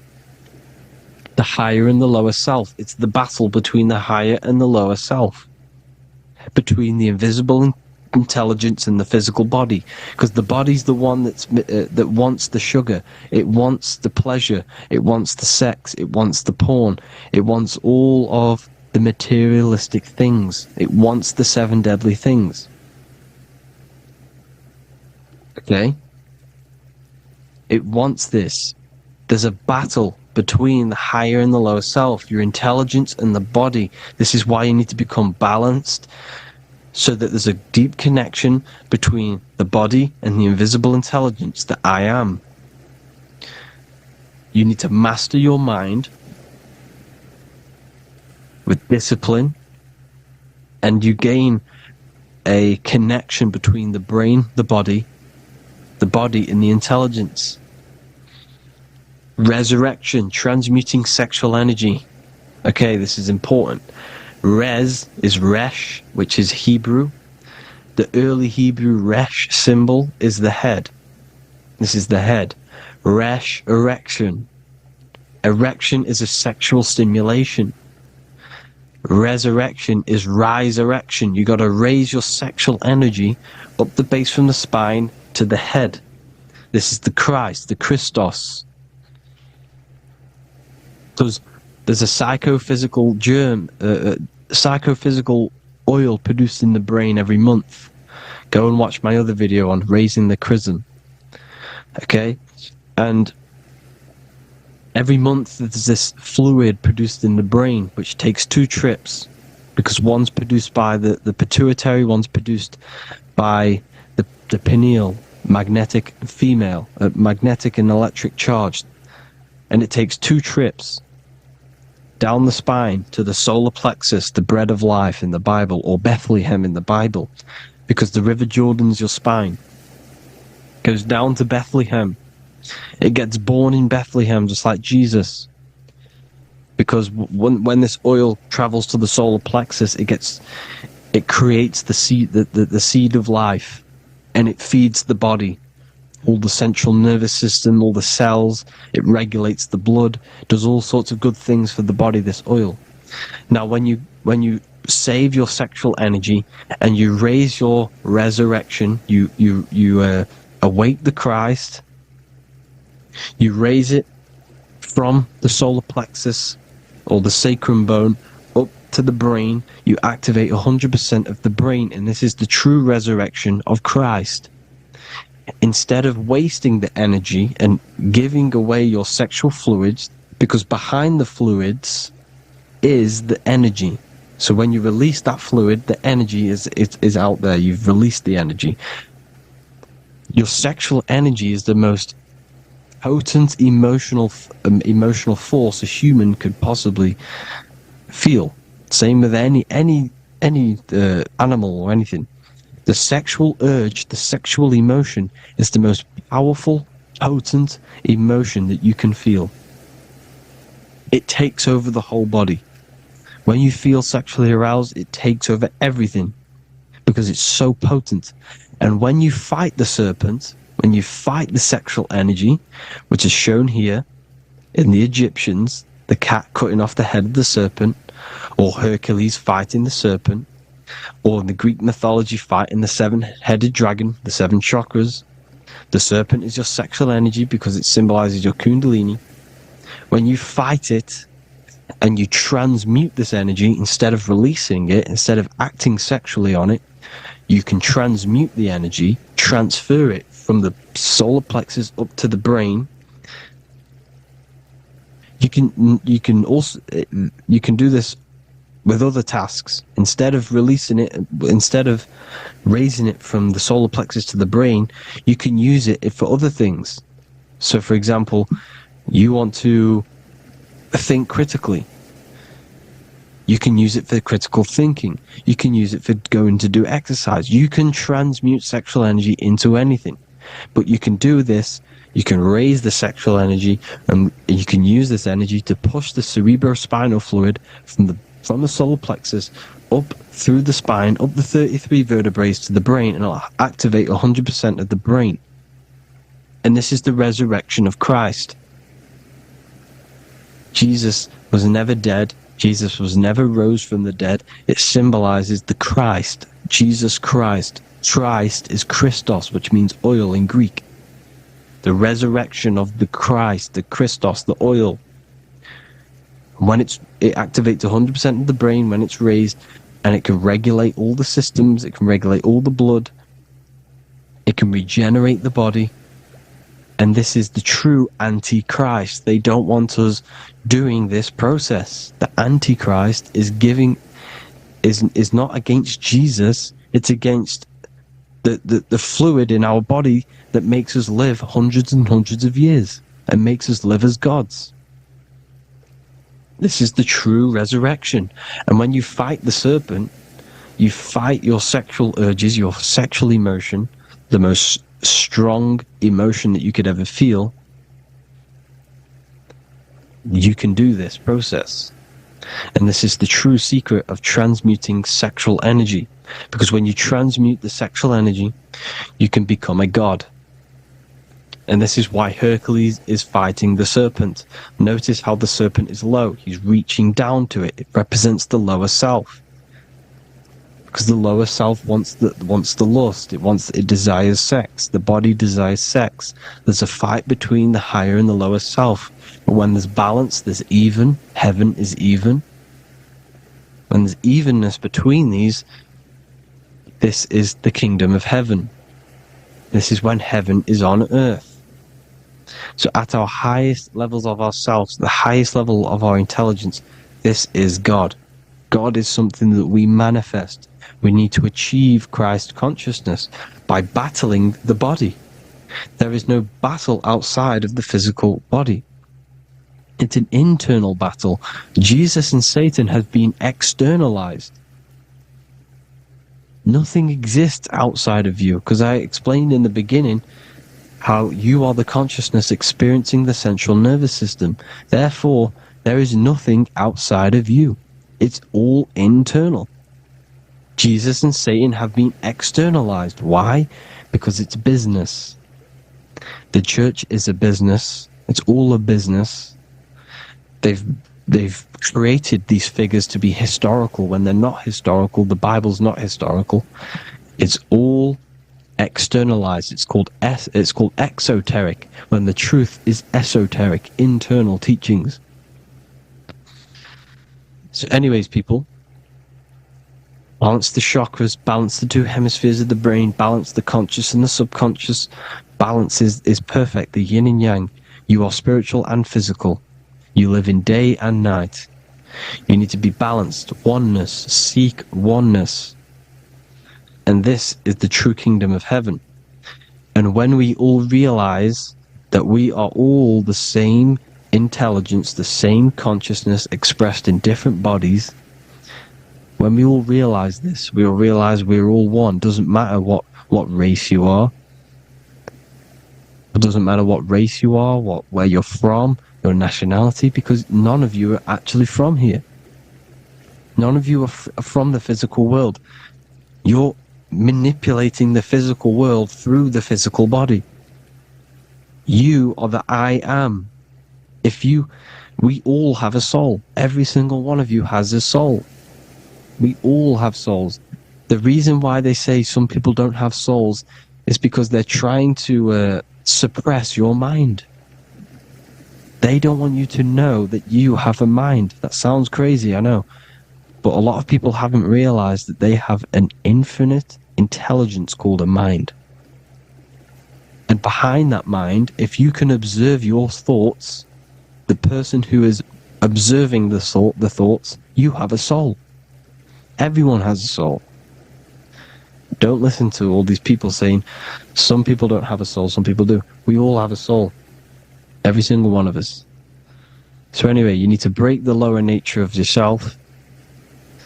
At our highest levels, we are gods.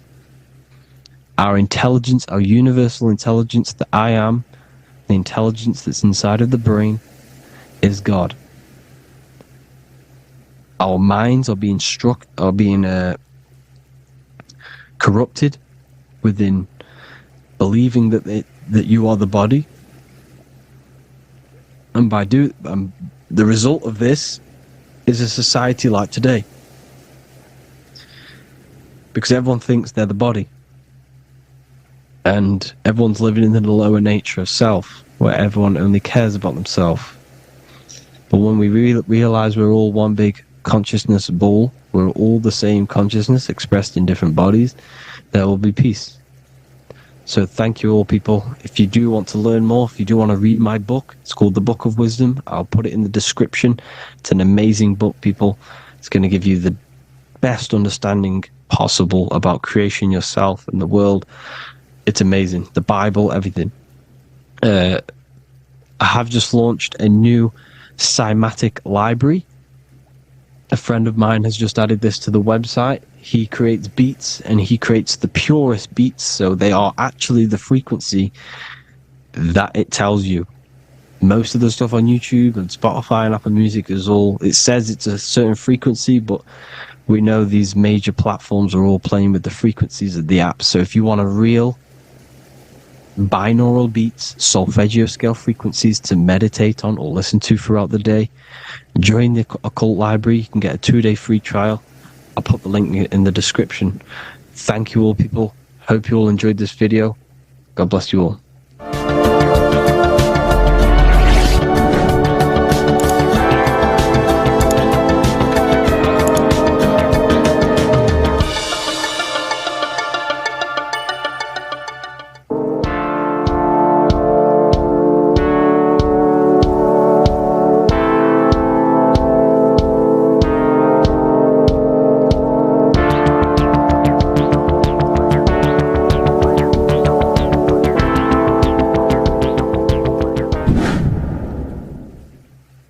What is good, people? It's Revival of Wisdom. I hope you're all doing well. Now, this video is how to raise your holy oil or your kundalini. Let's get straight into this. So this is a monthly cycle. Every month, when the moon is in your zodiac sign, this oil is released. Now, the moon is in control of monthly cycles. For women, it's the menstrual cycle, and as well this holy oil cycle. The moon changes sign every 2.5 days and passes through the zodiac signs in 27 days. So the moon tells the day, the sun tells the time, the stars tell the month. This reality is a massive clock, if you like to say. It's a cycle. Okay, the moon controls the night, emotions, water, fluids, and the mind. Okay, so this oil is produced in the claustrum. It's produced in the claustrum, which is here, right? This is where you get Santa Claus from. Now, the claustrum is at the center of the brain, and it is next to the pineal gland and the pituitary gland. Once it starts in the claustrum, this is the holy present. This is the present that Santa gives to us, Santa Claus. And it goes to the pituitary gland and the pineal gland. And what's connected to the pituitary gland and the pineal gland is the Ida and the Pingala. The Pingala is the pineal gland's nerve, which is the honey, which is the positive charge, electric. And the pituitary is the Ida nerve, which is the magnetic charge. This is the milk, the land flowing with milk and honey. This is the brain, the heaven, okay? And it travels down the spine using these two nerves, these electromagnetic charge. And this is what the ancients symbolized with the two serpents wrapped around the spinal cord, the Ida and the Pingala. And this travels down to the sacrum or the solar plexus. Okay, so once it's here, okay, the spine is an elongation of the brain. So the spine is pretty much the brain. It's an extension of it. And it's kind of a microcosm of how we descended from heaven to physical reality, to physical matter, which is our consciousness has done. Our consciousness has descended from heaven into physical matter, and this is a microcosm of it. Okay, so once we're in the sacrum bone, this holy oil, like I've just explained, this holy oil starts in the Santa Claustrum, goes down the chimney to the sacrum. This is the sacrum, the solar plexus, and drops the present off at the sacrum. Now, once we're at the sacrum, We need to raise our vibration to take this oil back up the spine. Okay, and the River Jordan symbolizes this in the Bible. King Herod wants to kill Jesus in Nazareth, which is here, this is the River Jordan, is Nazareth. He goes to be born in Bethlehem and then goes back up to Nazareth to Joseph and Mary. Joseph and Mary, the pineal gland and the pituitary gland. The Bible is huge symbolism. It's all metaphors for this sacred process which goes on inside of your body. You are the Temple of Solomon. You are the Holy Land. The Holy Land is your brain. Once this oil is at the sacrum, you need to raise your vibration in order to take it back up. Once this oil has gone back up to the pineal gland, it activates the crystals which are wrapped around your pineal gland. Your pineal gland is this tiny little beam here. This is the claustrum. This is the pineal gland, and it's wrapped in crystals. And when this oil travels back up the spine by raising your vibration, back to the upper room where Jesus met the 12 disciples, or the 12 cranial nerves in the brain, and it activates and it turns on this pineal gland. And once it's turned on, it illuminates all the cells and the nerves in your brain and turns them all on and activates the higher God man, the God consciousness, Christ consciousness. And it regenerates the whole body. This is the secret to regeneration. It regenerates all the cells in the body. And this is how the ancients lived for thousands and thousands of years. It's talked about in ancient texts. They lived for hundreds and thousands of years because they knew this secret. And this fluid, this brain fluid, the secretion, or the Christos in Greek, which means gold, because this is the alchemical process from turning lead to gold. Your body is the alchemical furnace. Now the ancients knew about this center of the brain because they symboled it. This is the Eye of Ra, and it's the brain, and this is what's wrapped around our consciousness. Our consciousness isn't wrapped around the brain. The brain is built around the consciousness. We are the consciousness. You don't have a soul, you are the soul. Okay? Now, the head, heaven, hell, heel at the bottom of your foot, that's hell. Head is heaven and hell. Simple. Now the pineal gland produces DMT, which is dimethyltryptamine, which is known as the spirit molecule. So, let's move on. Now, when this oil travels up, back, the spine, the chimney,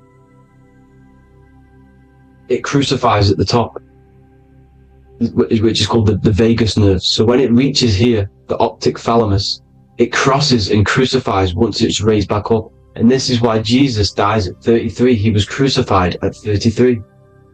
Because you have 33 vertebrae on the back of your spine. And then it's crucified by the cross of the vagus nerve. When this oil crosses the vagus nerve, this is the crucifixion at 33. And it symbolizes the death of the physical consciousness. You then become spirit.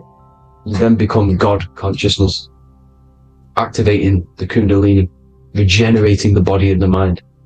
Okay? The Garden of Eden. You are the Garden of Eden. The land of milk and honey is upstairs. The pituitary, which is the milk, the pineal gland, which is the honey, which is DMT. It even says this in the Bible. As he brought us into the place, and he has given us this land, a land flowing with milk and honey, which is also symbolized as the sun and the moon. The Bible also says, the light of the body is the eye, not the eyes, the eye. If therefore thine eye be single, thy whole body shall be full of light. This is the activation of the pineal gland by raising this oil back up to the pineal gland, to the center of the brain. Neither shall they say, see that here, or see there, for behold, the kingdom of God is within you. So he's saying, don't look out there. Nothing is out there. It's all inside of you. Everything's inside of you. You're the universe. Now, how to raise this oil back up to the pineal gland? Every month, like I said. The moon controls the cycle. The moon controls monthly cycles. When the moon is going into your zodiac sign every month, this oil goes down the spine, and you must raise your frequency to get it back up. You must retain your seed. This is the most important. Your fluid, your secret, your holy fluid, your life force. You can't let that go. That life force is the reason you're alive. This holy oil is the reason you're alive, because it feeds all of the systems in your body. It feeds all the systems in your body. You have to retain your seed. Alkaline diet, positive thinking, and meditation. Okay? When you retain your seed, you will live longer. The moment you release it, you're killing yourself. You're killing a piece of yourself every time you release your seed. Every single time. You're killing a part of yourself. Okay? Now, this could be why this could be the illumination, the single eye on the Illuminati's symbol, the Freemasonic symbol, the illuminated eye, the triangle, which could symbolize the body, mind, and spirit, but the eye illuminated. Now, in the Bible, it talks about the two trees, the tree of knowledge and the tree of life. The tree of knowledge is the tree of good and evil, which is the most important system in your body, which is the nervous system. The nervous system, the most important. The tree of good and evil. And the tree of life, which is the cardiovascular system. Now, this oil, when it's released every month, feeds these two systems, and these two systems feed everything. Now, it's important you understand that. Okay? The ancients knew all of this knowledge. The Bible's telling you this knowledge. But it's in a metaphorical way. You have to understand the context behind it so you can read it properly. Now, eating of the tree of life, which is what it talks about in the Bible, eating from the tree of life is actually symbolizing a bad diet, ejaculation. Because you're eating from these two systems, you're killing yourself with a bad diet. You're killing yourself with an ejaculation. Okay? So, that's important to understand. Now, this is Jacob's ladder in the Freemasons. Jacob's ladder, which is the spinal cord. It's the stairway to heaven. And this is Jack and the Beanstalk when he goes up the beanstalk and finds the golden egg in the grey clouds. The grey clouds symbolize the grey matter in your brain. Now, the Garden of Eden talks about the 4 different rivers in Garden of Eden. As we see here, the North Pole map, the ancient North Pole map. Because the center of the earth is the center of the torus field. Everything's the torus field. Atoms are torus fields. Everything's torus fields. You are the universe.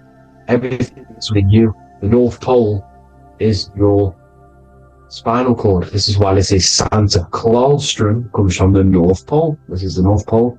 And the Santa Claustrum is the center of your brain. Now, there's 4 rivers which come from the Garden of Eden. Is the blood, the Christ oil, which is the oil we're talking about, urine, and saliva. These are the 4 sacred oil, 4 sacred fluids in your body.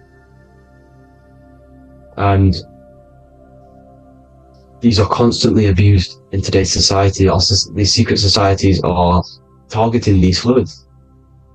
Okay? This is why porn is free. They sexualize society through Disney. Go and look at some of the Disney movies. There's so many subliminal messages which sexualize these children because they want you sexualized.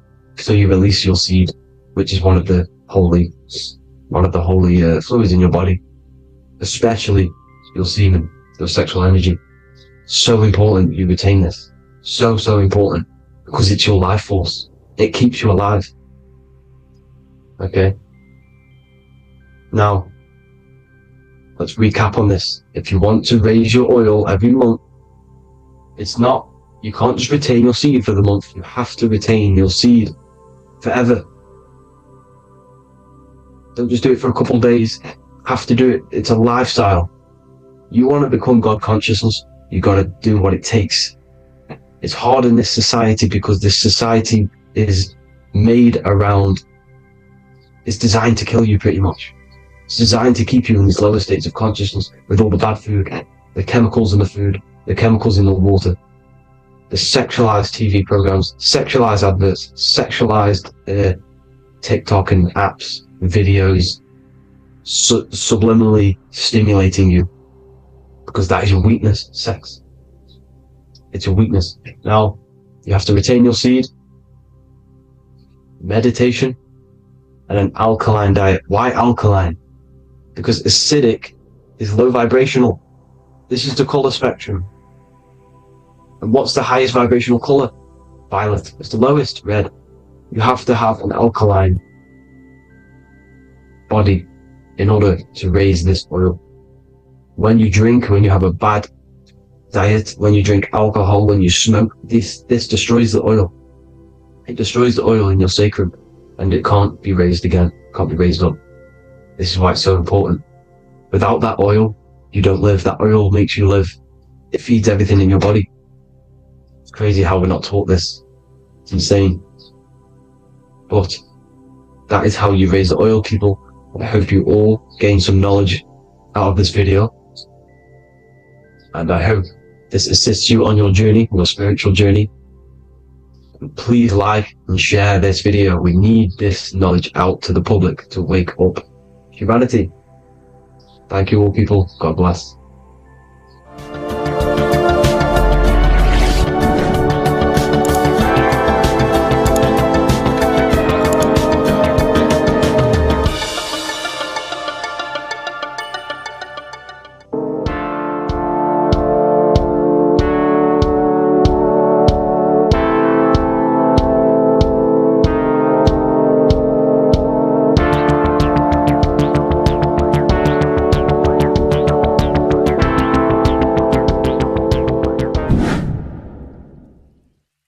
What is good, people? We're back with another video, and this is going to be talking about the connection between the micro and the macro.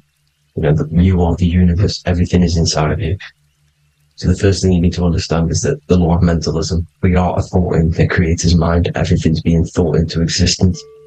We have a spark of this mind, this same mind of the creator, and everything is a state of mind.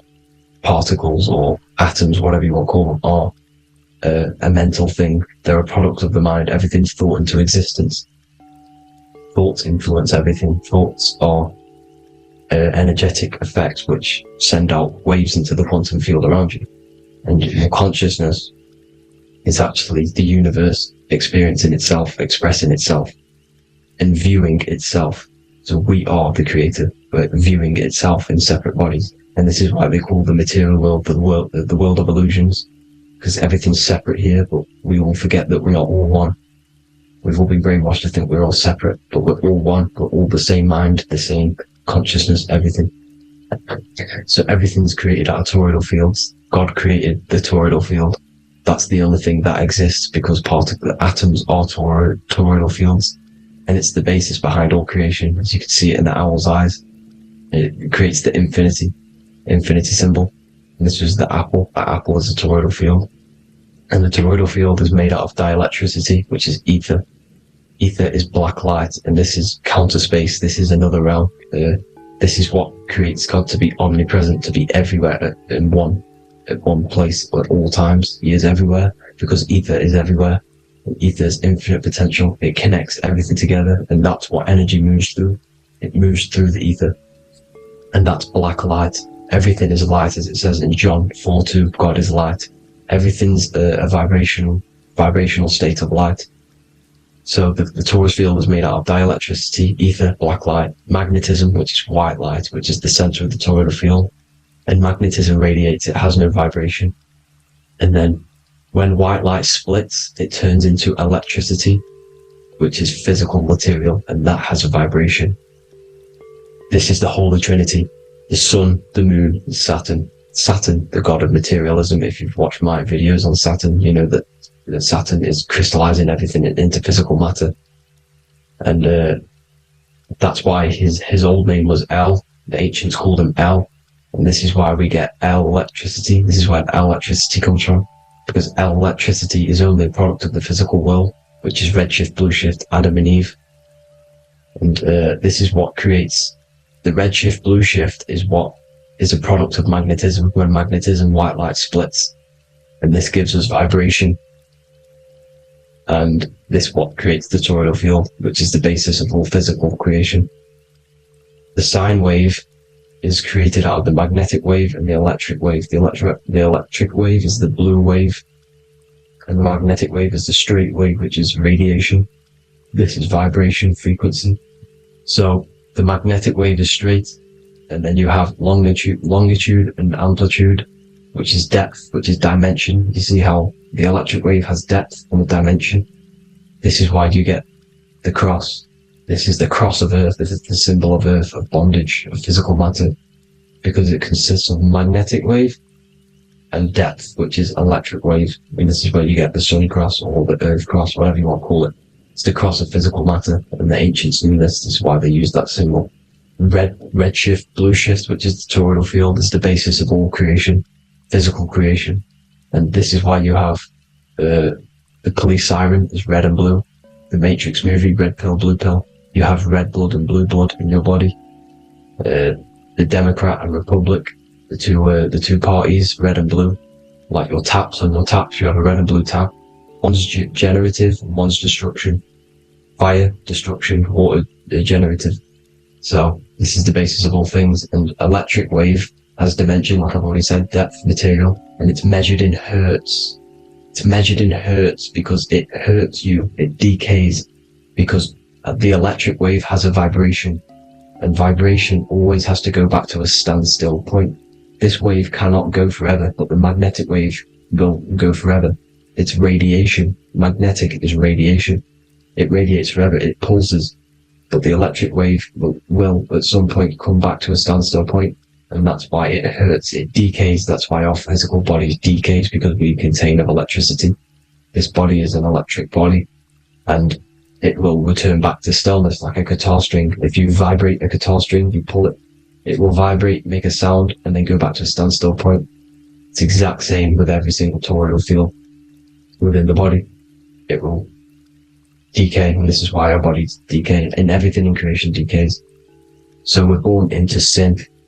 The sin of Eve. The sin of Eve is us biting into the tree of knowledge of good and evil, which is the systems in the body. And the sin of Eve is biting into the sine wave. We bit into the sine wave. The sun moves in a sine wave. Our DNA is a sine wave. Time is a sine wave. Everything in this creation is a sine wave. This is why the dollar bill is a sine wave. Magnetism and electricity and electric waves in one. And this is the sun doing its sine wave, which creates, when you go bowling, it kind of creates that pin that you hit over. That's the pin of the sun. The zodiac sign is a sine wave, because the zodiac sign is an expression of the toroidal field, because magnetism unfolds into 12ness. And that's why you have 12 zodiac signs, 12 systems in your body, 12 cranial nerves in your head, in your brain. So if you can imagine this, see where my pointer is? Always starts with Aries. Aries is the head. It's the first thing that's created in the womb. And this is Aries, the ram. And this is why it's called a cerebrum in the brain, which is the first thing that creates when you're in the womb. And what's the element of Aries is fire. Fire is the first element. F-I-R, first, because it's the first thing on the wheel, the first expression of energy. As you can see here, my pointer, this is the center of the toroidal field. It would go Aries, Virgo, Capricorn, Pisces, Scorpio, Cancer. Then we'll go back to Libra. Libra would be center. But you see how the toroidal field is the expression of the 12 energies. That's what the constellations are, the energy expressions of the toroidal field. So it would go outward, starting from Aries here, all the way back to Pisces, which is beyond the bottom half. But Libra would be the center. That's why Libra is the equinox. It's the equinox. Libra is when it goes from summer over to autumn. It's the equal. It starts to transition into the winter side. Equinox, equal, which is Libra. And that's why Libra has the two scales. It's symbolized with the two scales. That's because of, you know, the sun moving over. It's being judged. It's equal now, but then it's going to tip over into the winter. That's why Libra is here, the center of the sine wave. Like I said before, magnetic energy unfolds into 12ness. Magnesium is number 12 on the periodic table. It's the sacred number. And this is why the scientists are trying to, well, NASA is trying to bring in another constellation to destroy the holy science of astrology. So Aries rules the head, which is Mars. Taurus rules the neck, the lower head. Gemini, the two twins, which is your lungs, your two twins, your arms, two twins. Cancer, the breasts, or the chest area. Leo, the heart, which is the sun, which is fire, the center of the toroidal field. Virgo, the belly, which is the intestines. Libra, the kidneys, the two scales, the kidneys, balancing out everything. Scorpio, the sex organs. Sagittarius, hips and thighs. Capricorn, I've missed that out, which is the kneecaps. Capricorn, kneecap. Aries, which is the ram, which is the cerebrum in your brain. And then Aquarius, the calves and the ankles. And the Pisces, the two fish, the 2 feet. So everything corresponds, as you can see here. This is an ancient way of depicting it, of the folded human. And this is everything. Each constellation rules that part of the body, gives energy to that part of the body, makes you do certain things. So magnetic energy unfolds into 12ness, electricity unfolds into 7s. That's why when you get electric, the light spectrum that we see, it consists of 7 colors. Why we have 7 planets. The 7 planets give us our 7 metals and the 7 solfeggio scale frequencies. So the rotor, this is the rotor. And rotor is an anagram for Torah. The Torah, which is I think it's the Hebrew Bible. Don't quote me on that, but it's one of the holy books. Which is the Torah, the Taurus. Everything goes back to the Taurus field because it's the basis of all creation. So the chief cornerstone, it says in the Bible that the builders rejected the chief cornerstone. The chief cornerstone, you are the builder. You decided to incarnate into the physical world, into the electric world, the world of Saturn. When you are created in the womb, it takes you 9 months for you to be created. So for example, if your parents, if you went into the womb here, it'd take you 9 months.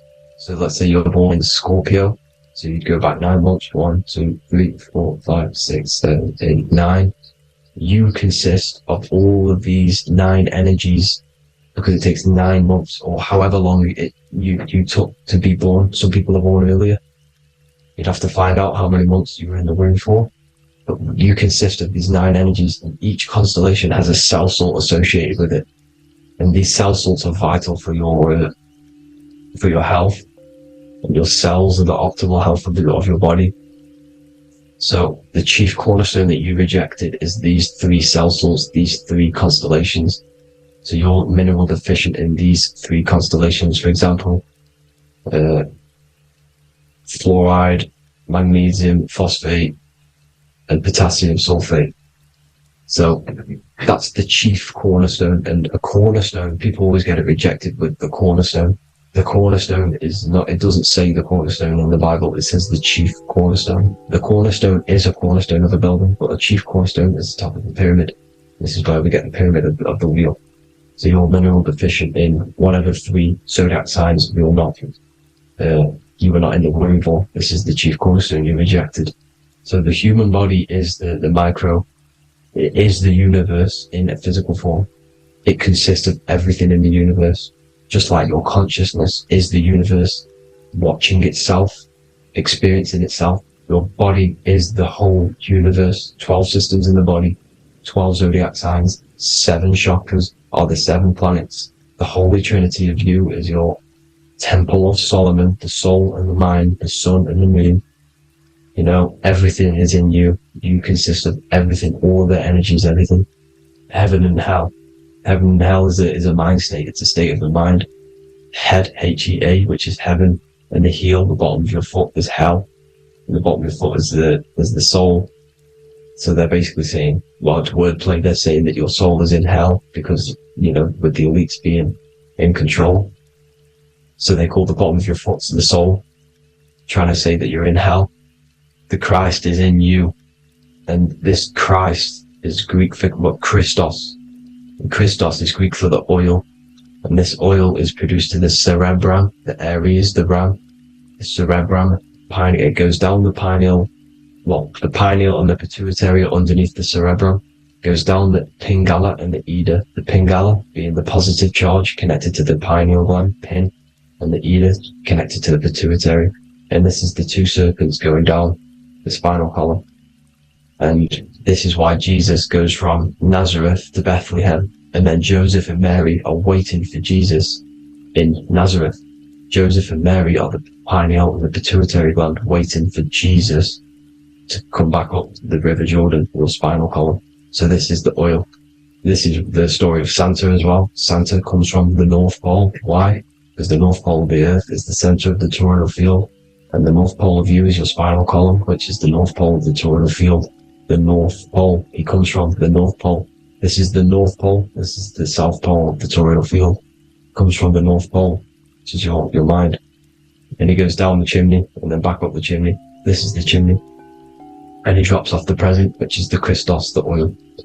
And this is why Jesus is crucified at 33, because he crosses over the vagus nerve at the top of your spine. When this oil comes back up the 33 vertebrae, these are your vertebrae here. When it goes up the 33 vertebrae, it gets crucified at 33 because it crosses the vagus nerve, and he's crucified on a cross at 33. This is the story behind Jesus and Santa. The Ark of the Covenant in the Bible is the two hemispheres which cover the vital parts of your mind, the brain side, which is the cerebrum, the pineal, the pituitaries, etc. So the two hemispheres are the two angels, the Ark of the Covenant. This is the Ark of the Covenant covering the two vital parts of your brain. So these are the optic thalamus is another part, and it protects the Christ oil, which is inside at the center of the brain. See, the Bible is all a massive metaphor about yourself, because you are the universe. You are a microcosm of the universe. Your consciousness has experienced itself, and the universe experiencing, and your body is the whole universe. Your head's heaven. So Moses crosses the Red Sea. These are the two hemispheres of your brain. This is the corpus callosum, the Red Sea. So he's pretty much saying that he's uniting the two hemispheres of your brain, because most people in this generation are stuck in the left brain, which is just logic, reasoning, science and maths, writing. You know, this is what school teaches you to do. It keeps you stuck in your left brain. And you want to cross over to you want to cross the Red Sea, which is the corpus callosum, to the right brain, which is awareness, art awareness, creativity, imagination, intuition, insight. You know, using the higher mind, creativity, imagination. If you don't have intuition, then you can't read energy, you can't pick up on bad things. This is what Moses is symbolizing by crossing the Red Sea. And it's also the upper room where Jesus met the 12 disciples. 12 disciples are the 12 cranial nerves in your brain. It doesn't just represent the 12 zodiac signs. The 12 disciples symbolizes many different things. It's like I said, energy the universe consists of 12ness. So you have 12 cranial nerves in your brain, and that's the 12 disciples as well. And they want you stuck in your left brain, which is the five senses, materialism. So they say in the Bible that Satan blinds the mind. Satan is Saturn. If you've watched my videos, Satan is Saturn. And you consist of the whole Trinity, which is the sun, moon, and earth. The soul, the moon, the soul being the sun, the solar, the moon being your mind, the earth, your physical body. And Satan blinds the mind. Why? Because we enter a soul system. This is a soul system, not a solar system. And Saturn is the Lord of the Rings, which is the outer ring. When your soul enters the soul system, your soul starts to materialize. It hits Saturn. Why? Because Saturn starts to materialize you. You take on the 7 virtues, which are the 7 planets, which are your 7 chakras. And to get out of this soul system, you must get out of your lower nature, your animal nature, which is lust, desire, greed, you know, the number of the beast 666, which is Saturn, Satan. So you enter the soul system, you take on the 7 energies, which you turn into physical matter. And this is your descension from heaven to, well, to say hell. And then you must raise back up from matter to spirit. They say Satan blinds the mind. Why? Because your mind gets materialized. Your soul and mind get materialized. And when you get materialized, it's an intense experience. You lose the divinity within you. You forget the divinity. So Satan, which is the first planet, the first energy you take on, the material body, he blinds the mind. He makes you forget everything, your divinity. Then you must remember, ascend up Jacob's ladder, the 33 vertebrae, to heaven. And this is a microcosm of the macro, because you will ascend back up to heaven if you do this, when you leave your physical body, when your body decays. So when it talks about in the Bible, completely destroy them, the Hittites, the Amorites, the Canaanites, all the ites, this is what God says to the Israelites. It says completely destroy them. It's basically symbolizing saying destroy your lower nature. The Canaanites, cannibals. We're under a Canaanite system now, which is cannibalism. And this is flesh eating, lust, greed, all the demonic stuff, all the lower vibrational stuff, you know, the lower nature, eating, sex and survival, the lower 3 chakras. You must get out of these lower 3 chakras and return back to spirit, which is heaven, which is spirit, love, being holy, being truthful, being passionate, going back to Satan blinding the mind. All of the planets are made out of these 3 symbols. Satan blinds the mind, and that's why Satan's symbol, this is the symbol for Saturn, Satan, this symbol of Saturn is the cross, which is physical matter, the earth, over the moon is your mind. So the Saturn symbol saying matter over mind, he blinds the mind, Satan blinds the mind once you enter the soul system. And you must remember, in the Bible it talks about the Genesis, which is Eve, the sin of Eve, which is biting of the tree of knowledge, with the serpent which wraps around the tree. It says the serpent placed himself on the tree. Well, the serpent is the spinal column. It's the serpent telling you eat from the tree of knowledge of good and evil, which is your nervous system. And eating from the tree of knowledge of good and evil is doing bad things. For example, over-sexualized, overeating, eating the wrong food. That's eating from your nervous system. It's decaying you, and it's preventing you from achieving the God self, the God consciousness. This is the symbolism of, you know, the tree on the serpent. They're telling you to eat from the left brain, with the left brain being the sinister. Sinister is Latin for left. That's sin. Sin is left. And left is lefty loosey, Lucifer, right, righteousness, right, God, godly. The tree of knowledge of good and evil, which is your nervous system, because it determines good or bad. You know, that's the only thing you experience in this world is your nervous system. And then the tree of life is the cardiovascular system, and the Garden of Eden is your body. So that's it for this video, people. I hope you've got a greater understanding of how you are the universe and everything is inside of you.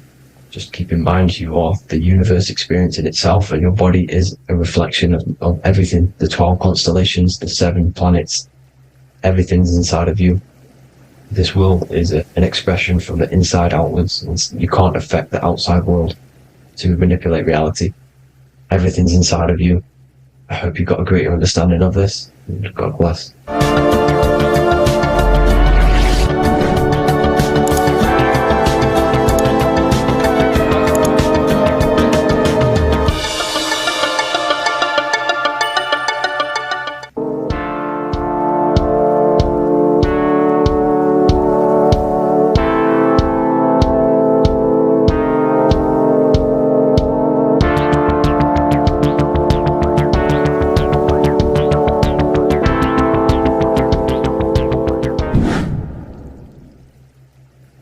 What's good, people? We're back with another video.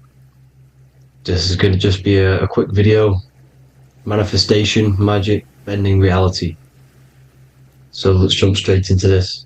So you have a conscious and a subconscious part of your mind. The conscious is what you're conscious of, what you're actually doing, where you can choose or not. However, the subconscious is the part of your brain which is automatic. So all of the systems in your body, like the digestive system, your heartbeat, these are automatically being ran. And you do not have to tell these systems to do anything. You do not have to consciously tell your heart to beat. It's automatically doing it. And this is what the subconscious mind is controlling. It's like the dark aspect of your brain or your mind. It is the way bigger aspect of your mind. Okay, it controls all the systems in your body. Okay, and this is where all of your programs are. So when you're in it, from your childhood, what you've learned in school, all of these things are being kept in your subconscious. Maybe traumas and stuff like that. So the subconscious is the female aspect, and the conscious is the male aspect, because the male is all about action and doing, and the female is more about creation, creativity, intuition. So you have a right and a left hemisphere of your brain, and these are obviously male and female. The right side of your brain is your female. It's to do with creativity, imagination, intuition, insight. Okay, and this is one of the most important sides of the brain. This side of the brain is the most attacked by the elites, whatever you want to call them. This side is one of the most important, because obviously your intuition is a massive part of reality. And if you don't have intuition, then you lose track of the things around you. You can't consciously feel if things are wrong or right. They don't want you to have intuition or creativity or imagination. They want you in the left side of your brain, which is just reasoning, logic, and basic things. So they just want you to tell you what you want, tell you what to learn, and then that's it. They don't want you thinking for yourself, which is the right side of the brain. So whatever the conscious side of your mind impresses the subconscious side of your mind.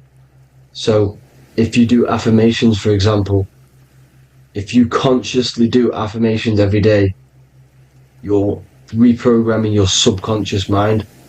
You're impressing a vibration and a word into your subconscious mind, and therefore it will reprogram it.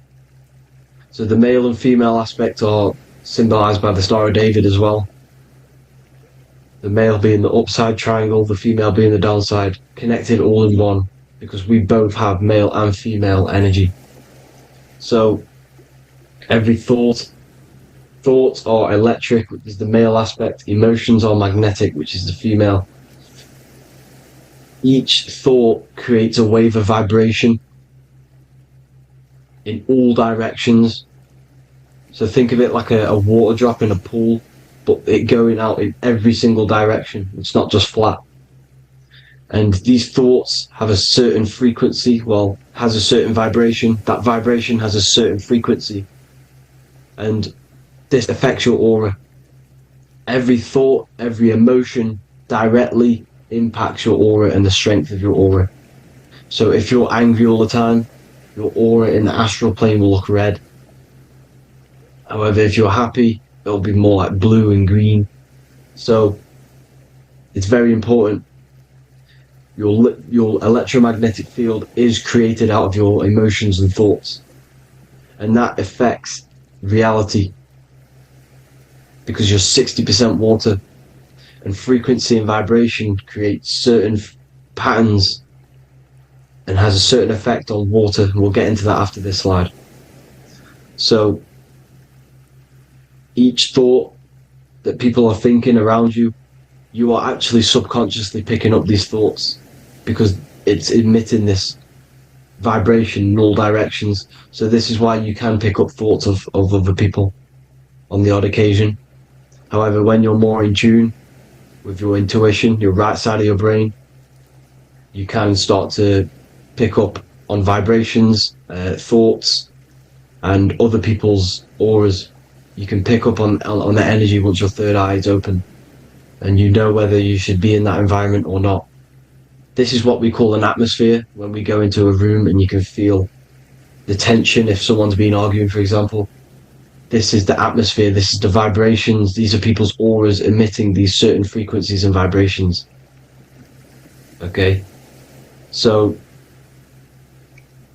our aura is contained of multiple layers.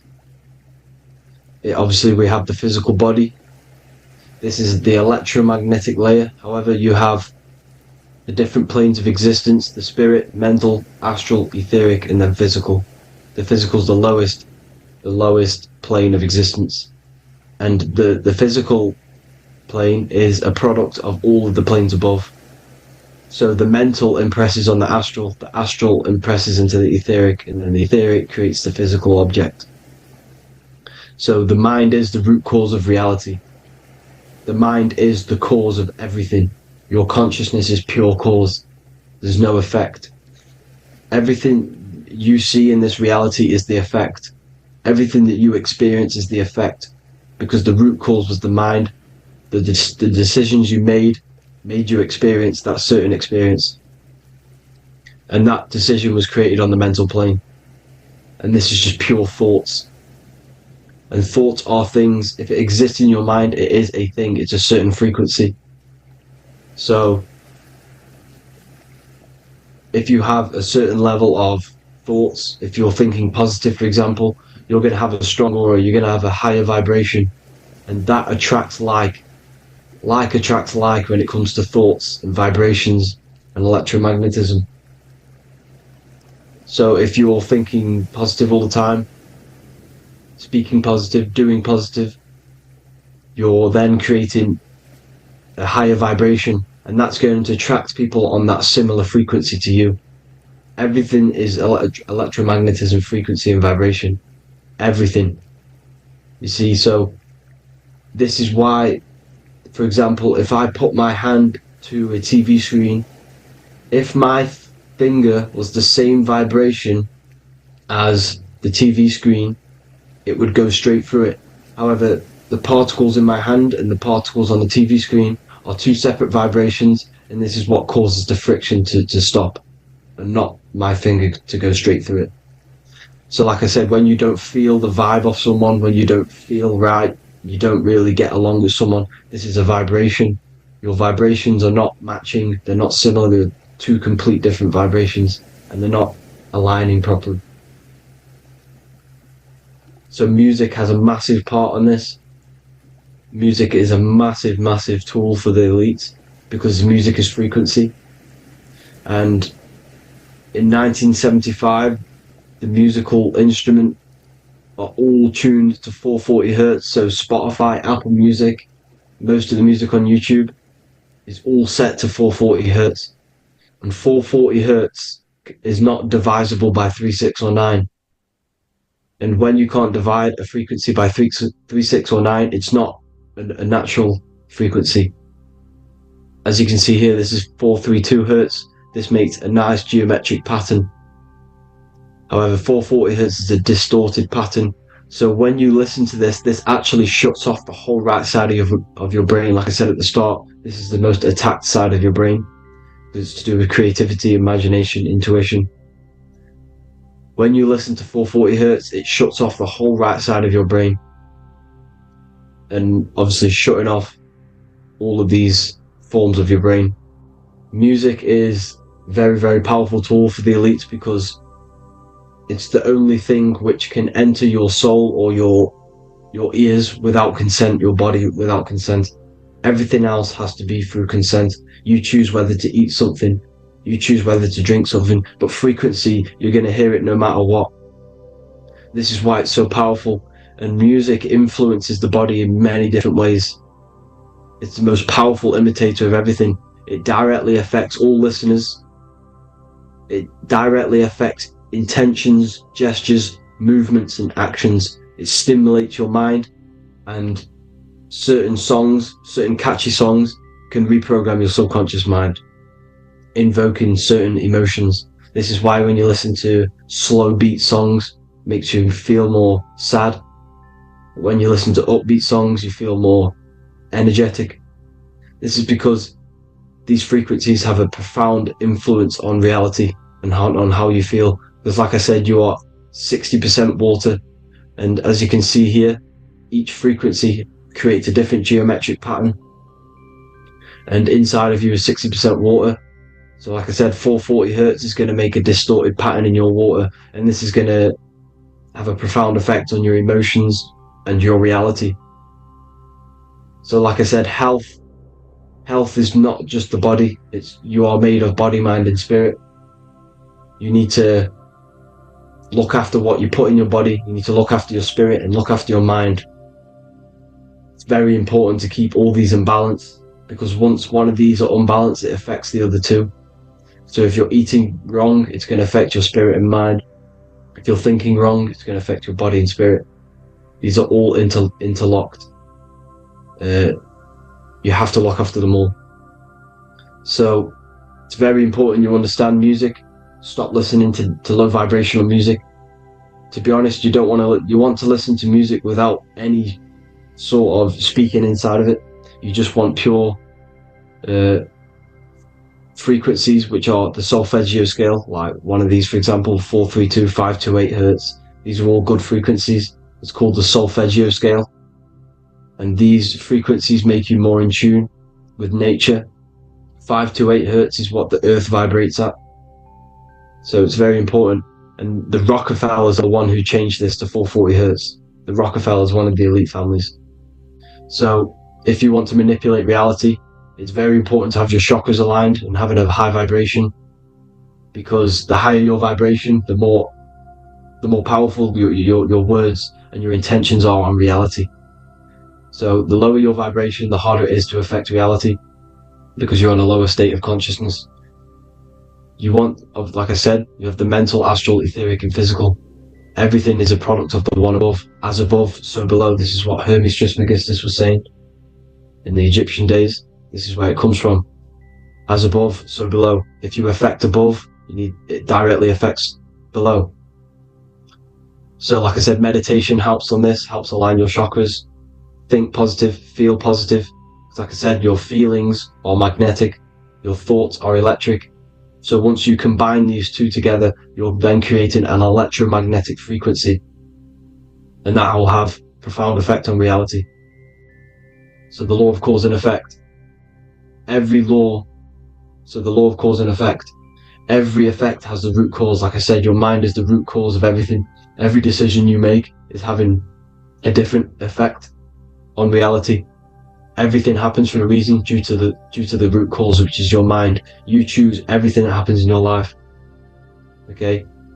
So it's very important you understand this, and you constantly make the right decisions, the good decisions, to have good effects on your reality. You have to be very conscious of this law, because nothing escapes this law. This is the law of all consciousness. So think about it. Imagine a massive ball of consciousness. However, off this ball are different sparks, and each one of these sparks are in each and everyone's body. This spark is governed by these laws, the law of cause and effect, the law of correspondence, the 7 hermetic principles. It's very important you understand this, because this mass ball of consciousness is what is obeying these laws, and everyone has this spark of consciousness inside their third eye. And like I said, everyone is the same consciousness. This is why if you do bad unto someone else, that will directly affect your reality. So if you hurt someone, it's going to come back to you in one way or another, because you are that same consciousness. This is like a mirror of reality. As within, so without. Whatever you feel on the inside, you're gonna see that on the outside. You're gonna experience that reality, whatever you've impressed.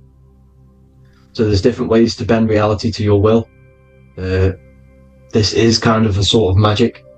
So obviously you have black magic, which is manipulating reality to harm and influence others, or to be very selfish. And then you have white magic, which is manipulating reality for the good of humanity. So you do have to be very careful with your intentions, people, when you're trying to manipulate reality, because this is nothing to be played with. If you are manipulating reality for the wrong reason, it's going to come and bite you in the ass in some way or another. Because everything is balanced. Everything balances out in this reality. Nothing escapes the laws. Not one thing escapes the laws. So if you're stealing from yourself, because it's just going to come back in one way or another. Inside of everyone's heart, you know whether you're doing good or wrong. You know, you can feel it when you do something wrong. You can feel it when you do something good. The heart is the center of the torus field. It's balance. And this is why you say follow your heart, because it's the center of the torus field. It's very important to listen to this inner voice inside of you, because that is telling you the right things to do, the good decisions to make. And when you keep following that voice, that good voice inside of you, it takes you to your life path. Very important to follow that voice. However, don't let the ego get in the way of it. Don't care what your friends are going to say. It's very important to understand this. So, you have different ways of manipulating reality. You have sigil magic. This is where you create your own sigil or symbol. You create your own sigil and symbol, and then you charge it. You behind that symbol, you have an intention. So, for example, if you want to manifest wealth, you create a sigil which represents what you want. You create that sigil, you draw it out, you charge it, because wherever your attention goes, energy flows. So whatever your attention is, you're sending energy that way. So what you do with your eyes and your hands, you place attention on the sigil. Imagine that it's glowing. Imagine that you're sending energy to the sigil. And then you burn the piece of paper once you've done this. And then after this, you meditate on that symbol. You constantly think about that symbol, because that symbol is the frequency, is the thing that you want to manifest. So that's one way. Or you can just meditate on your reality. So imagine yourself having already what you have. This is what they call a mindset. You must set your mind to the frequency what you want to manifest. Okay? So if you want to manifest wealth, for example, imagine yourself being wealthy. What would it feel like? What would you be doing? Imagine a scene in your mind. Constantly do this, and you're putting out that frequency. Like I said, you must think, because the thoughts are electric, and then you must feel, which is magnetic. Together, this creates an electromagnetic frequency, and this is how you attract things to you. You will attract the certain people to come in your life to bend reality to your will. Okay? Or you've got mirror magic. Stare yourself in the mirror, because a mirror reflects light. It also reflects energy. So you've got to be very careful with what you say to a mirror. You've got to be very, very, very careful, because whatever you send into that mirror is directly sent straight back to you. So if you're thinking negative, you're sending negative energy back straight to you, and that's going to have an effect on your reality. Affirmations are very important, because your words are frequency, your words are vibrations, and each word you say has a certain frequency. If it's positively charged, it's going to affect you positively. If it's negatively charged, because like I say, your brain and your mind is like the director of energy. That's what your brain is. And it directs energy into certain things. You can either positively charge it or negatively charge it. And this brain is creating your reality constantly. It's manifesting your reality constantly in the present moment. So this is what the government knows. The government know your mind is the root cause of reality. This is why they call themselves a government. Government. The New World Order is not being manifested by them. They are controlling the information. They are controlling your perception of this reality. And they know the mind is the root cause of reality. Therefore, if they control your perception of reality and your information, what you believe, you're going to manifest that information, that perception. So we, the people as a collective consciousness, are the ones manifesting this New World Order. You see, so this isn't black magic. They're actually tricking us into manifesting their own their plans, this New World Order. You see, this is how smart these people are. They know how to get around the laws of reality. They know how to bend reality to their will without facing the consequences. They're getting humanity to do it. You see, there is a collective consciousness. As like I said, we all have that same spark of consciousness, right? So as a collective consciousness, we are on a very low vibration at the moment. However, we are waking up rapidly. There are more and more people waking up at the moment, and light always chases away the shadow. Light is a lot more powerful than darkness, you see. So, one person waking up has a massive effect than one person being asleep. It has a profound effect. Because like I say, the light always chases away the darkness. It's more powerful. The light is always more powerful. High vibrations are more powerful than lower. So that's it for this, people. I hope you all enjoyed. This is a short, quick video. God bless you all.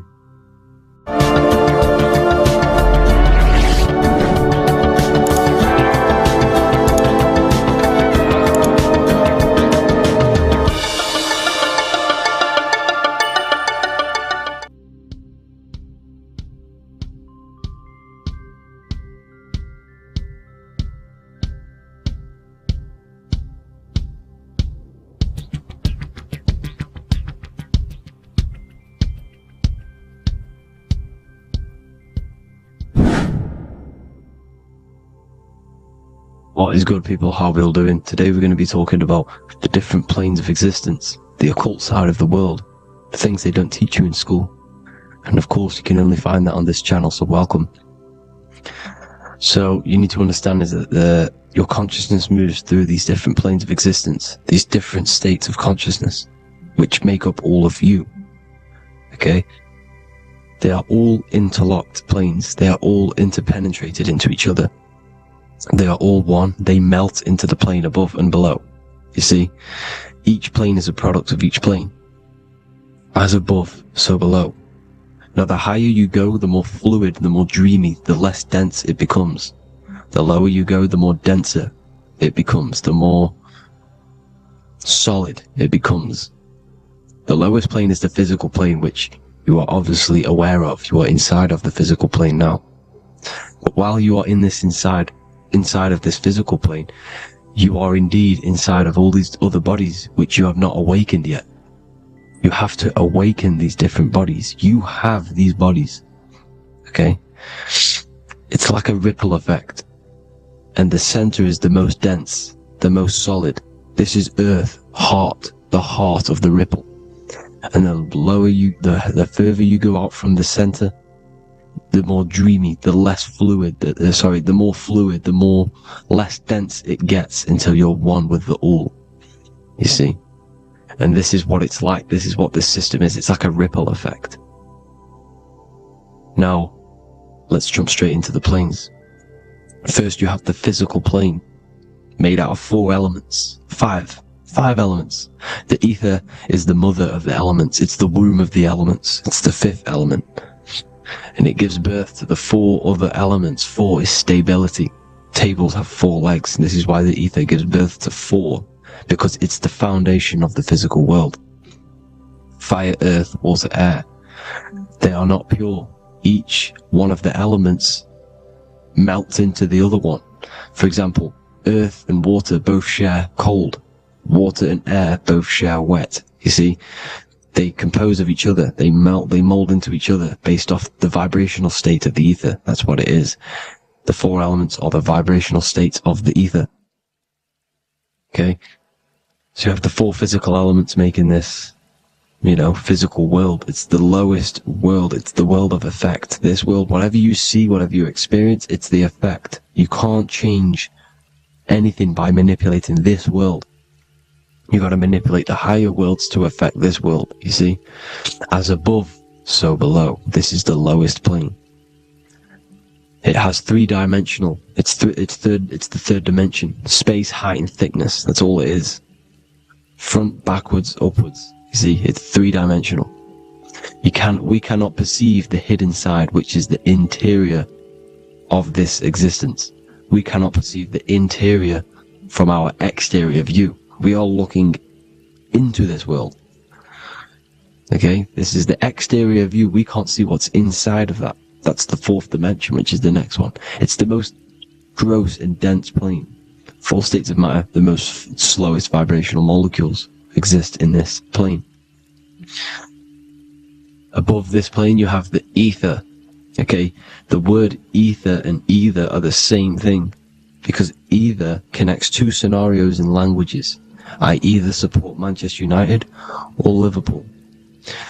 Either is connecting them two scenarios. The ether is doing the exact same, as you can see here on the planes of existence. It connects the astral world, which is very important, to the physical world. It's connecting these two worlds. So it's the ether. It's the ether. The ether is pure potential. Energy flows through the ether. It is pure energy, pure potential. Okay? The physical body is an exact copy of the etheric counterpart body. So every physical object has an etheric energy double. It's like a blueprint of that object. Every single object has an energy double, and that's the etheric double. Okay? The etheric body determines the shape of our physical body through its lines of force. All through life, it rebuilds and restores the physical body. Physical problems show up first in the etheric body, because as above, so below. You manipulate the higher planes, it will manipulate this plane. And this is why sorcery works. You know, contact with astral plane entities. We'll get into that a bit later. So, the reason why we can't see this plane, this energy world, which is all around us, which we are inside of right now as we speak, is that the molecules that compose it are further apart than those of the physical plane, making it invisible to the two eyes. That we can't perceive it. Our eyes cannot physically suck in that sort of information, and our brain cannot decode it. This is why, you know, they brainwash us with all these programs to keep us asleep, to keep these other bodies we have asleep, so we don't find out about these other bodies, and is to make you believe that everything's just a material. Only the material world exists. They don't want you to know is that everything that you see is a result of something you cannot see. As above, so below. There are realities within this reality. This is what I'm breaking down now, these different planes, on how this reality works. So your etheric double is your energy body. You can see here the physical, etheric, astral. Astral is your spirit. The ether is a part of the physical plane. It's like just above the physical plane, but it's still part. But then the astral plane is completely separate. It's another plane. But they're all interlocked. Don't think they're apart. They're all interlocked. They're all one. They all melt into each other. The chakras that we have are inside of our etheric body. They are our sense of organs which tune us to the fourth dimension. These 7 chakras connect us to the astral world, the fourth dimension. Okay? They are points for the flow of energy from the universe / 7 planets, because the 7 chakras are your 7 planets, and the 7 planets are connected to the astral world. They are feeding these 7 centers in our body. They connect us to the universe, to our etheric counterpart, and then to us, supplying the physical body. Because the energy comes from above. As above, so below. These 7 centers, these 7 etheric chakras, are being supplied with energy from the universe, the 7 planets, the solar system. Then it supplies the physical body. You see? So, the ether is very important. And this is, you know, that the ancients understood the science of the ether, and they could, you know, harness free electricity from it, because it's all around us. The ether is all around us. And this is what they were doing. They were harnessing free energy using the ether. The astral plane, the fourth dimension, very important plane. Very, very important. We've all been there. Every single one of you has been there. Okay? The fourth dimension is unseen of what we see. It's the interior of the exterior that we see. We see the third dimension, but we cannot see beyond what's making this third dimension. This is the fourth dimension. Okay, it's the dream world. This is where you go when you dream. Okay? This is where you go when you dream. It's the place of disembodied spirits or ghosts, entities, whatever you want to call them. When you hear ringing in your ears, that is not tinnitus. That is an entity around you. Okay? That is an entity around you. The fourth dimension is where thought forms exist. Mental images. Thought forms as in what you see in your mind when you think of an image, because the mind is the highest plane of existence. Mind is the highest plane of existence, and it manipulates all of the planes below. So it goes the mental plane, then the astral plane. So the thought is in the mind, the mental plane. Just the thought alone, no image, but then the form depiction, the thought form exists. It manifests in the astral plane as a sort of image, an entity, a living conscious being. So this is why thoughts are things. You see, thought forms exist within the fourth dimension. So when you imagine something, when you are, for example, right now, look into your hand and imagine there's an apple in your hand. If you can see that, you are seeing into this fourth dimension. You can only see into this fourth dimension using the mind's eye, not the two eyes, the mind's eye. When you shut off the two eyes into darkness, the third eye opens. The mind's eye is open, and you can see, this is astral travel. You got to work on astral travel, and you will see this astral plane, this fourth dimension. And there are 3 different sections to this astral plane: higher, middle, or lower. So yes, there is a kind of a heaven and hell, and a mid-God. Heaven being the higher vibrational entities manifesting higher vibrational thought forms existing there, the lower vibrational thought forms existing in the astral plane. But these thought forms are beings. You can create these beings. They're called elementals. Okay? If you entertain specific thoughts for long enough, this will plant a seed and it will grow. So for example, you have a bad feeling or whatever, what's a good example? Unforgiving someone. You keep that energy inside of you for long enough, it will manifest in the fourth dimension. You entertain that thought long enough, it will manifest.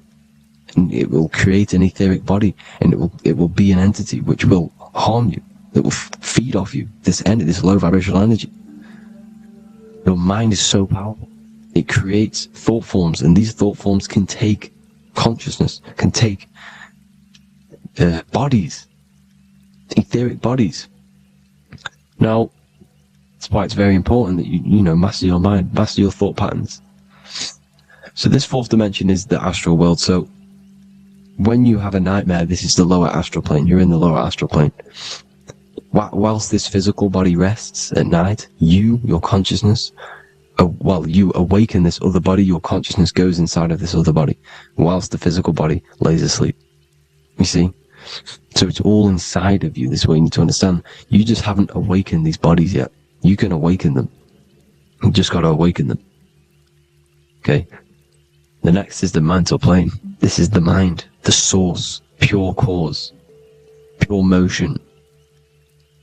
The most less dense, the most fluid. No form. There's no form to the mind. Astral plane is the first plane where a form takes existence, pretty much. The mental world has no form. It's pure mind, pure intelligence. Thoughts alone exist here without any images or manifestation. The most fluid, the most dreamy, the most causal plane. All of the rest take the effects of this plane. That's why it's mind over matter. Your thoughts they create vibrations. Each vibration is vibrating on a specific frequency, which creates mental images, creates effects down here on this physical plane. This is why it's so important to master your mind. Master what you think. Master your mind. It's the hardest thing to master. You could conquer the world, but it's probably harder to conquer your own mind than to conquer the whole world. I can promise you that, because the mind can play tricks on you. You got to listen to that inner guide within you that will constantly manifest the good things. So anyways, people, hope you learned a lot from this. Please work on trying to activate these other bodies. I will maybe do another video on trying to activate these bodies if you wish. Please comment down below if you would like to see that. And have an amazing day. Please like, subscribe, comment down below any video ideas you want me to do, any information you want me to spit. Thank you all. Have an amazing day.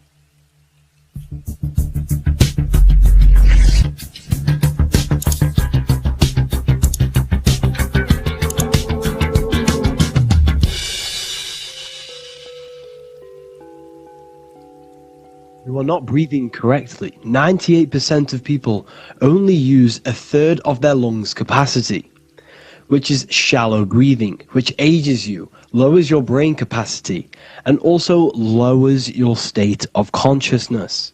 So it's essential that you breathe consciously on a day-to-day basis, because this is what truly elevates your consciousness. I am going to give you the key for you to raise your consciousness just through breathing alone. Such a simple thing, but yet the most effective way for raising your state of consciousness and becoming more spiritually and mentally advanced. So tune in for this video, and I'm going to show you exactly how to do it and the symbolism behind breathing. Air is more than just air. It carries electromagnetic energy. So now I'm going to give you the science behind this spiritual truth. This invisible force is what sustains all physical life, providing the life force energy essential for existence. Electromagnetism. Everything is fed off electromagnetism. Your body is an electromagnetic battery. Now, we can prove that air carries electromagnetism just by doing a simple test, a simple scientific experiment, by getting liquid oxygen and pouring it between a north and south magnetic pole, two polar opposite magnets. We see that the liquid does not fall straight through it. It is sucked, it is magnetically attracted to these two opposing forces, opposing magnets. This is proof that air, liquid oxygen carries electromagnetism. When you are breathing electromagnetism, the essential life force behind all living beings. This is known as energy, or prana, chi, ether, or spirit. This is all the same thing. Air is not just empty space, it is energy. It is prana, it is life force, it is spirit, it is ether, chi, prana. You are an electromagnetic being. Your consciousness is in direct correlation with your electromagnetic aura or biofield around your body. Your state of consciousness is mirrored within this field around your body. Now your breath, when you breathe in, you're breathing electromagnetism or life force. Breath is the vital link between the physical and the spiritual, bridging the body with the soul. Through breath, we connect with both tangible world and deeper, the unseen realms of energy and consciousness. Breathing deeply and properly elevates our consciousness, enhancing the brain's functions, heightening the sensitivity of our five senses. It also brings a profound calmness to the mind, creating a state of clarity and inner peace. Like I said earlier, breathing properly is the fastest way to elevate your consciousness. It is the fastest way, because breathing, when you stop breathing, what happens? You lose physical consciousness. Your body will shut down if you do not breathe in this vital electromagnetic energy in the oxygen. If your body does not get this for 5 minutes, or however you can last without breathing, this makes you lose physical consciousness. Your body will not survive without this essential life force energy. Therefore, air is one of the most overlooked things. This is why we see the symbolism of Buddha having a big belly. Why does he have a big belly? Because it's symbolizing breath work, proper spiritual breath work, the certain teachings of breath work, of when you breathe in through the nose, you have to breathe in through the nose. You don't want to breathe in through the mouth, because the nose acts as a filter which catches dust particles and filters out the air before it enters the lungs. The mouth does not do that. The nose is for breathing inward. We breathe in through the nose, and when we breathe in, we breathe into our belly, not our lungs. When we breathe into our belly and our belly expands outwards, we are then moving this energy down from the nose down the spinal column. And when we breathe back out, the belly goes in, which is raising the energy up the spinal column, back out through the mouth. This is the true way of breathing, because when we breathe, we are moving energy. We are moving electromagnetic energy. When we breathe in through the nose, the energy travels down the spinal column, and when we breathe out, we are raising this energy back up the spine, some of it going out the mouth, and some of it reaching the brain, activating dormant brain cells in the brain. But when we breathe, we need to make sure we are using 100% of our lungs' capacity, because the lungs is what transforms this special energy into consciousness, physical consciousness. So this is why Buddha has a big belly. It's not because he was fat. It's not because he was overweight. It's symbolism. It's symbolism of breath work. So try this. Do this for 2 minutes while you watch this video. Breathe in through the mouth as hard as you can until you no longer can fill any more air into your lungs and belly. Breathe it into your belly, not your lungs. And breathe out through the mouth. Do this for 5 minutes or 2 minutes, however long. I promise you, breath affects your consciousness. You will notice the difference. If you do it quicker, the quicker it'll affect your consciousness, and you might go lightheaded. But that lightheaded is you activating your spirit, your energy body.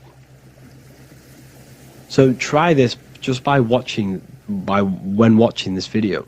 When you breathe consciously, you are renewing both your energy body and astral body, aligning your consciousness with a higher state. This practice feeds new life force energy into the body, revitalizing and enhancing your overall well-being. Like I said, your brain requires the most amount of oxygen. When we have shallow breathing, this is reducing the brain's capacity. Because when we are not breathing properly, which 98% of people are only using a third of their lungs' capacity, we are essentially only using a third of our consciousness, because your breath is directly correlated to your consciousness, your state of consciousness. When you breathe in through the mouth, out through the mouth, out in through the nose, out through the mouth, consciously and deeply for 5 minutes, you will notice that your senses are more powerful and sensitive. Your brain is quicker.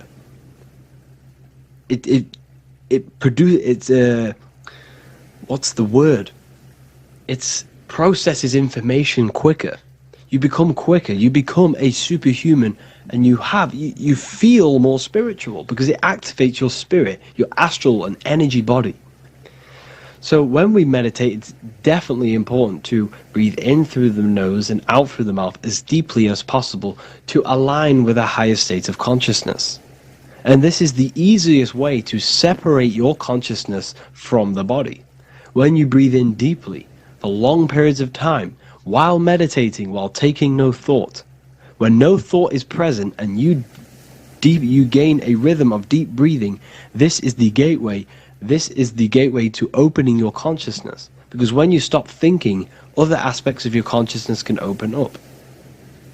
All of our lives we've been thinking, which has blocked off the higher states of consciousness. So breathing is very, very important. It affects our overall well-being. And this is Yahweh, the in and the out of breathing. When we breathe in, this is Yah. You can hear it. It sounds like Yah. And when we breathe out, that is Way. This is the name of God, apparently. But God is within you. You can connect with God. You can connect with source consciousness within you by breathing, by raising your state of consciousness through breathing and meditation. This is why the Bible tells you the Spirit of God has made me, and the breath of the Almighty gives me life. You are consciousness, you are God, you're an extension of God's consciousness. Job 27:3. as long as my breath is in me and the Spirit of God is in my nostrils. The Spirit of God is through breath. John 20:22. And when he said this, he breathed on them and said to them, receive the Holy Spirit. The word spirit means breath. In Greek, Hebrew, Latin, it all means breath or wind or air. The Holy Spirit is a certain way of breathing, a breathing technique that elevates your consciousness, that syncs you up to a holy consciousness, an elevated state. That is the Holy Spirit. That's why it tells you in the Bible, when he said this, he breathed onto them. He breathed onto them and said, receive the Holy Spirit. You must breathe to receive the Holy Spirit. When you breathe, you are renewing the body's energy. You're taking in new life force, which is regenerating your cells, regenerating your brain, nervous system, and also connecting with consciousness, pure consciousness. This is not something that we should be doing during meditation. Yes, it is. We should be doing it during meditation, but this is something that we need to apply all of the time. This is the fastest way you can raise your consciousness. I just want to say, all of this knowledge is inside of the Book of Wisdom, Volume 2. Make sure to give a like and a comment on this video to help the algorithm. And let me know what you think about the last book or this book if you have read them, to let the new people know what they're looking at with this book. This is truly life-changing, the Volume 2 and Volume 1 is truly life-changing. You can get them in a bundle also. Learn hidden knowledge inside of the Ethereal University. This is where truth seekers belong. I'm not here to try sell you this, but this is the place for truth seekers. And if you are serious about your spiritual journey and serious about gaining knowledge, which gives you the advantage over life, join Ethereal University. This will definitely help you. Thank you for watching this video. Please leave a like and comment. Make sure to give me any suggestions on videos that you want me to make in the future. Thank you all.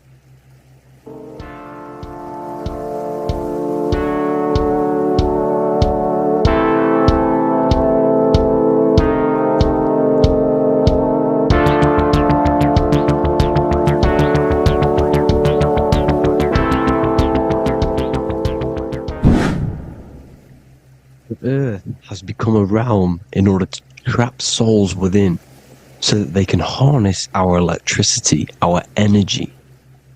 Even the Bible is talking about how this realm is controlled by the wicked one in John 5:19. We know that we are the children of God and that the whole world is under the control of the evil one.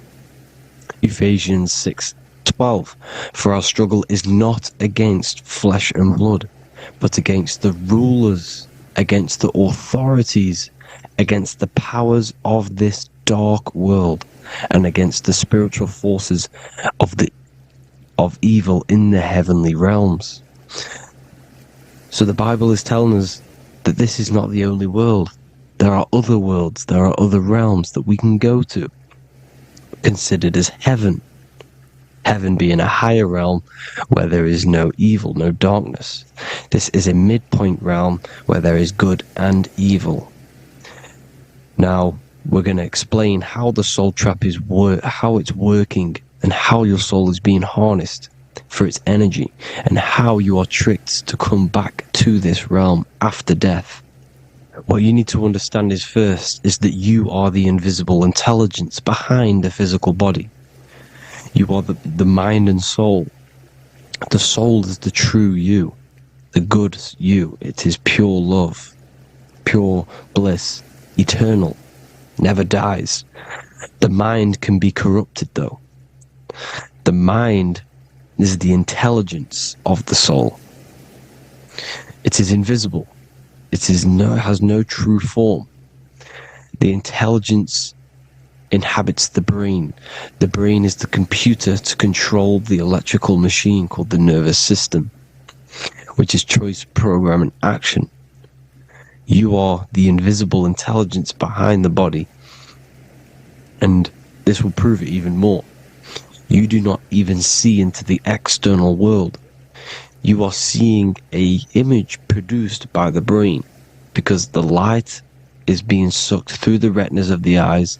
The image is produced in the visual cortex at the back of the brain. What does this mean? This means that we are the consciousness in the center of the brain, in the pineal gland, that is experiencing the program being ran by the central nervous system in the brain. This is the sigil of Lucifer. Lucifer in Latin is Lucy. Lucy is light in Latin. Lucifer is known as the light bearer. This is how the eyes work, people. It's not a demon or a devil. The sigil for Lucifer is how the eyes work, and how the left eye is controlled by the right brain. The right eye is controlled by the left brain. There is a crossover. It's the same with the body. The left side of the body is controlled by the right brain. The right side of the body is controlled by the left brain.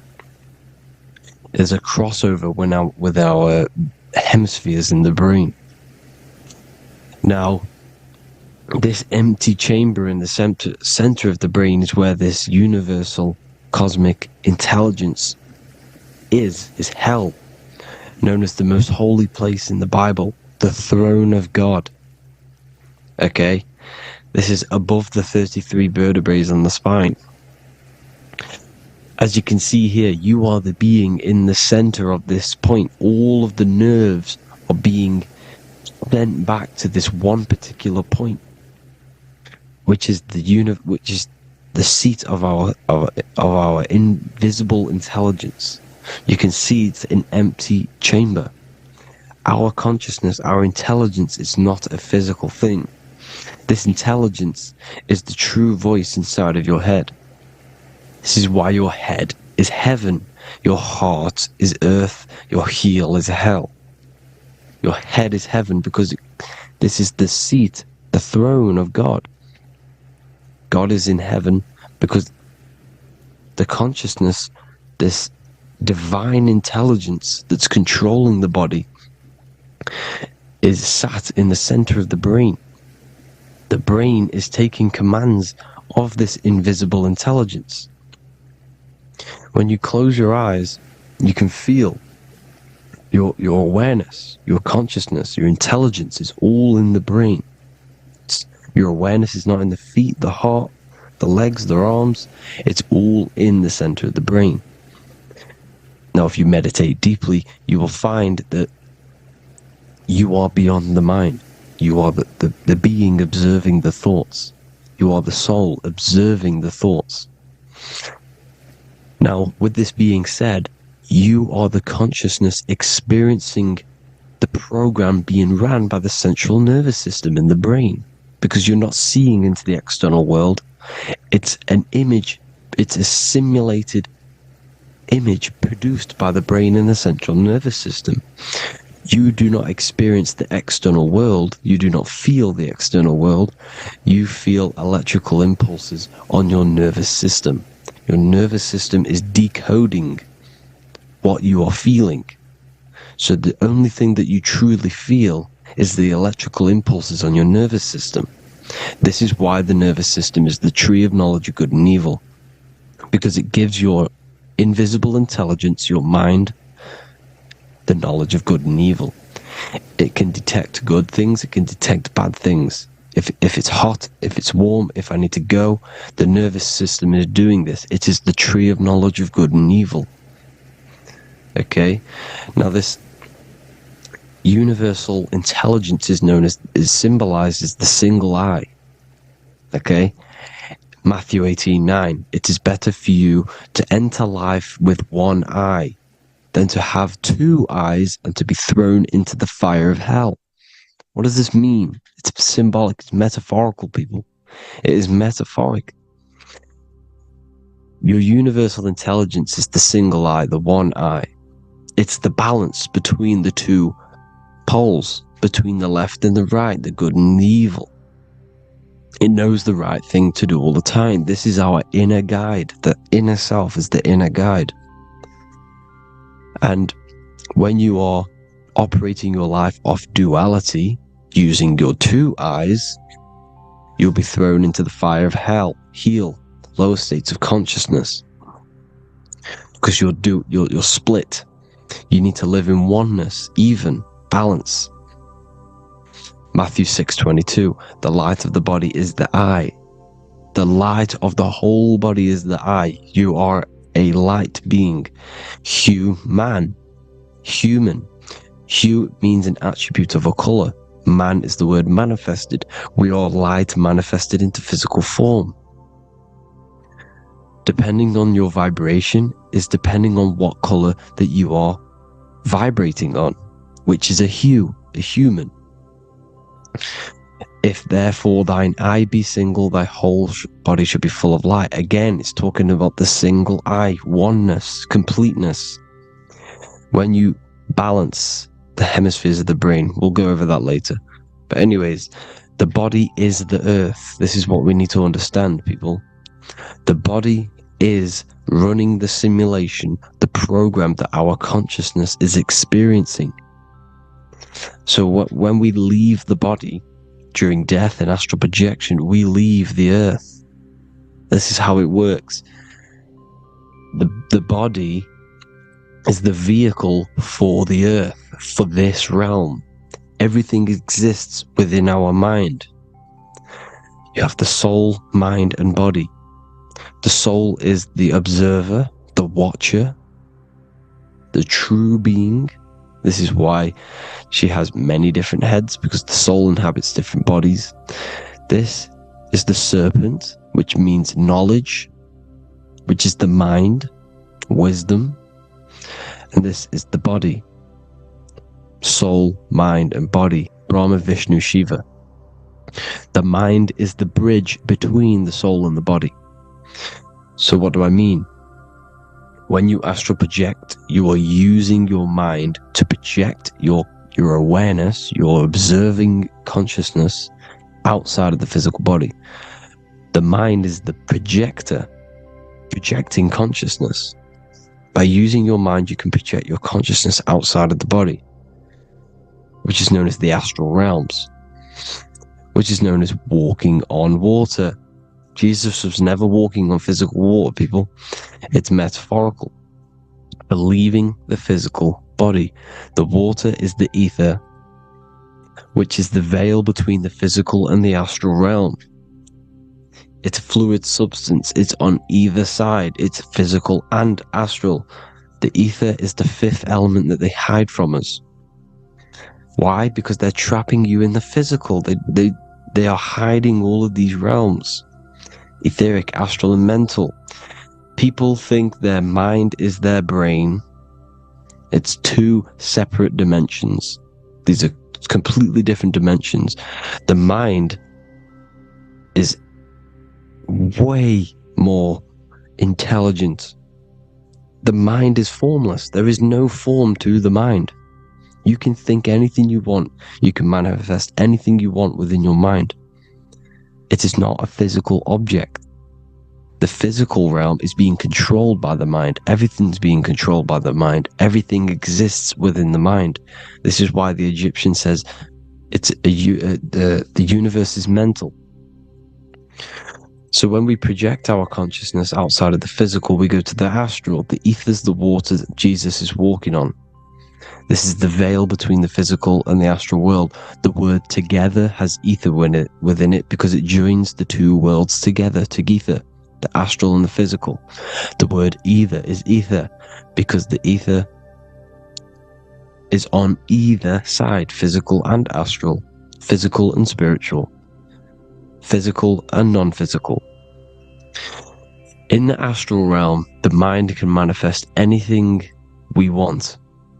We incarnate to restrict our minds. This is why Saturn, if you go and watch my video on Saturn, how Saturn is this simulation, okay, our minds can manifest anything we want in the astral plane in the click of a finger. However, when we incarnate in matter, we now have to labor for our manifestations. This is why Saturn's known as the great teacher in astrology, because he teaches you a lesson. When your mind incarnates into matter, it's teaching your mind a lesson, the knowledge of good and evil. This is why the Bible says, you shall be gods and know the knowledge of good and evil. When you incarnate here, you have to know the knowledge, you need to know the knowledge of good and evil to become a god. Okay? Now, the square is the physical plane, the triangle's the ethereal plane, the circle's the eternal plane. The circle has no beginning, no end, it's eternal. The physical plane is the square, it's limited. The square is limited. The cube is the geometric shape which gives rise to matter. Now, the term think outside the box has truth in plain sight. You have to think outside the box to project your consciousness, use your mind to project your consciousness outside of the box, the physical plane, into the astrals. The astral realm is the realm of the stars. Above us is the stars. Through the stars is the astral plane. This is why astral has the word star within it. The devil is the de-veil. When you sell your soul to the devil, quote unquote, it's metaphorical. The devil exists in the physical plane. It's the lowest state of consciousness. The de-veil, you de-veil yourself into the physical when you are the devil. The de-veil. The ethereal plane. Now, we all know what the famous symbol of the all-seeing eye, right? The all-seeing eye with the eye in the triangle. Look at the Masonic artwork showing you the triangle above in the sky. This is symbolizing the ethereal planes. The eye in the triangle symbolizes your invisible intelligence, your mind, which has the ability to see on either side. Because the triangle's the ethereal plane, the eye is your consciousness, your intelligence, and this intelligence has the ability to see in the physical plane and to see in the ethereal planes, in the astral planes. This is why it's above the earth, it's above the ground, because it can see here, it can see in the heavenly realms. Now, the stars are, well, this is known as heaven, the realms of the astral planes. This is some quotes from the Emerald Tablets of Thoth. Out of the darkness ye must rise upwards, one with the light and one with the stars. Man is in process of changing to forms that are not of this world. Grows he in time to the formless, a plane on the cycle above. So there's other worlds. The Bible's telling you there's other worlds, there's other realms. Know ye must become formless before ye are one with the light, the astral light above, which shining through the stars. Not of the earth are ye, earthy, but a child of the infinite cosmic light. You are the invisible intelligence controlling the physical body. The body's not you. It's the vehicle that your soul lands in when your mind projects your consciousness into that realm. Free from the body, I flashed through the night. Unlocked at last for me was the star space. Wow, that's powerful. The star space, the astral planes. This is what it's talking about. We are all a star. We descended from the astrals, which is the star. We are all a star. Look at the ancient paintings of Jesus' birth. It's the star beaming his consciousness down into the physical plane. Here's another one. Here's some Freemasonic artwork showing you, again, the ether, that invisible intelligence, the eye, manifesting itself inside of here, in the physical realm, where the people are. You see? It's the same here. This is Jesus. Here's the bird symbolizes the Holy Spirit, your invisible intelligence, descending into the waters, the ether, the ethereal, everything. The ether is the base of all physical matter. Here's Truth in Plain Sight. Mr. Bean, the famous TV program in England, in the UK. He begins the program like we all begin the program, for falling from the stars. He falls down with a beam of light. And this is truth in plain sight. This is false. The aliens don't exist. They're a lie, alien. But this symbolizes the star beaming our consciousness. And when we die, this star will suck us back up. Just like this UFO is doing. It's truth in plain sight. So, this is some more Freemasonic artwork, going from duality to singularity. Sun, moon, masculine, feminine. Right hemisphere, feminine, left hemisphere, masculine. The consciousness in the center, the balance point. Here's another more Freemasonic artwork. The two pillars, left and right hemispheres, and the invisible intelligence between the left and right hemispheres, the light of the body. This is why light's coming off it. Because it's light, it's pure light. The blazing star. The stairs go from the checkered board, the duality, up to oneness, in between the sun and the moon, the masculine and the feminine. This is symbolizing going into oneness. What did the Emerald Tablet say? You've got to become one with the stars, one with the one with the self. Balancing the two hemispheres so that you can gain, because when the two hemispheres are balanced, you can gain a more deeper connection with your invisible intelligence. Same with the chakras. When the chakras, the 7 seals in the Bible, these are 7 seals because when you conquer the 7 chakras, when you balance the 7 chakras, you then gain a more deeper connection with your internal self, because your mind is not filled, it's not being ran, it's not being dominated by these 7 deadly sins, the 7 seals, the 7 chakras. These are 7 energy centers which are concealing our true form. Balance makes us have a stronger connection with our true cosmic intelligence. Heaven is even. This is why Jesus is pointing at the heart. The even point is the heart. You got to balance the chakras and live from the heart, because the heart is the earth. You're in good and evil. The body manifests the lower and the higher self. The higher self is in the higher parts of the body. Wisdom, intuition, expression. The lower self is in the lower parts of the body. Sex, food, and power. This is how they are trapping your soul, people. Like I said, the mind is the bridge between the soul and the body. So by tricking the mind, not giving it the right knowledge, and keeping the mind stuck in the lower 3 centers, thinking about power, food, and sex, this is low vibrating energy. It's going to keep your mind addicted to the physical realms. Okay? This is why you need to go even, balance, heaven. Okay? I will explain the soul trap in a second, how it fully works. But I'm telling you all the science behind it so you can understand. When you are doomed, you are domed. This is the dome, the firmament, the firmament, the mind. Ment is mind, firm is firm. A firmament is doomed under the firmament. You must have a loose mind, an open mind to expand your consciousness beyond the stars, beyond the ethereal barrier. You have to vibrate higher than this world. Your consciousness must be expanded more than the physical plane.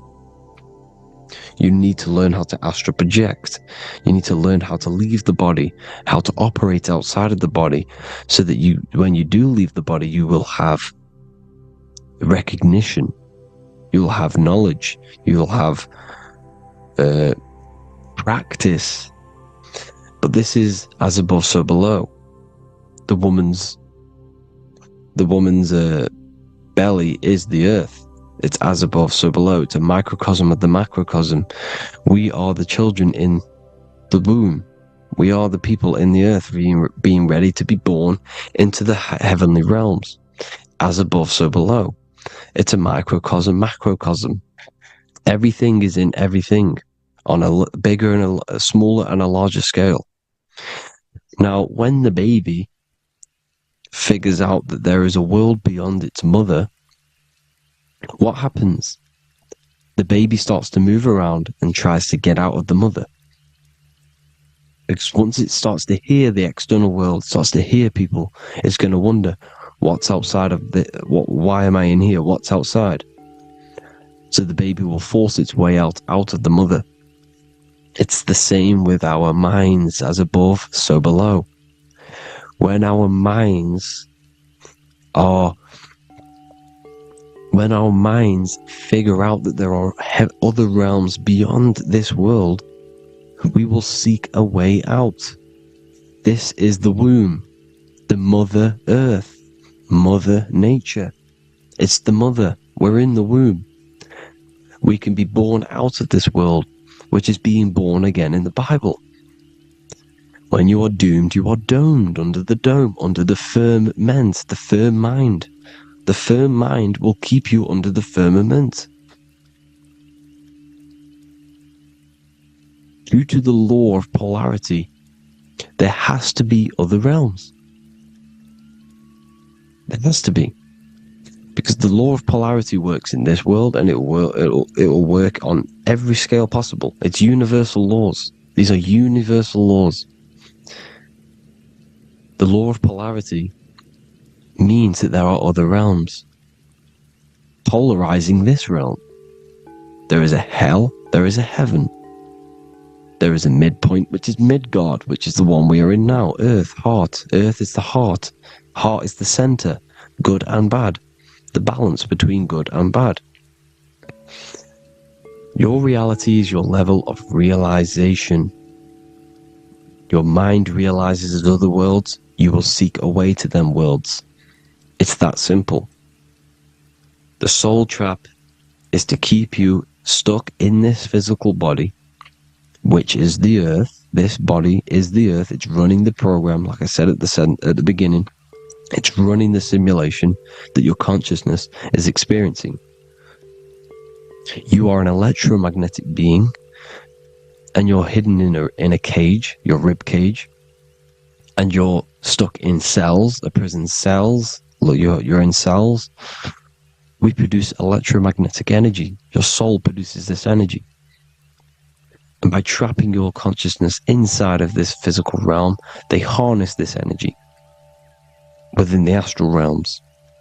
They're using you to manifest demons, because your mind creates demons through emotions and mental thought energy, which is a whole nother video.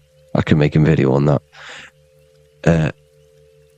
You're manifesting everything for them because they're trying to create a hive mind. This is why they want everyone to believe in one belief system, one government, one belief system, one religion, because they're creating a hive mind. This hive mind will manifest and be summoned within the astral planes, because the mind manifests the astral plane. The astral plane is the realm of imagination. The mental plane is the realm of just thought alone. The etheric plane is the energy. The physical plane is the matter. So all of our minds together are manifesting these demons within these subconscious realms, the astral. Now, how are they keeping you stuck to this realm? Well, when you die and you're stuck in your lower three chakras, okay, when your mind and soul detaches from the body, which is the earth, when you leave the earth, you're still going to have these mental addictions to the food, the sex, the materialism, the phone, the cigarettes, everything. This is why they get you addicted to everything possible. The TikTok, the YouTube, they get you addicted to as many things possible. Because when your mind is addicted to these things, and when this mind leaves the physical body, you're still going to have these addictions. Okay? You're still going to have these thoughts. And you will be manifested into the lower astral realms because you're thinking materialistic, you're thinking negative. because your level of realization was your reality. You were manifesting hell on the earth. When you leave the body, you're going to manifest hell in the astral planes, which means you'll be vibrating on the very low, which will put you in the lower astral realms. So guess what? You're going to come back. You're going to come back into materialism. You're going to reincarnate. Because you haven't prepared for life after death. You must detach from the external world. Okay? Moon is mind. The sun is the soul, the earth is the body, the moon is the mind. This is why we say lunatic. In your mind, you have a specific mood. Moon. Money, M-O-N, is the moon. Money exists in the mind. They get you addicted to the money.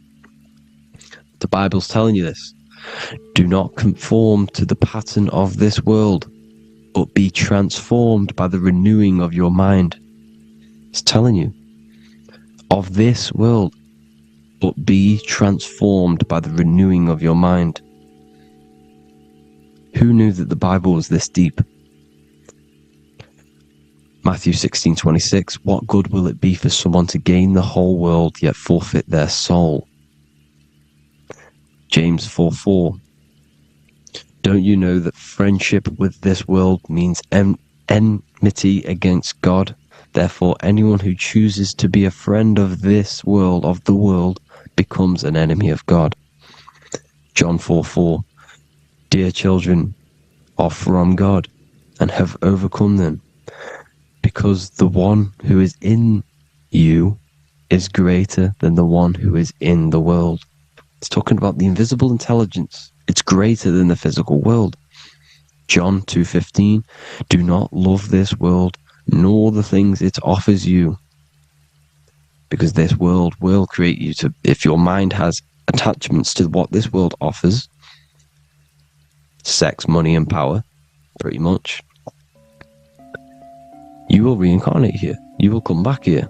Because when you leave the body, your mind will still have these addictions. Do not love the world, nor the things it has to offer you. All of this is in my newly published book. The paperback versions are now available. Finally, for all the people who have been waiting, the Book of Wisdom. All of this knowledge is inside of the Book of Wisdom. The paperbacks are available. There's worldwide shipping. You can get it anywhere, pretty much, any country. My new website, it's amazing. There's going to be some amazing products coming on the new website. But I thank you all for the support. Before I leave, I need to explain what is going on with the soul trap. Like I said at the beginning, the mind's the bridge between the soul and the body. The body's the realm. By tricking your mind with false knowledge, they are keeping your soul stuck to this realm. They get you addicted to all the physical things, and that is it. As soon as you're addicted and you die, you're going to come back. So by tricking your mind, which is the bridge between the realms, they keep your mind stuck within this body. They keep you in physicality. They deveil you, the devil, the deveil. Thank you all for the support, people. If you do want to join the Academy, all the links will be posted below this video for the book, The Academy. Thank you all for the support, and have an amazing day.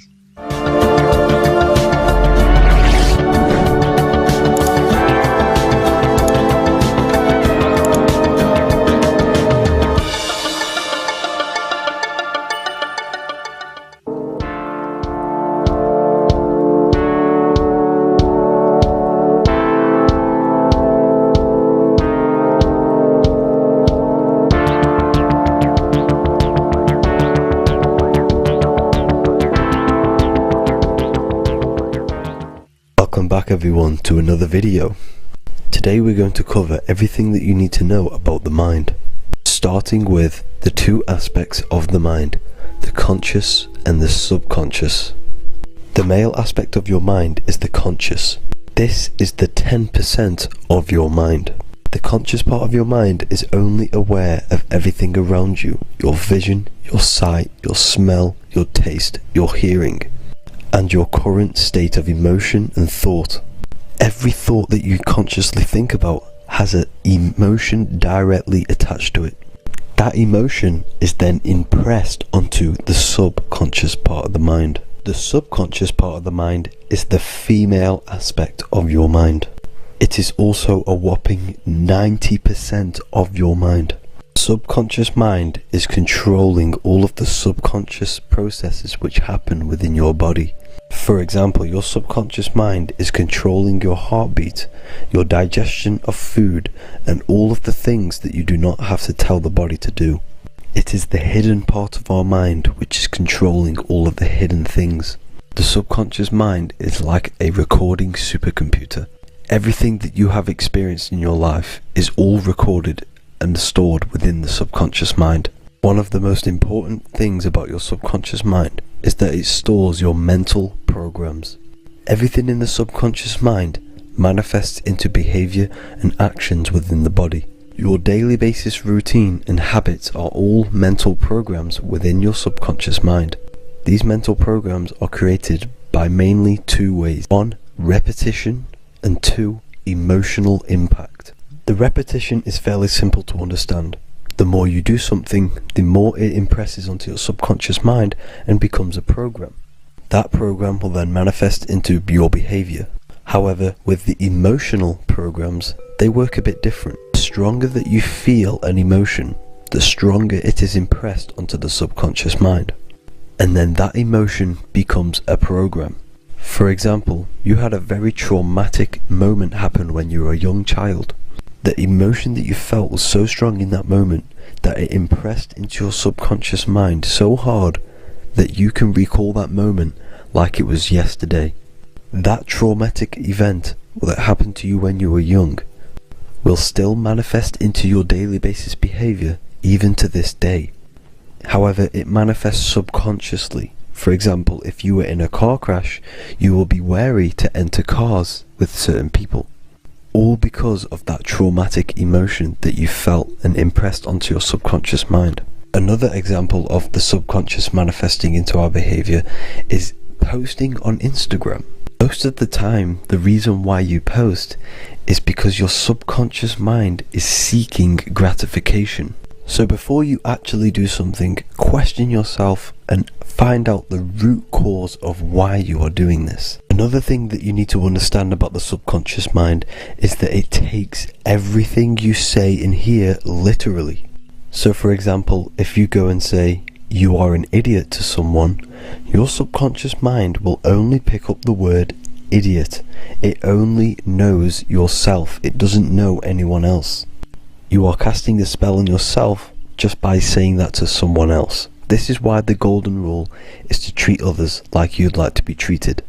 Now, you can rewrite these programs which are already in your subconscious mind. However, it does take consistency. You have to change these programs which have been running for years. And by changing these programs, you change your behavior, because these programs manifest into your behavior.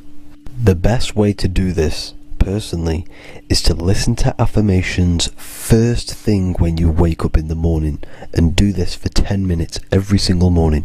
Then at night time, you want to think and feel that you are becoming the reality that you desire. The more that you feel this reality, the more it will become a program and impress your subconscious mind. For example, you're trying to gain financial freedom. If you trick your subconscious mind into creating a program saying that you are financially free, this will manifest into your behavior. You will start doing more work. You will start looking for ways to make money. Your mind will be set on the frequency of money and financial freedom. Therefore, you will receive thoughts based around this program. If you take enough action, your life will dramatically change because of this program that you created in the mind. This is why we call it a mindset, because your mind is a frequency tuner which sets its frequency onto different thoughts, because thoughts are frequency. If you fill your mind with a specific frequency, you will gain thoughts and ideas based around that frequency. To create a stable mind, you need to master your emotions. You need to change your mindset. Everything that you experience is neutral. Based upon the mindset that you see it, you either give it a positive or negative charge. By understanding this deeply, you will then control your emotions. I hope you gained some wisdom and enjoyed this video. Please, if you can, leave a comment and a like, and subscribe to the channel if you like this content. Love and light to you all.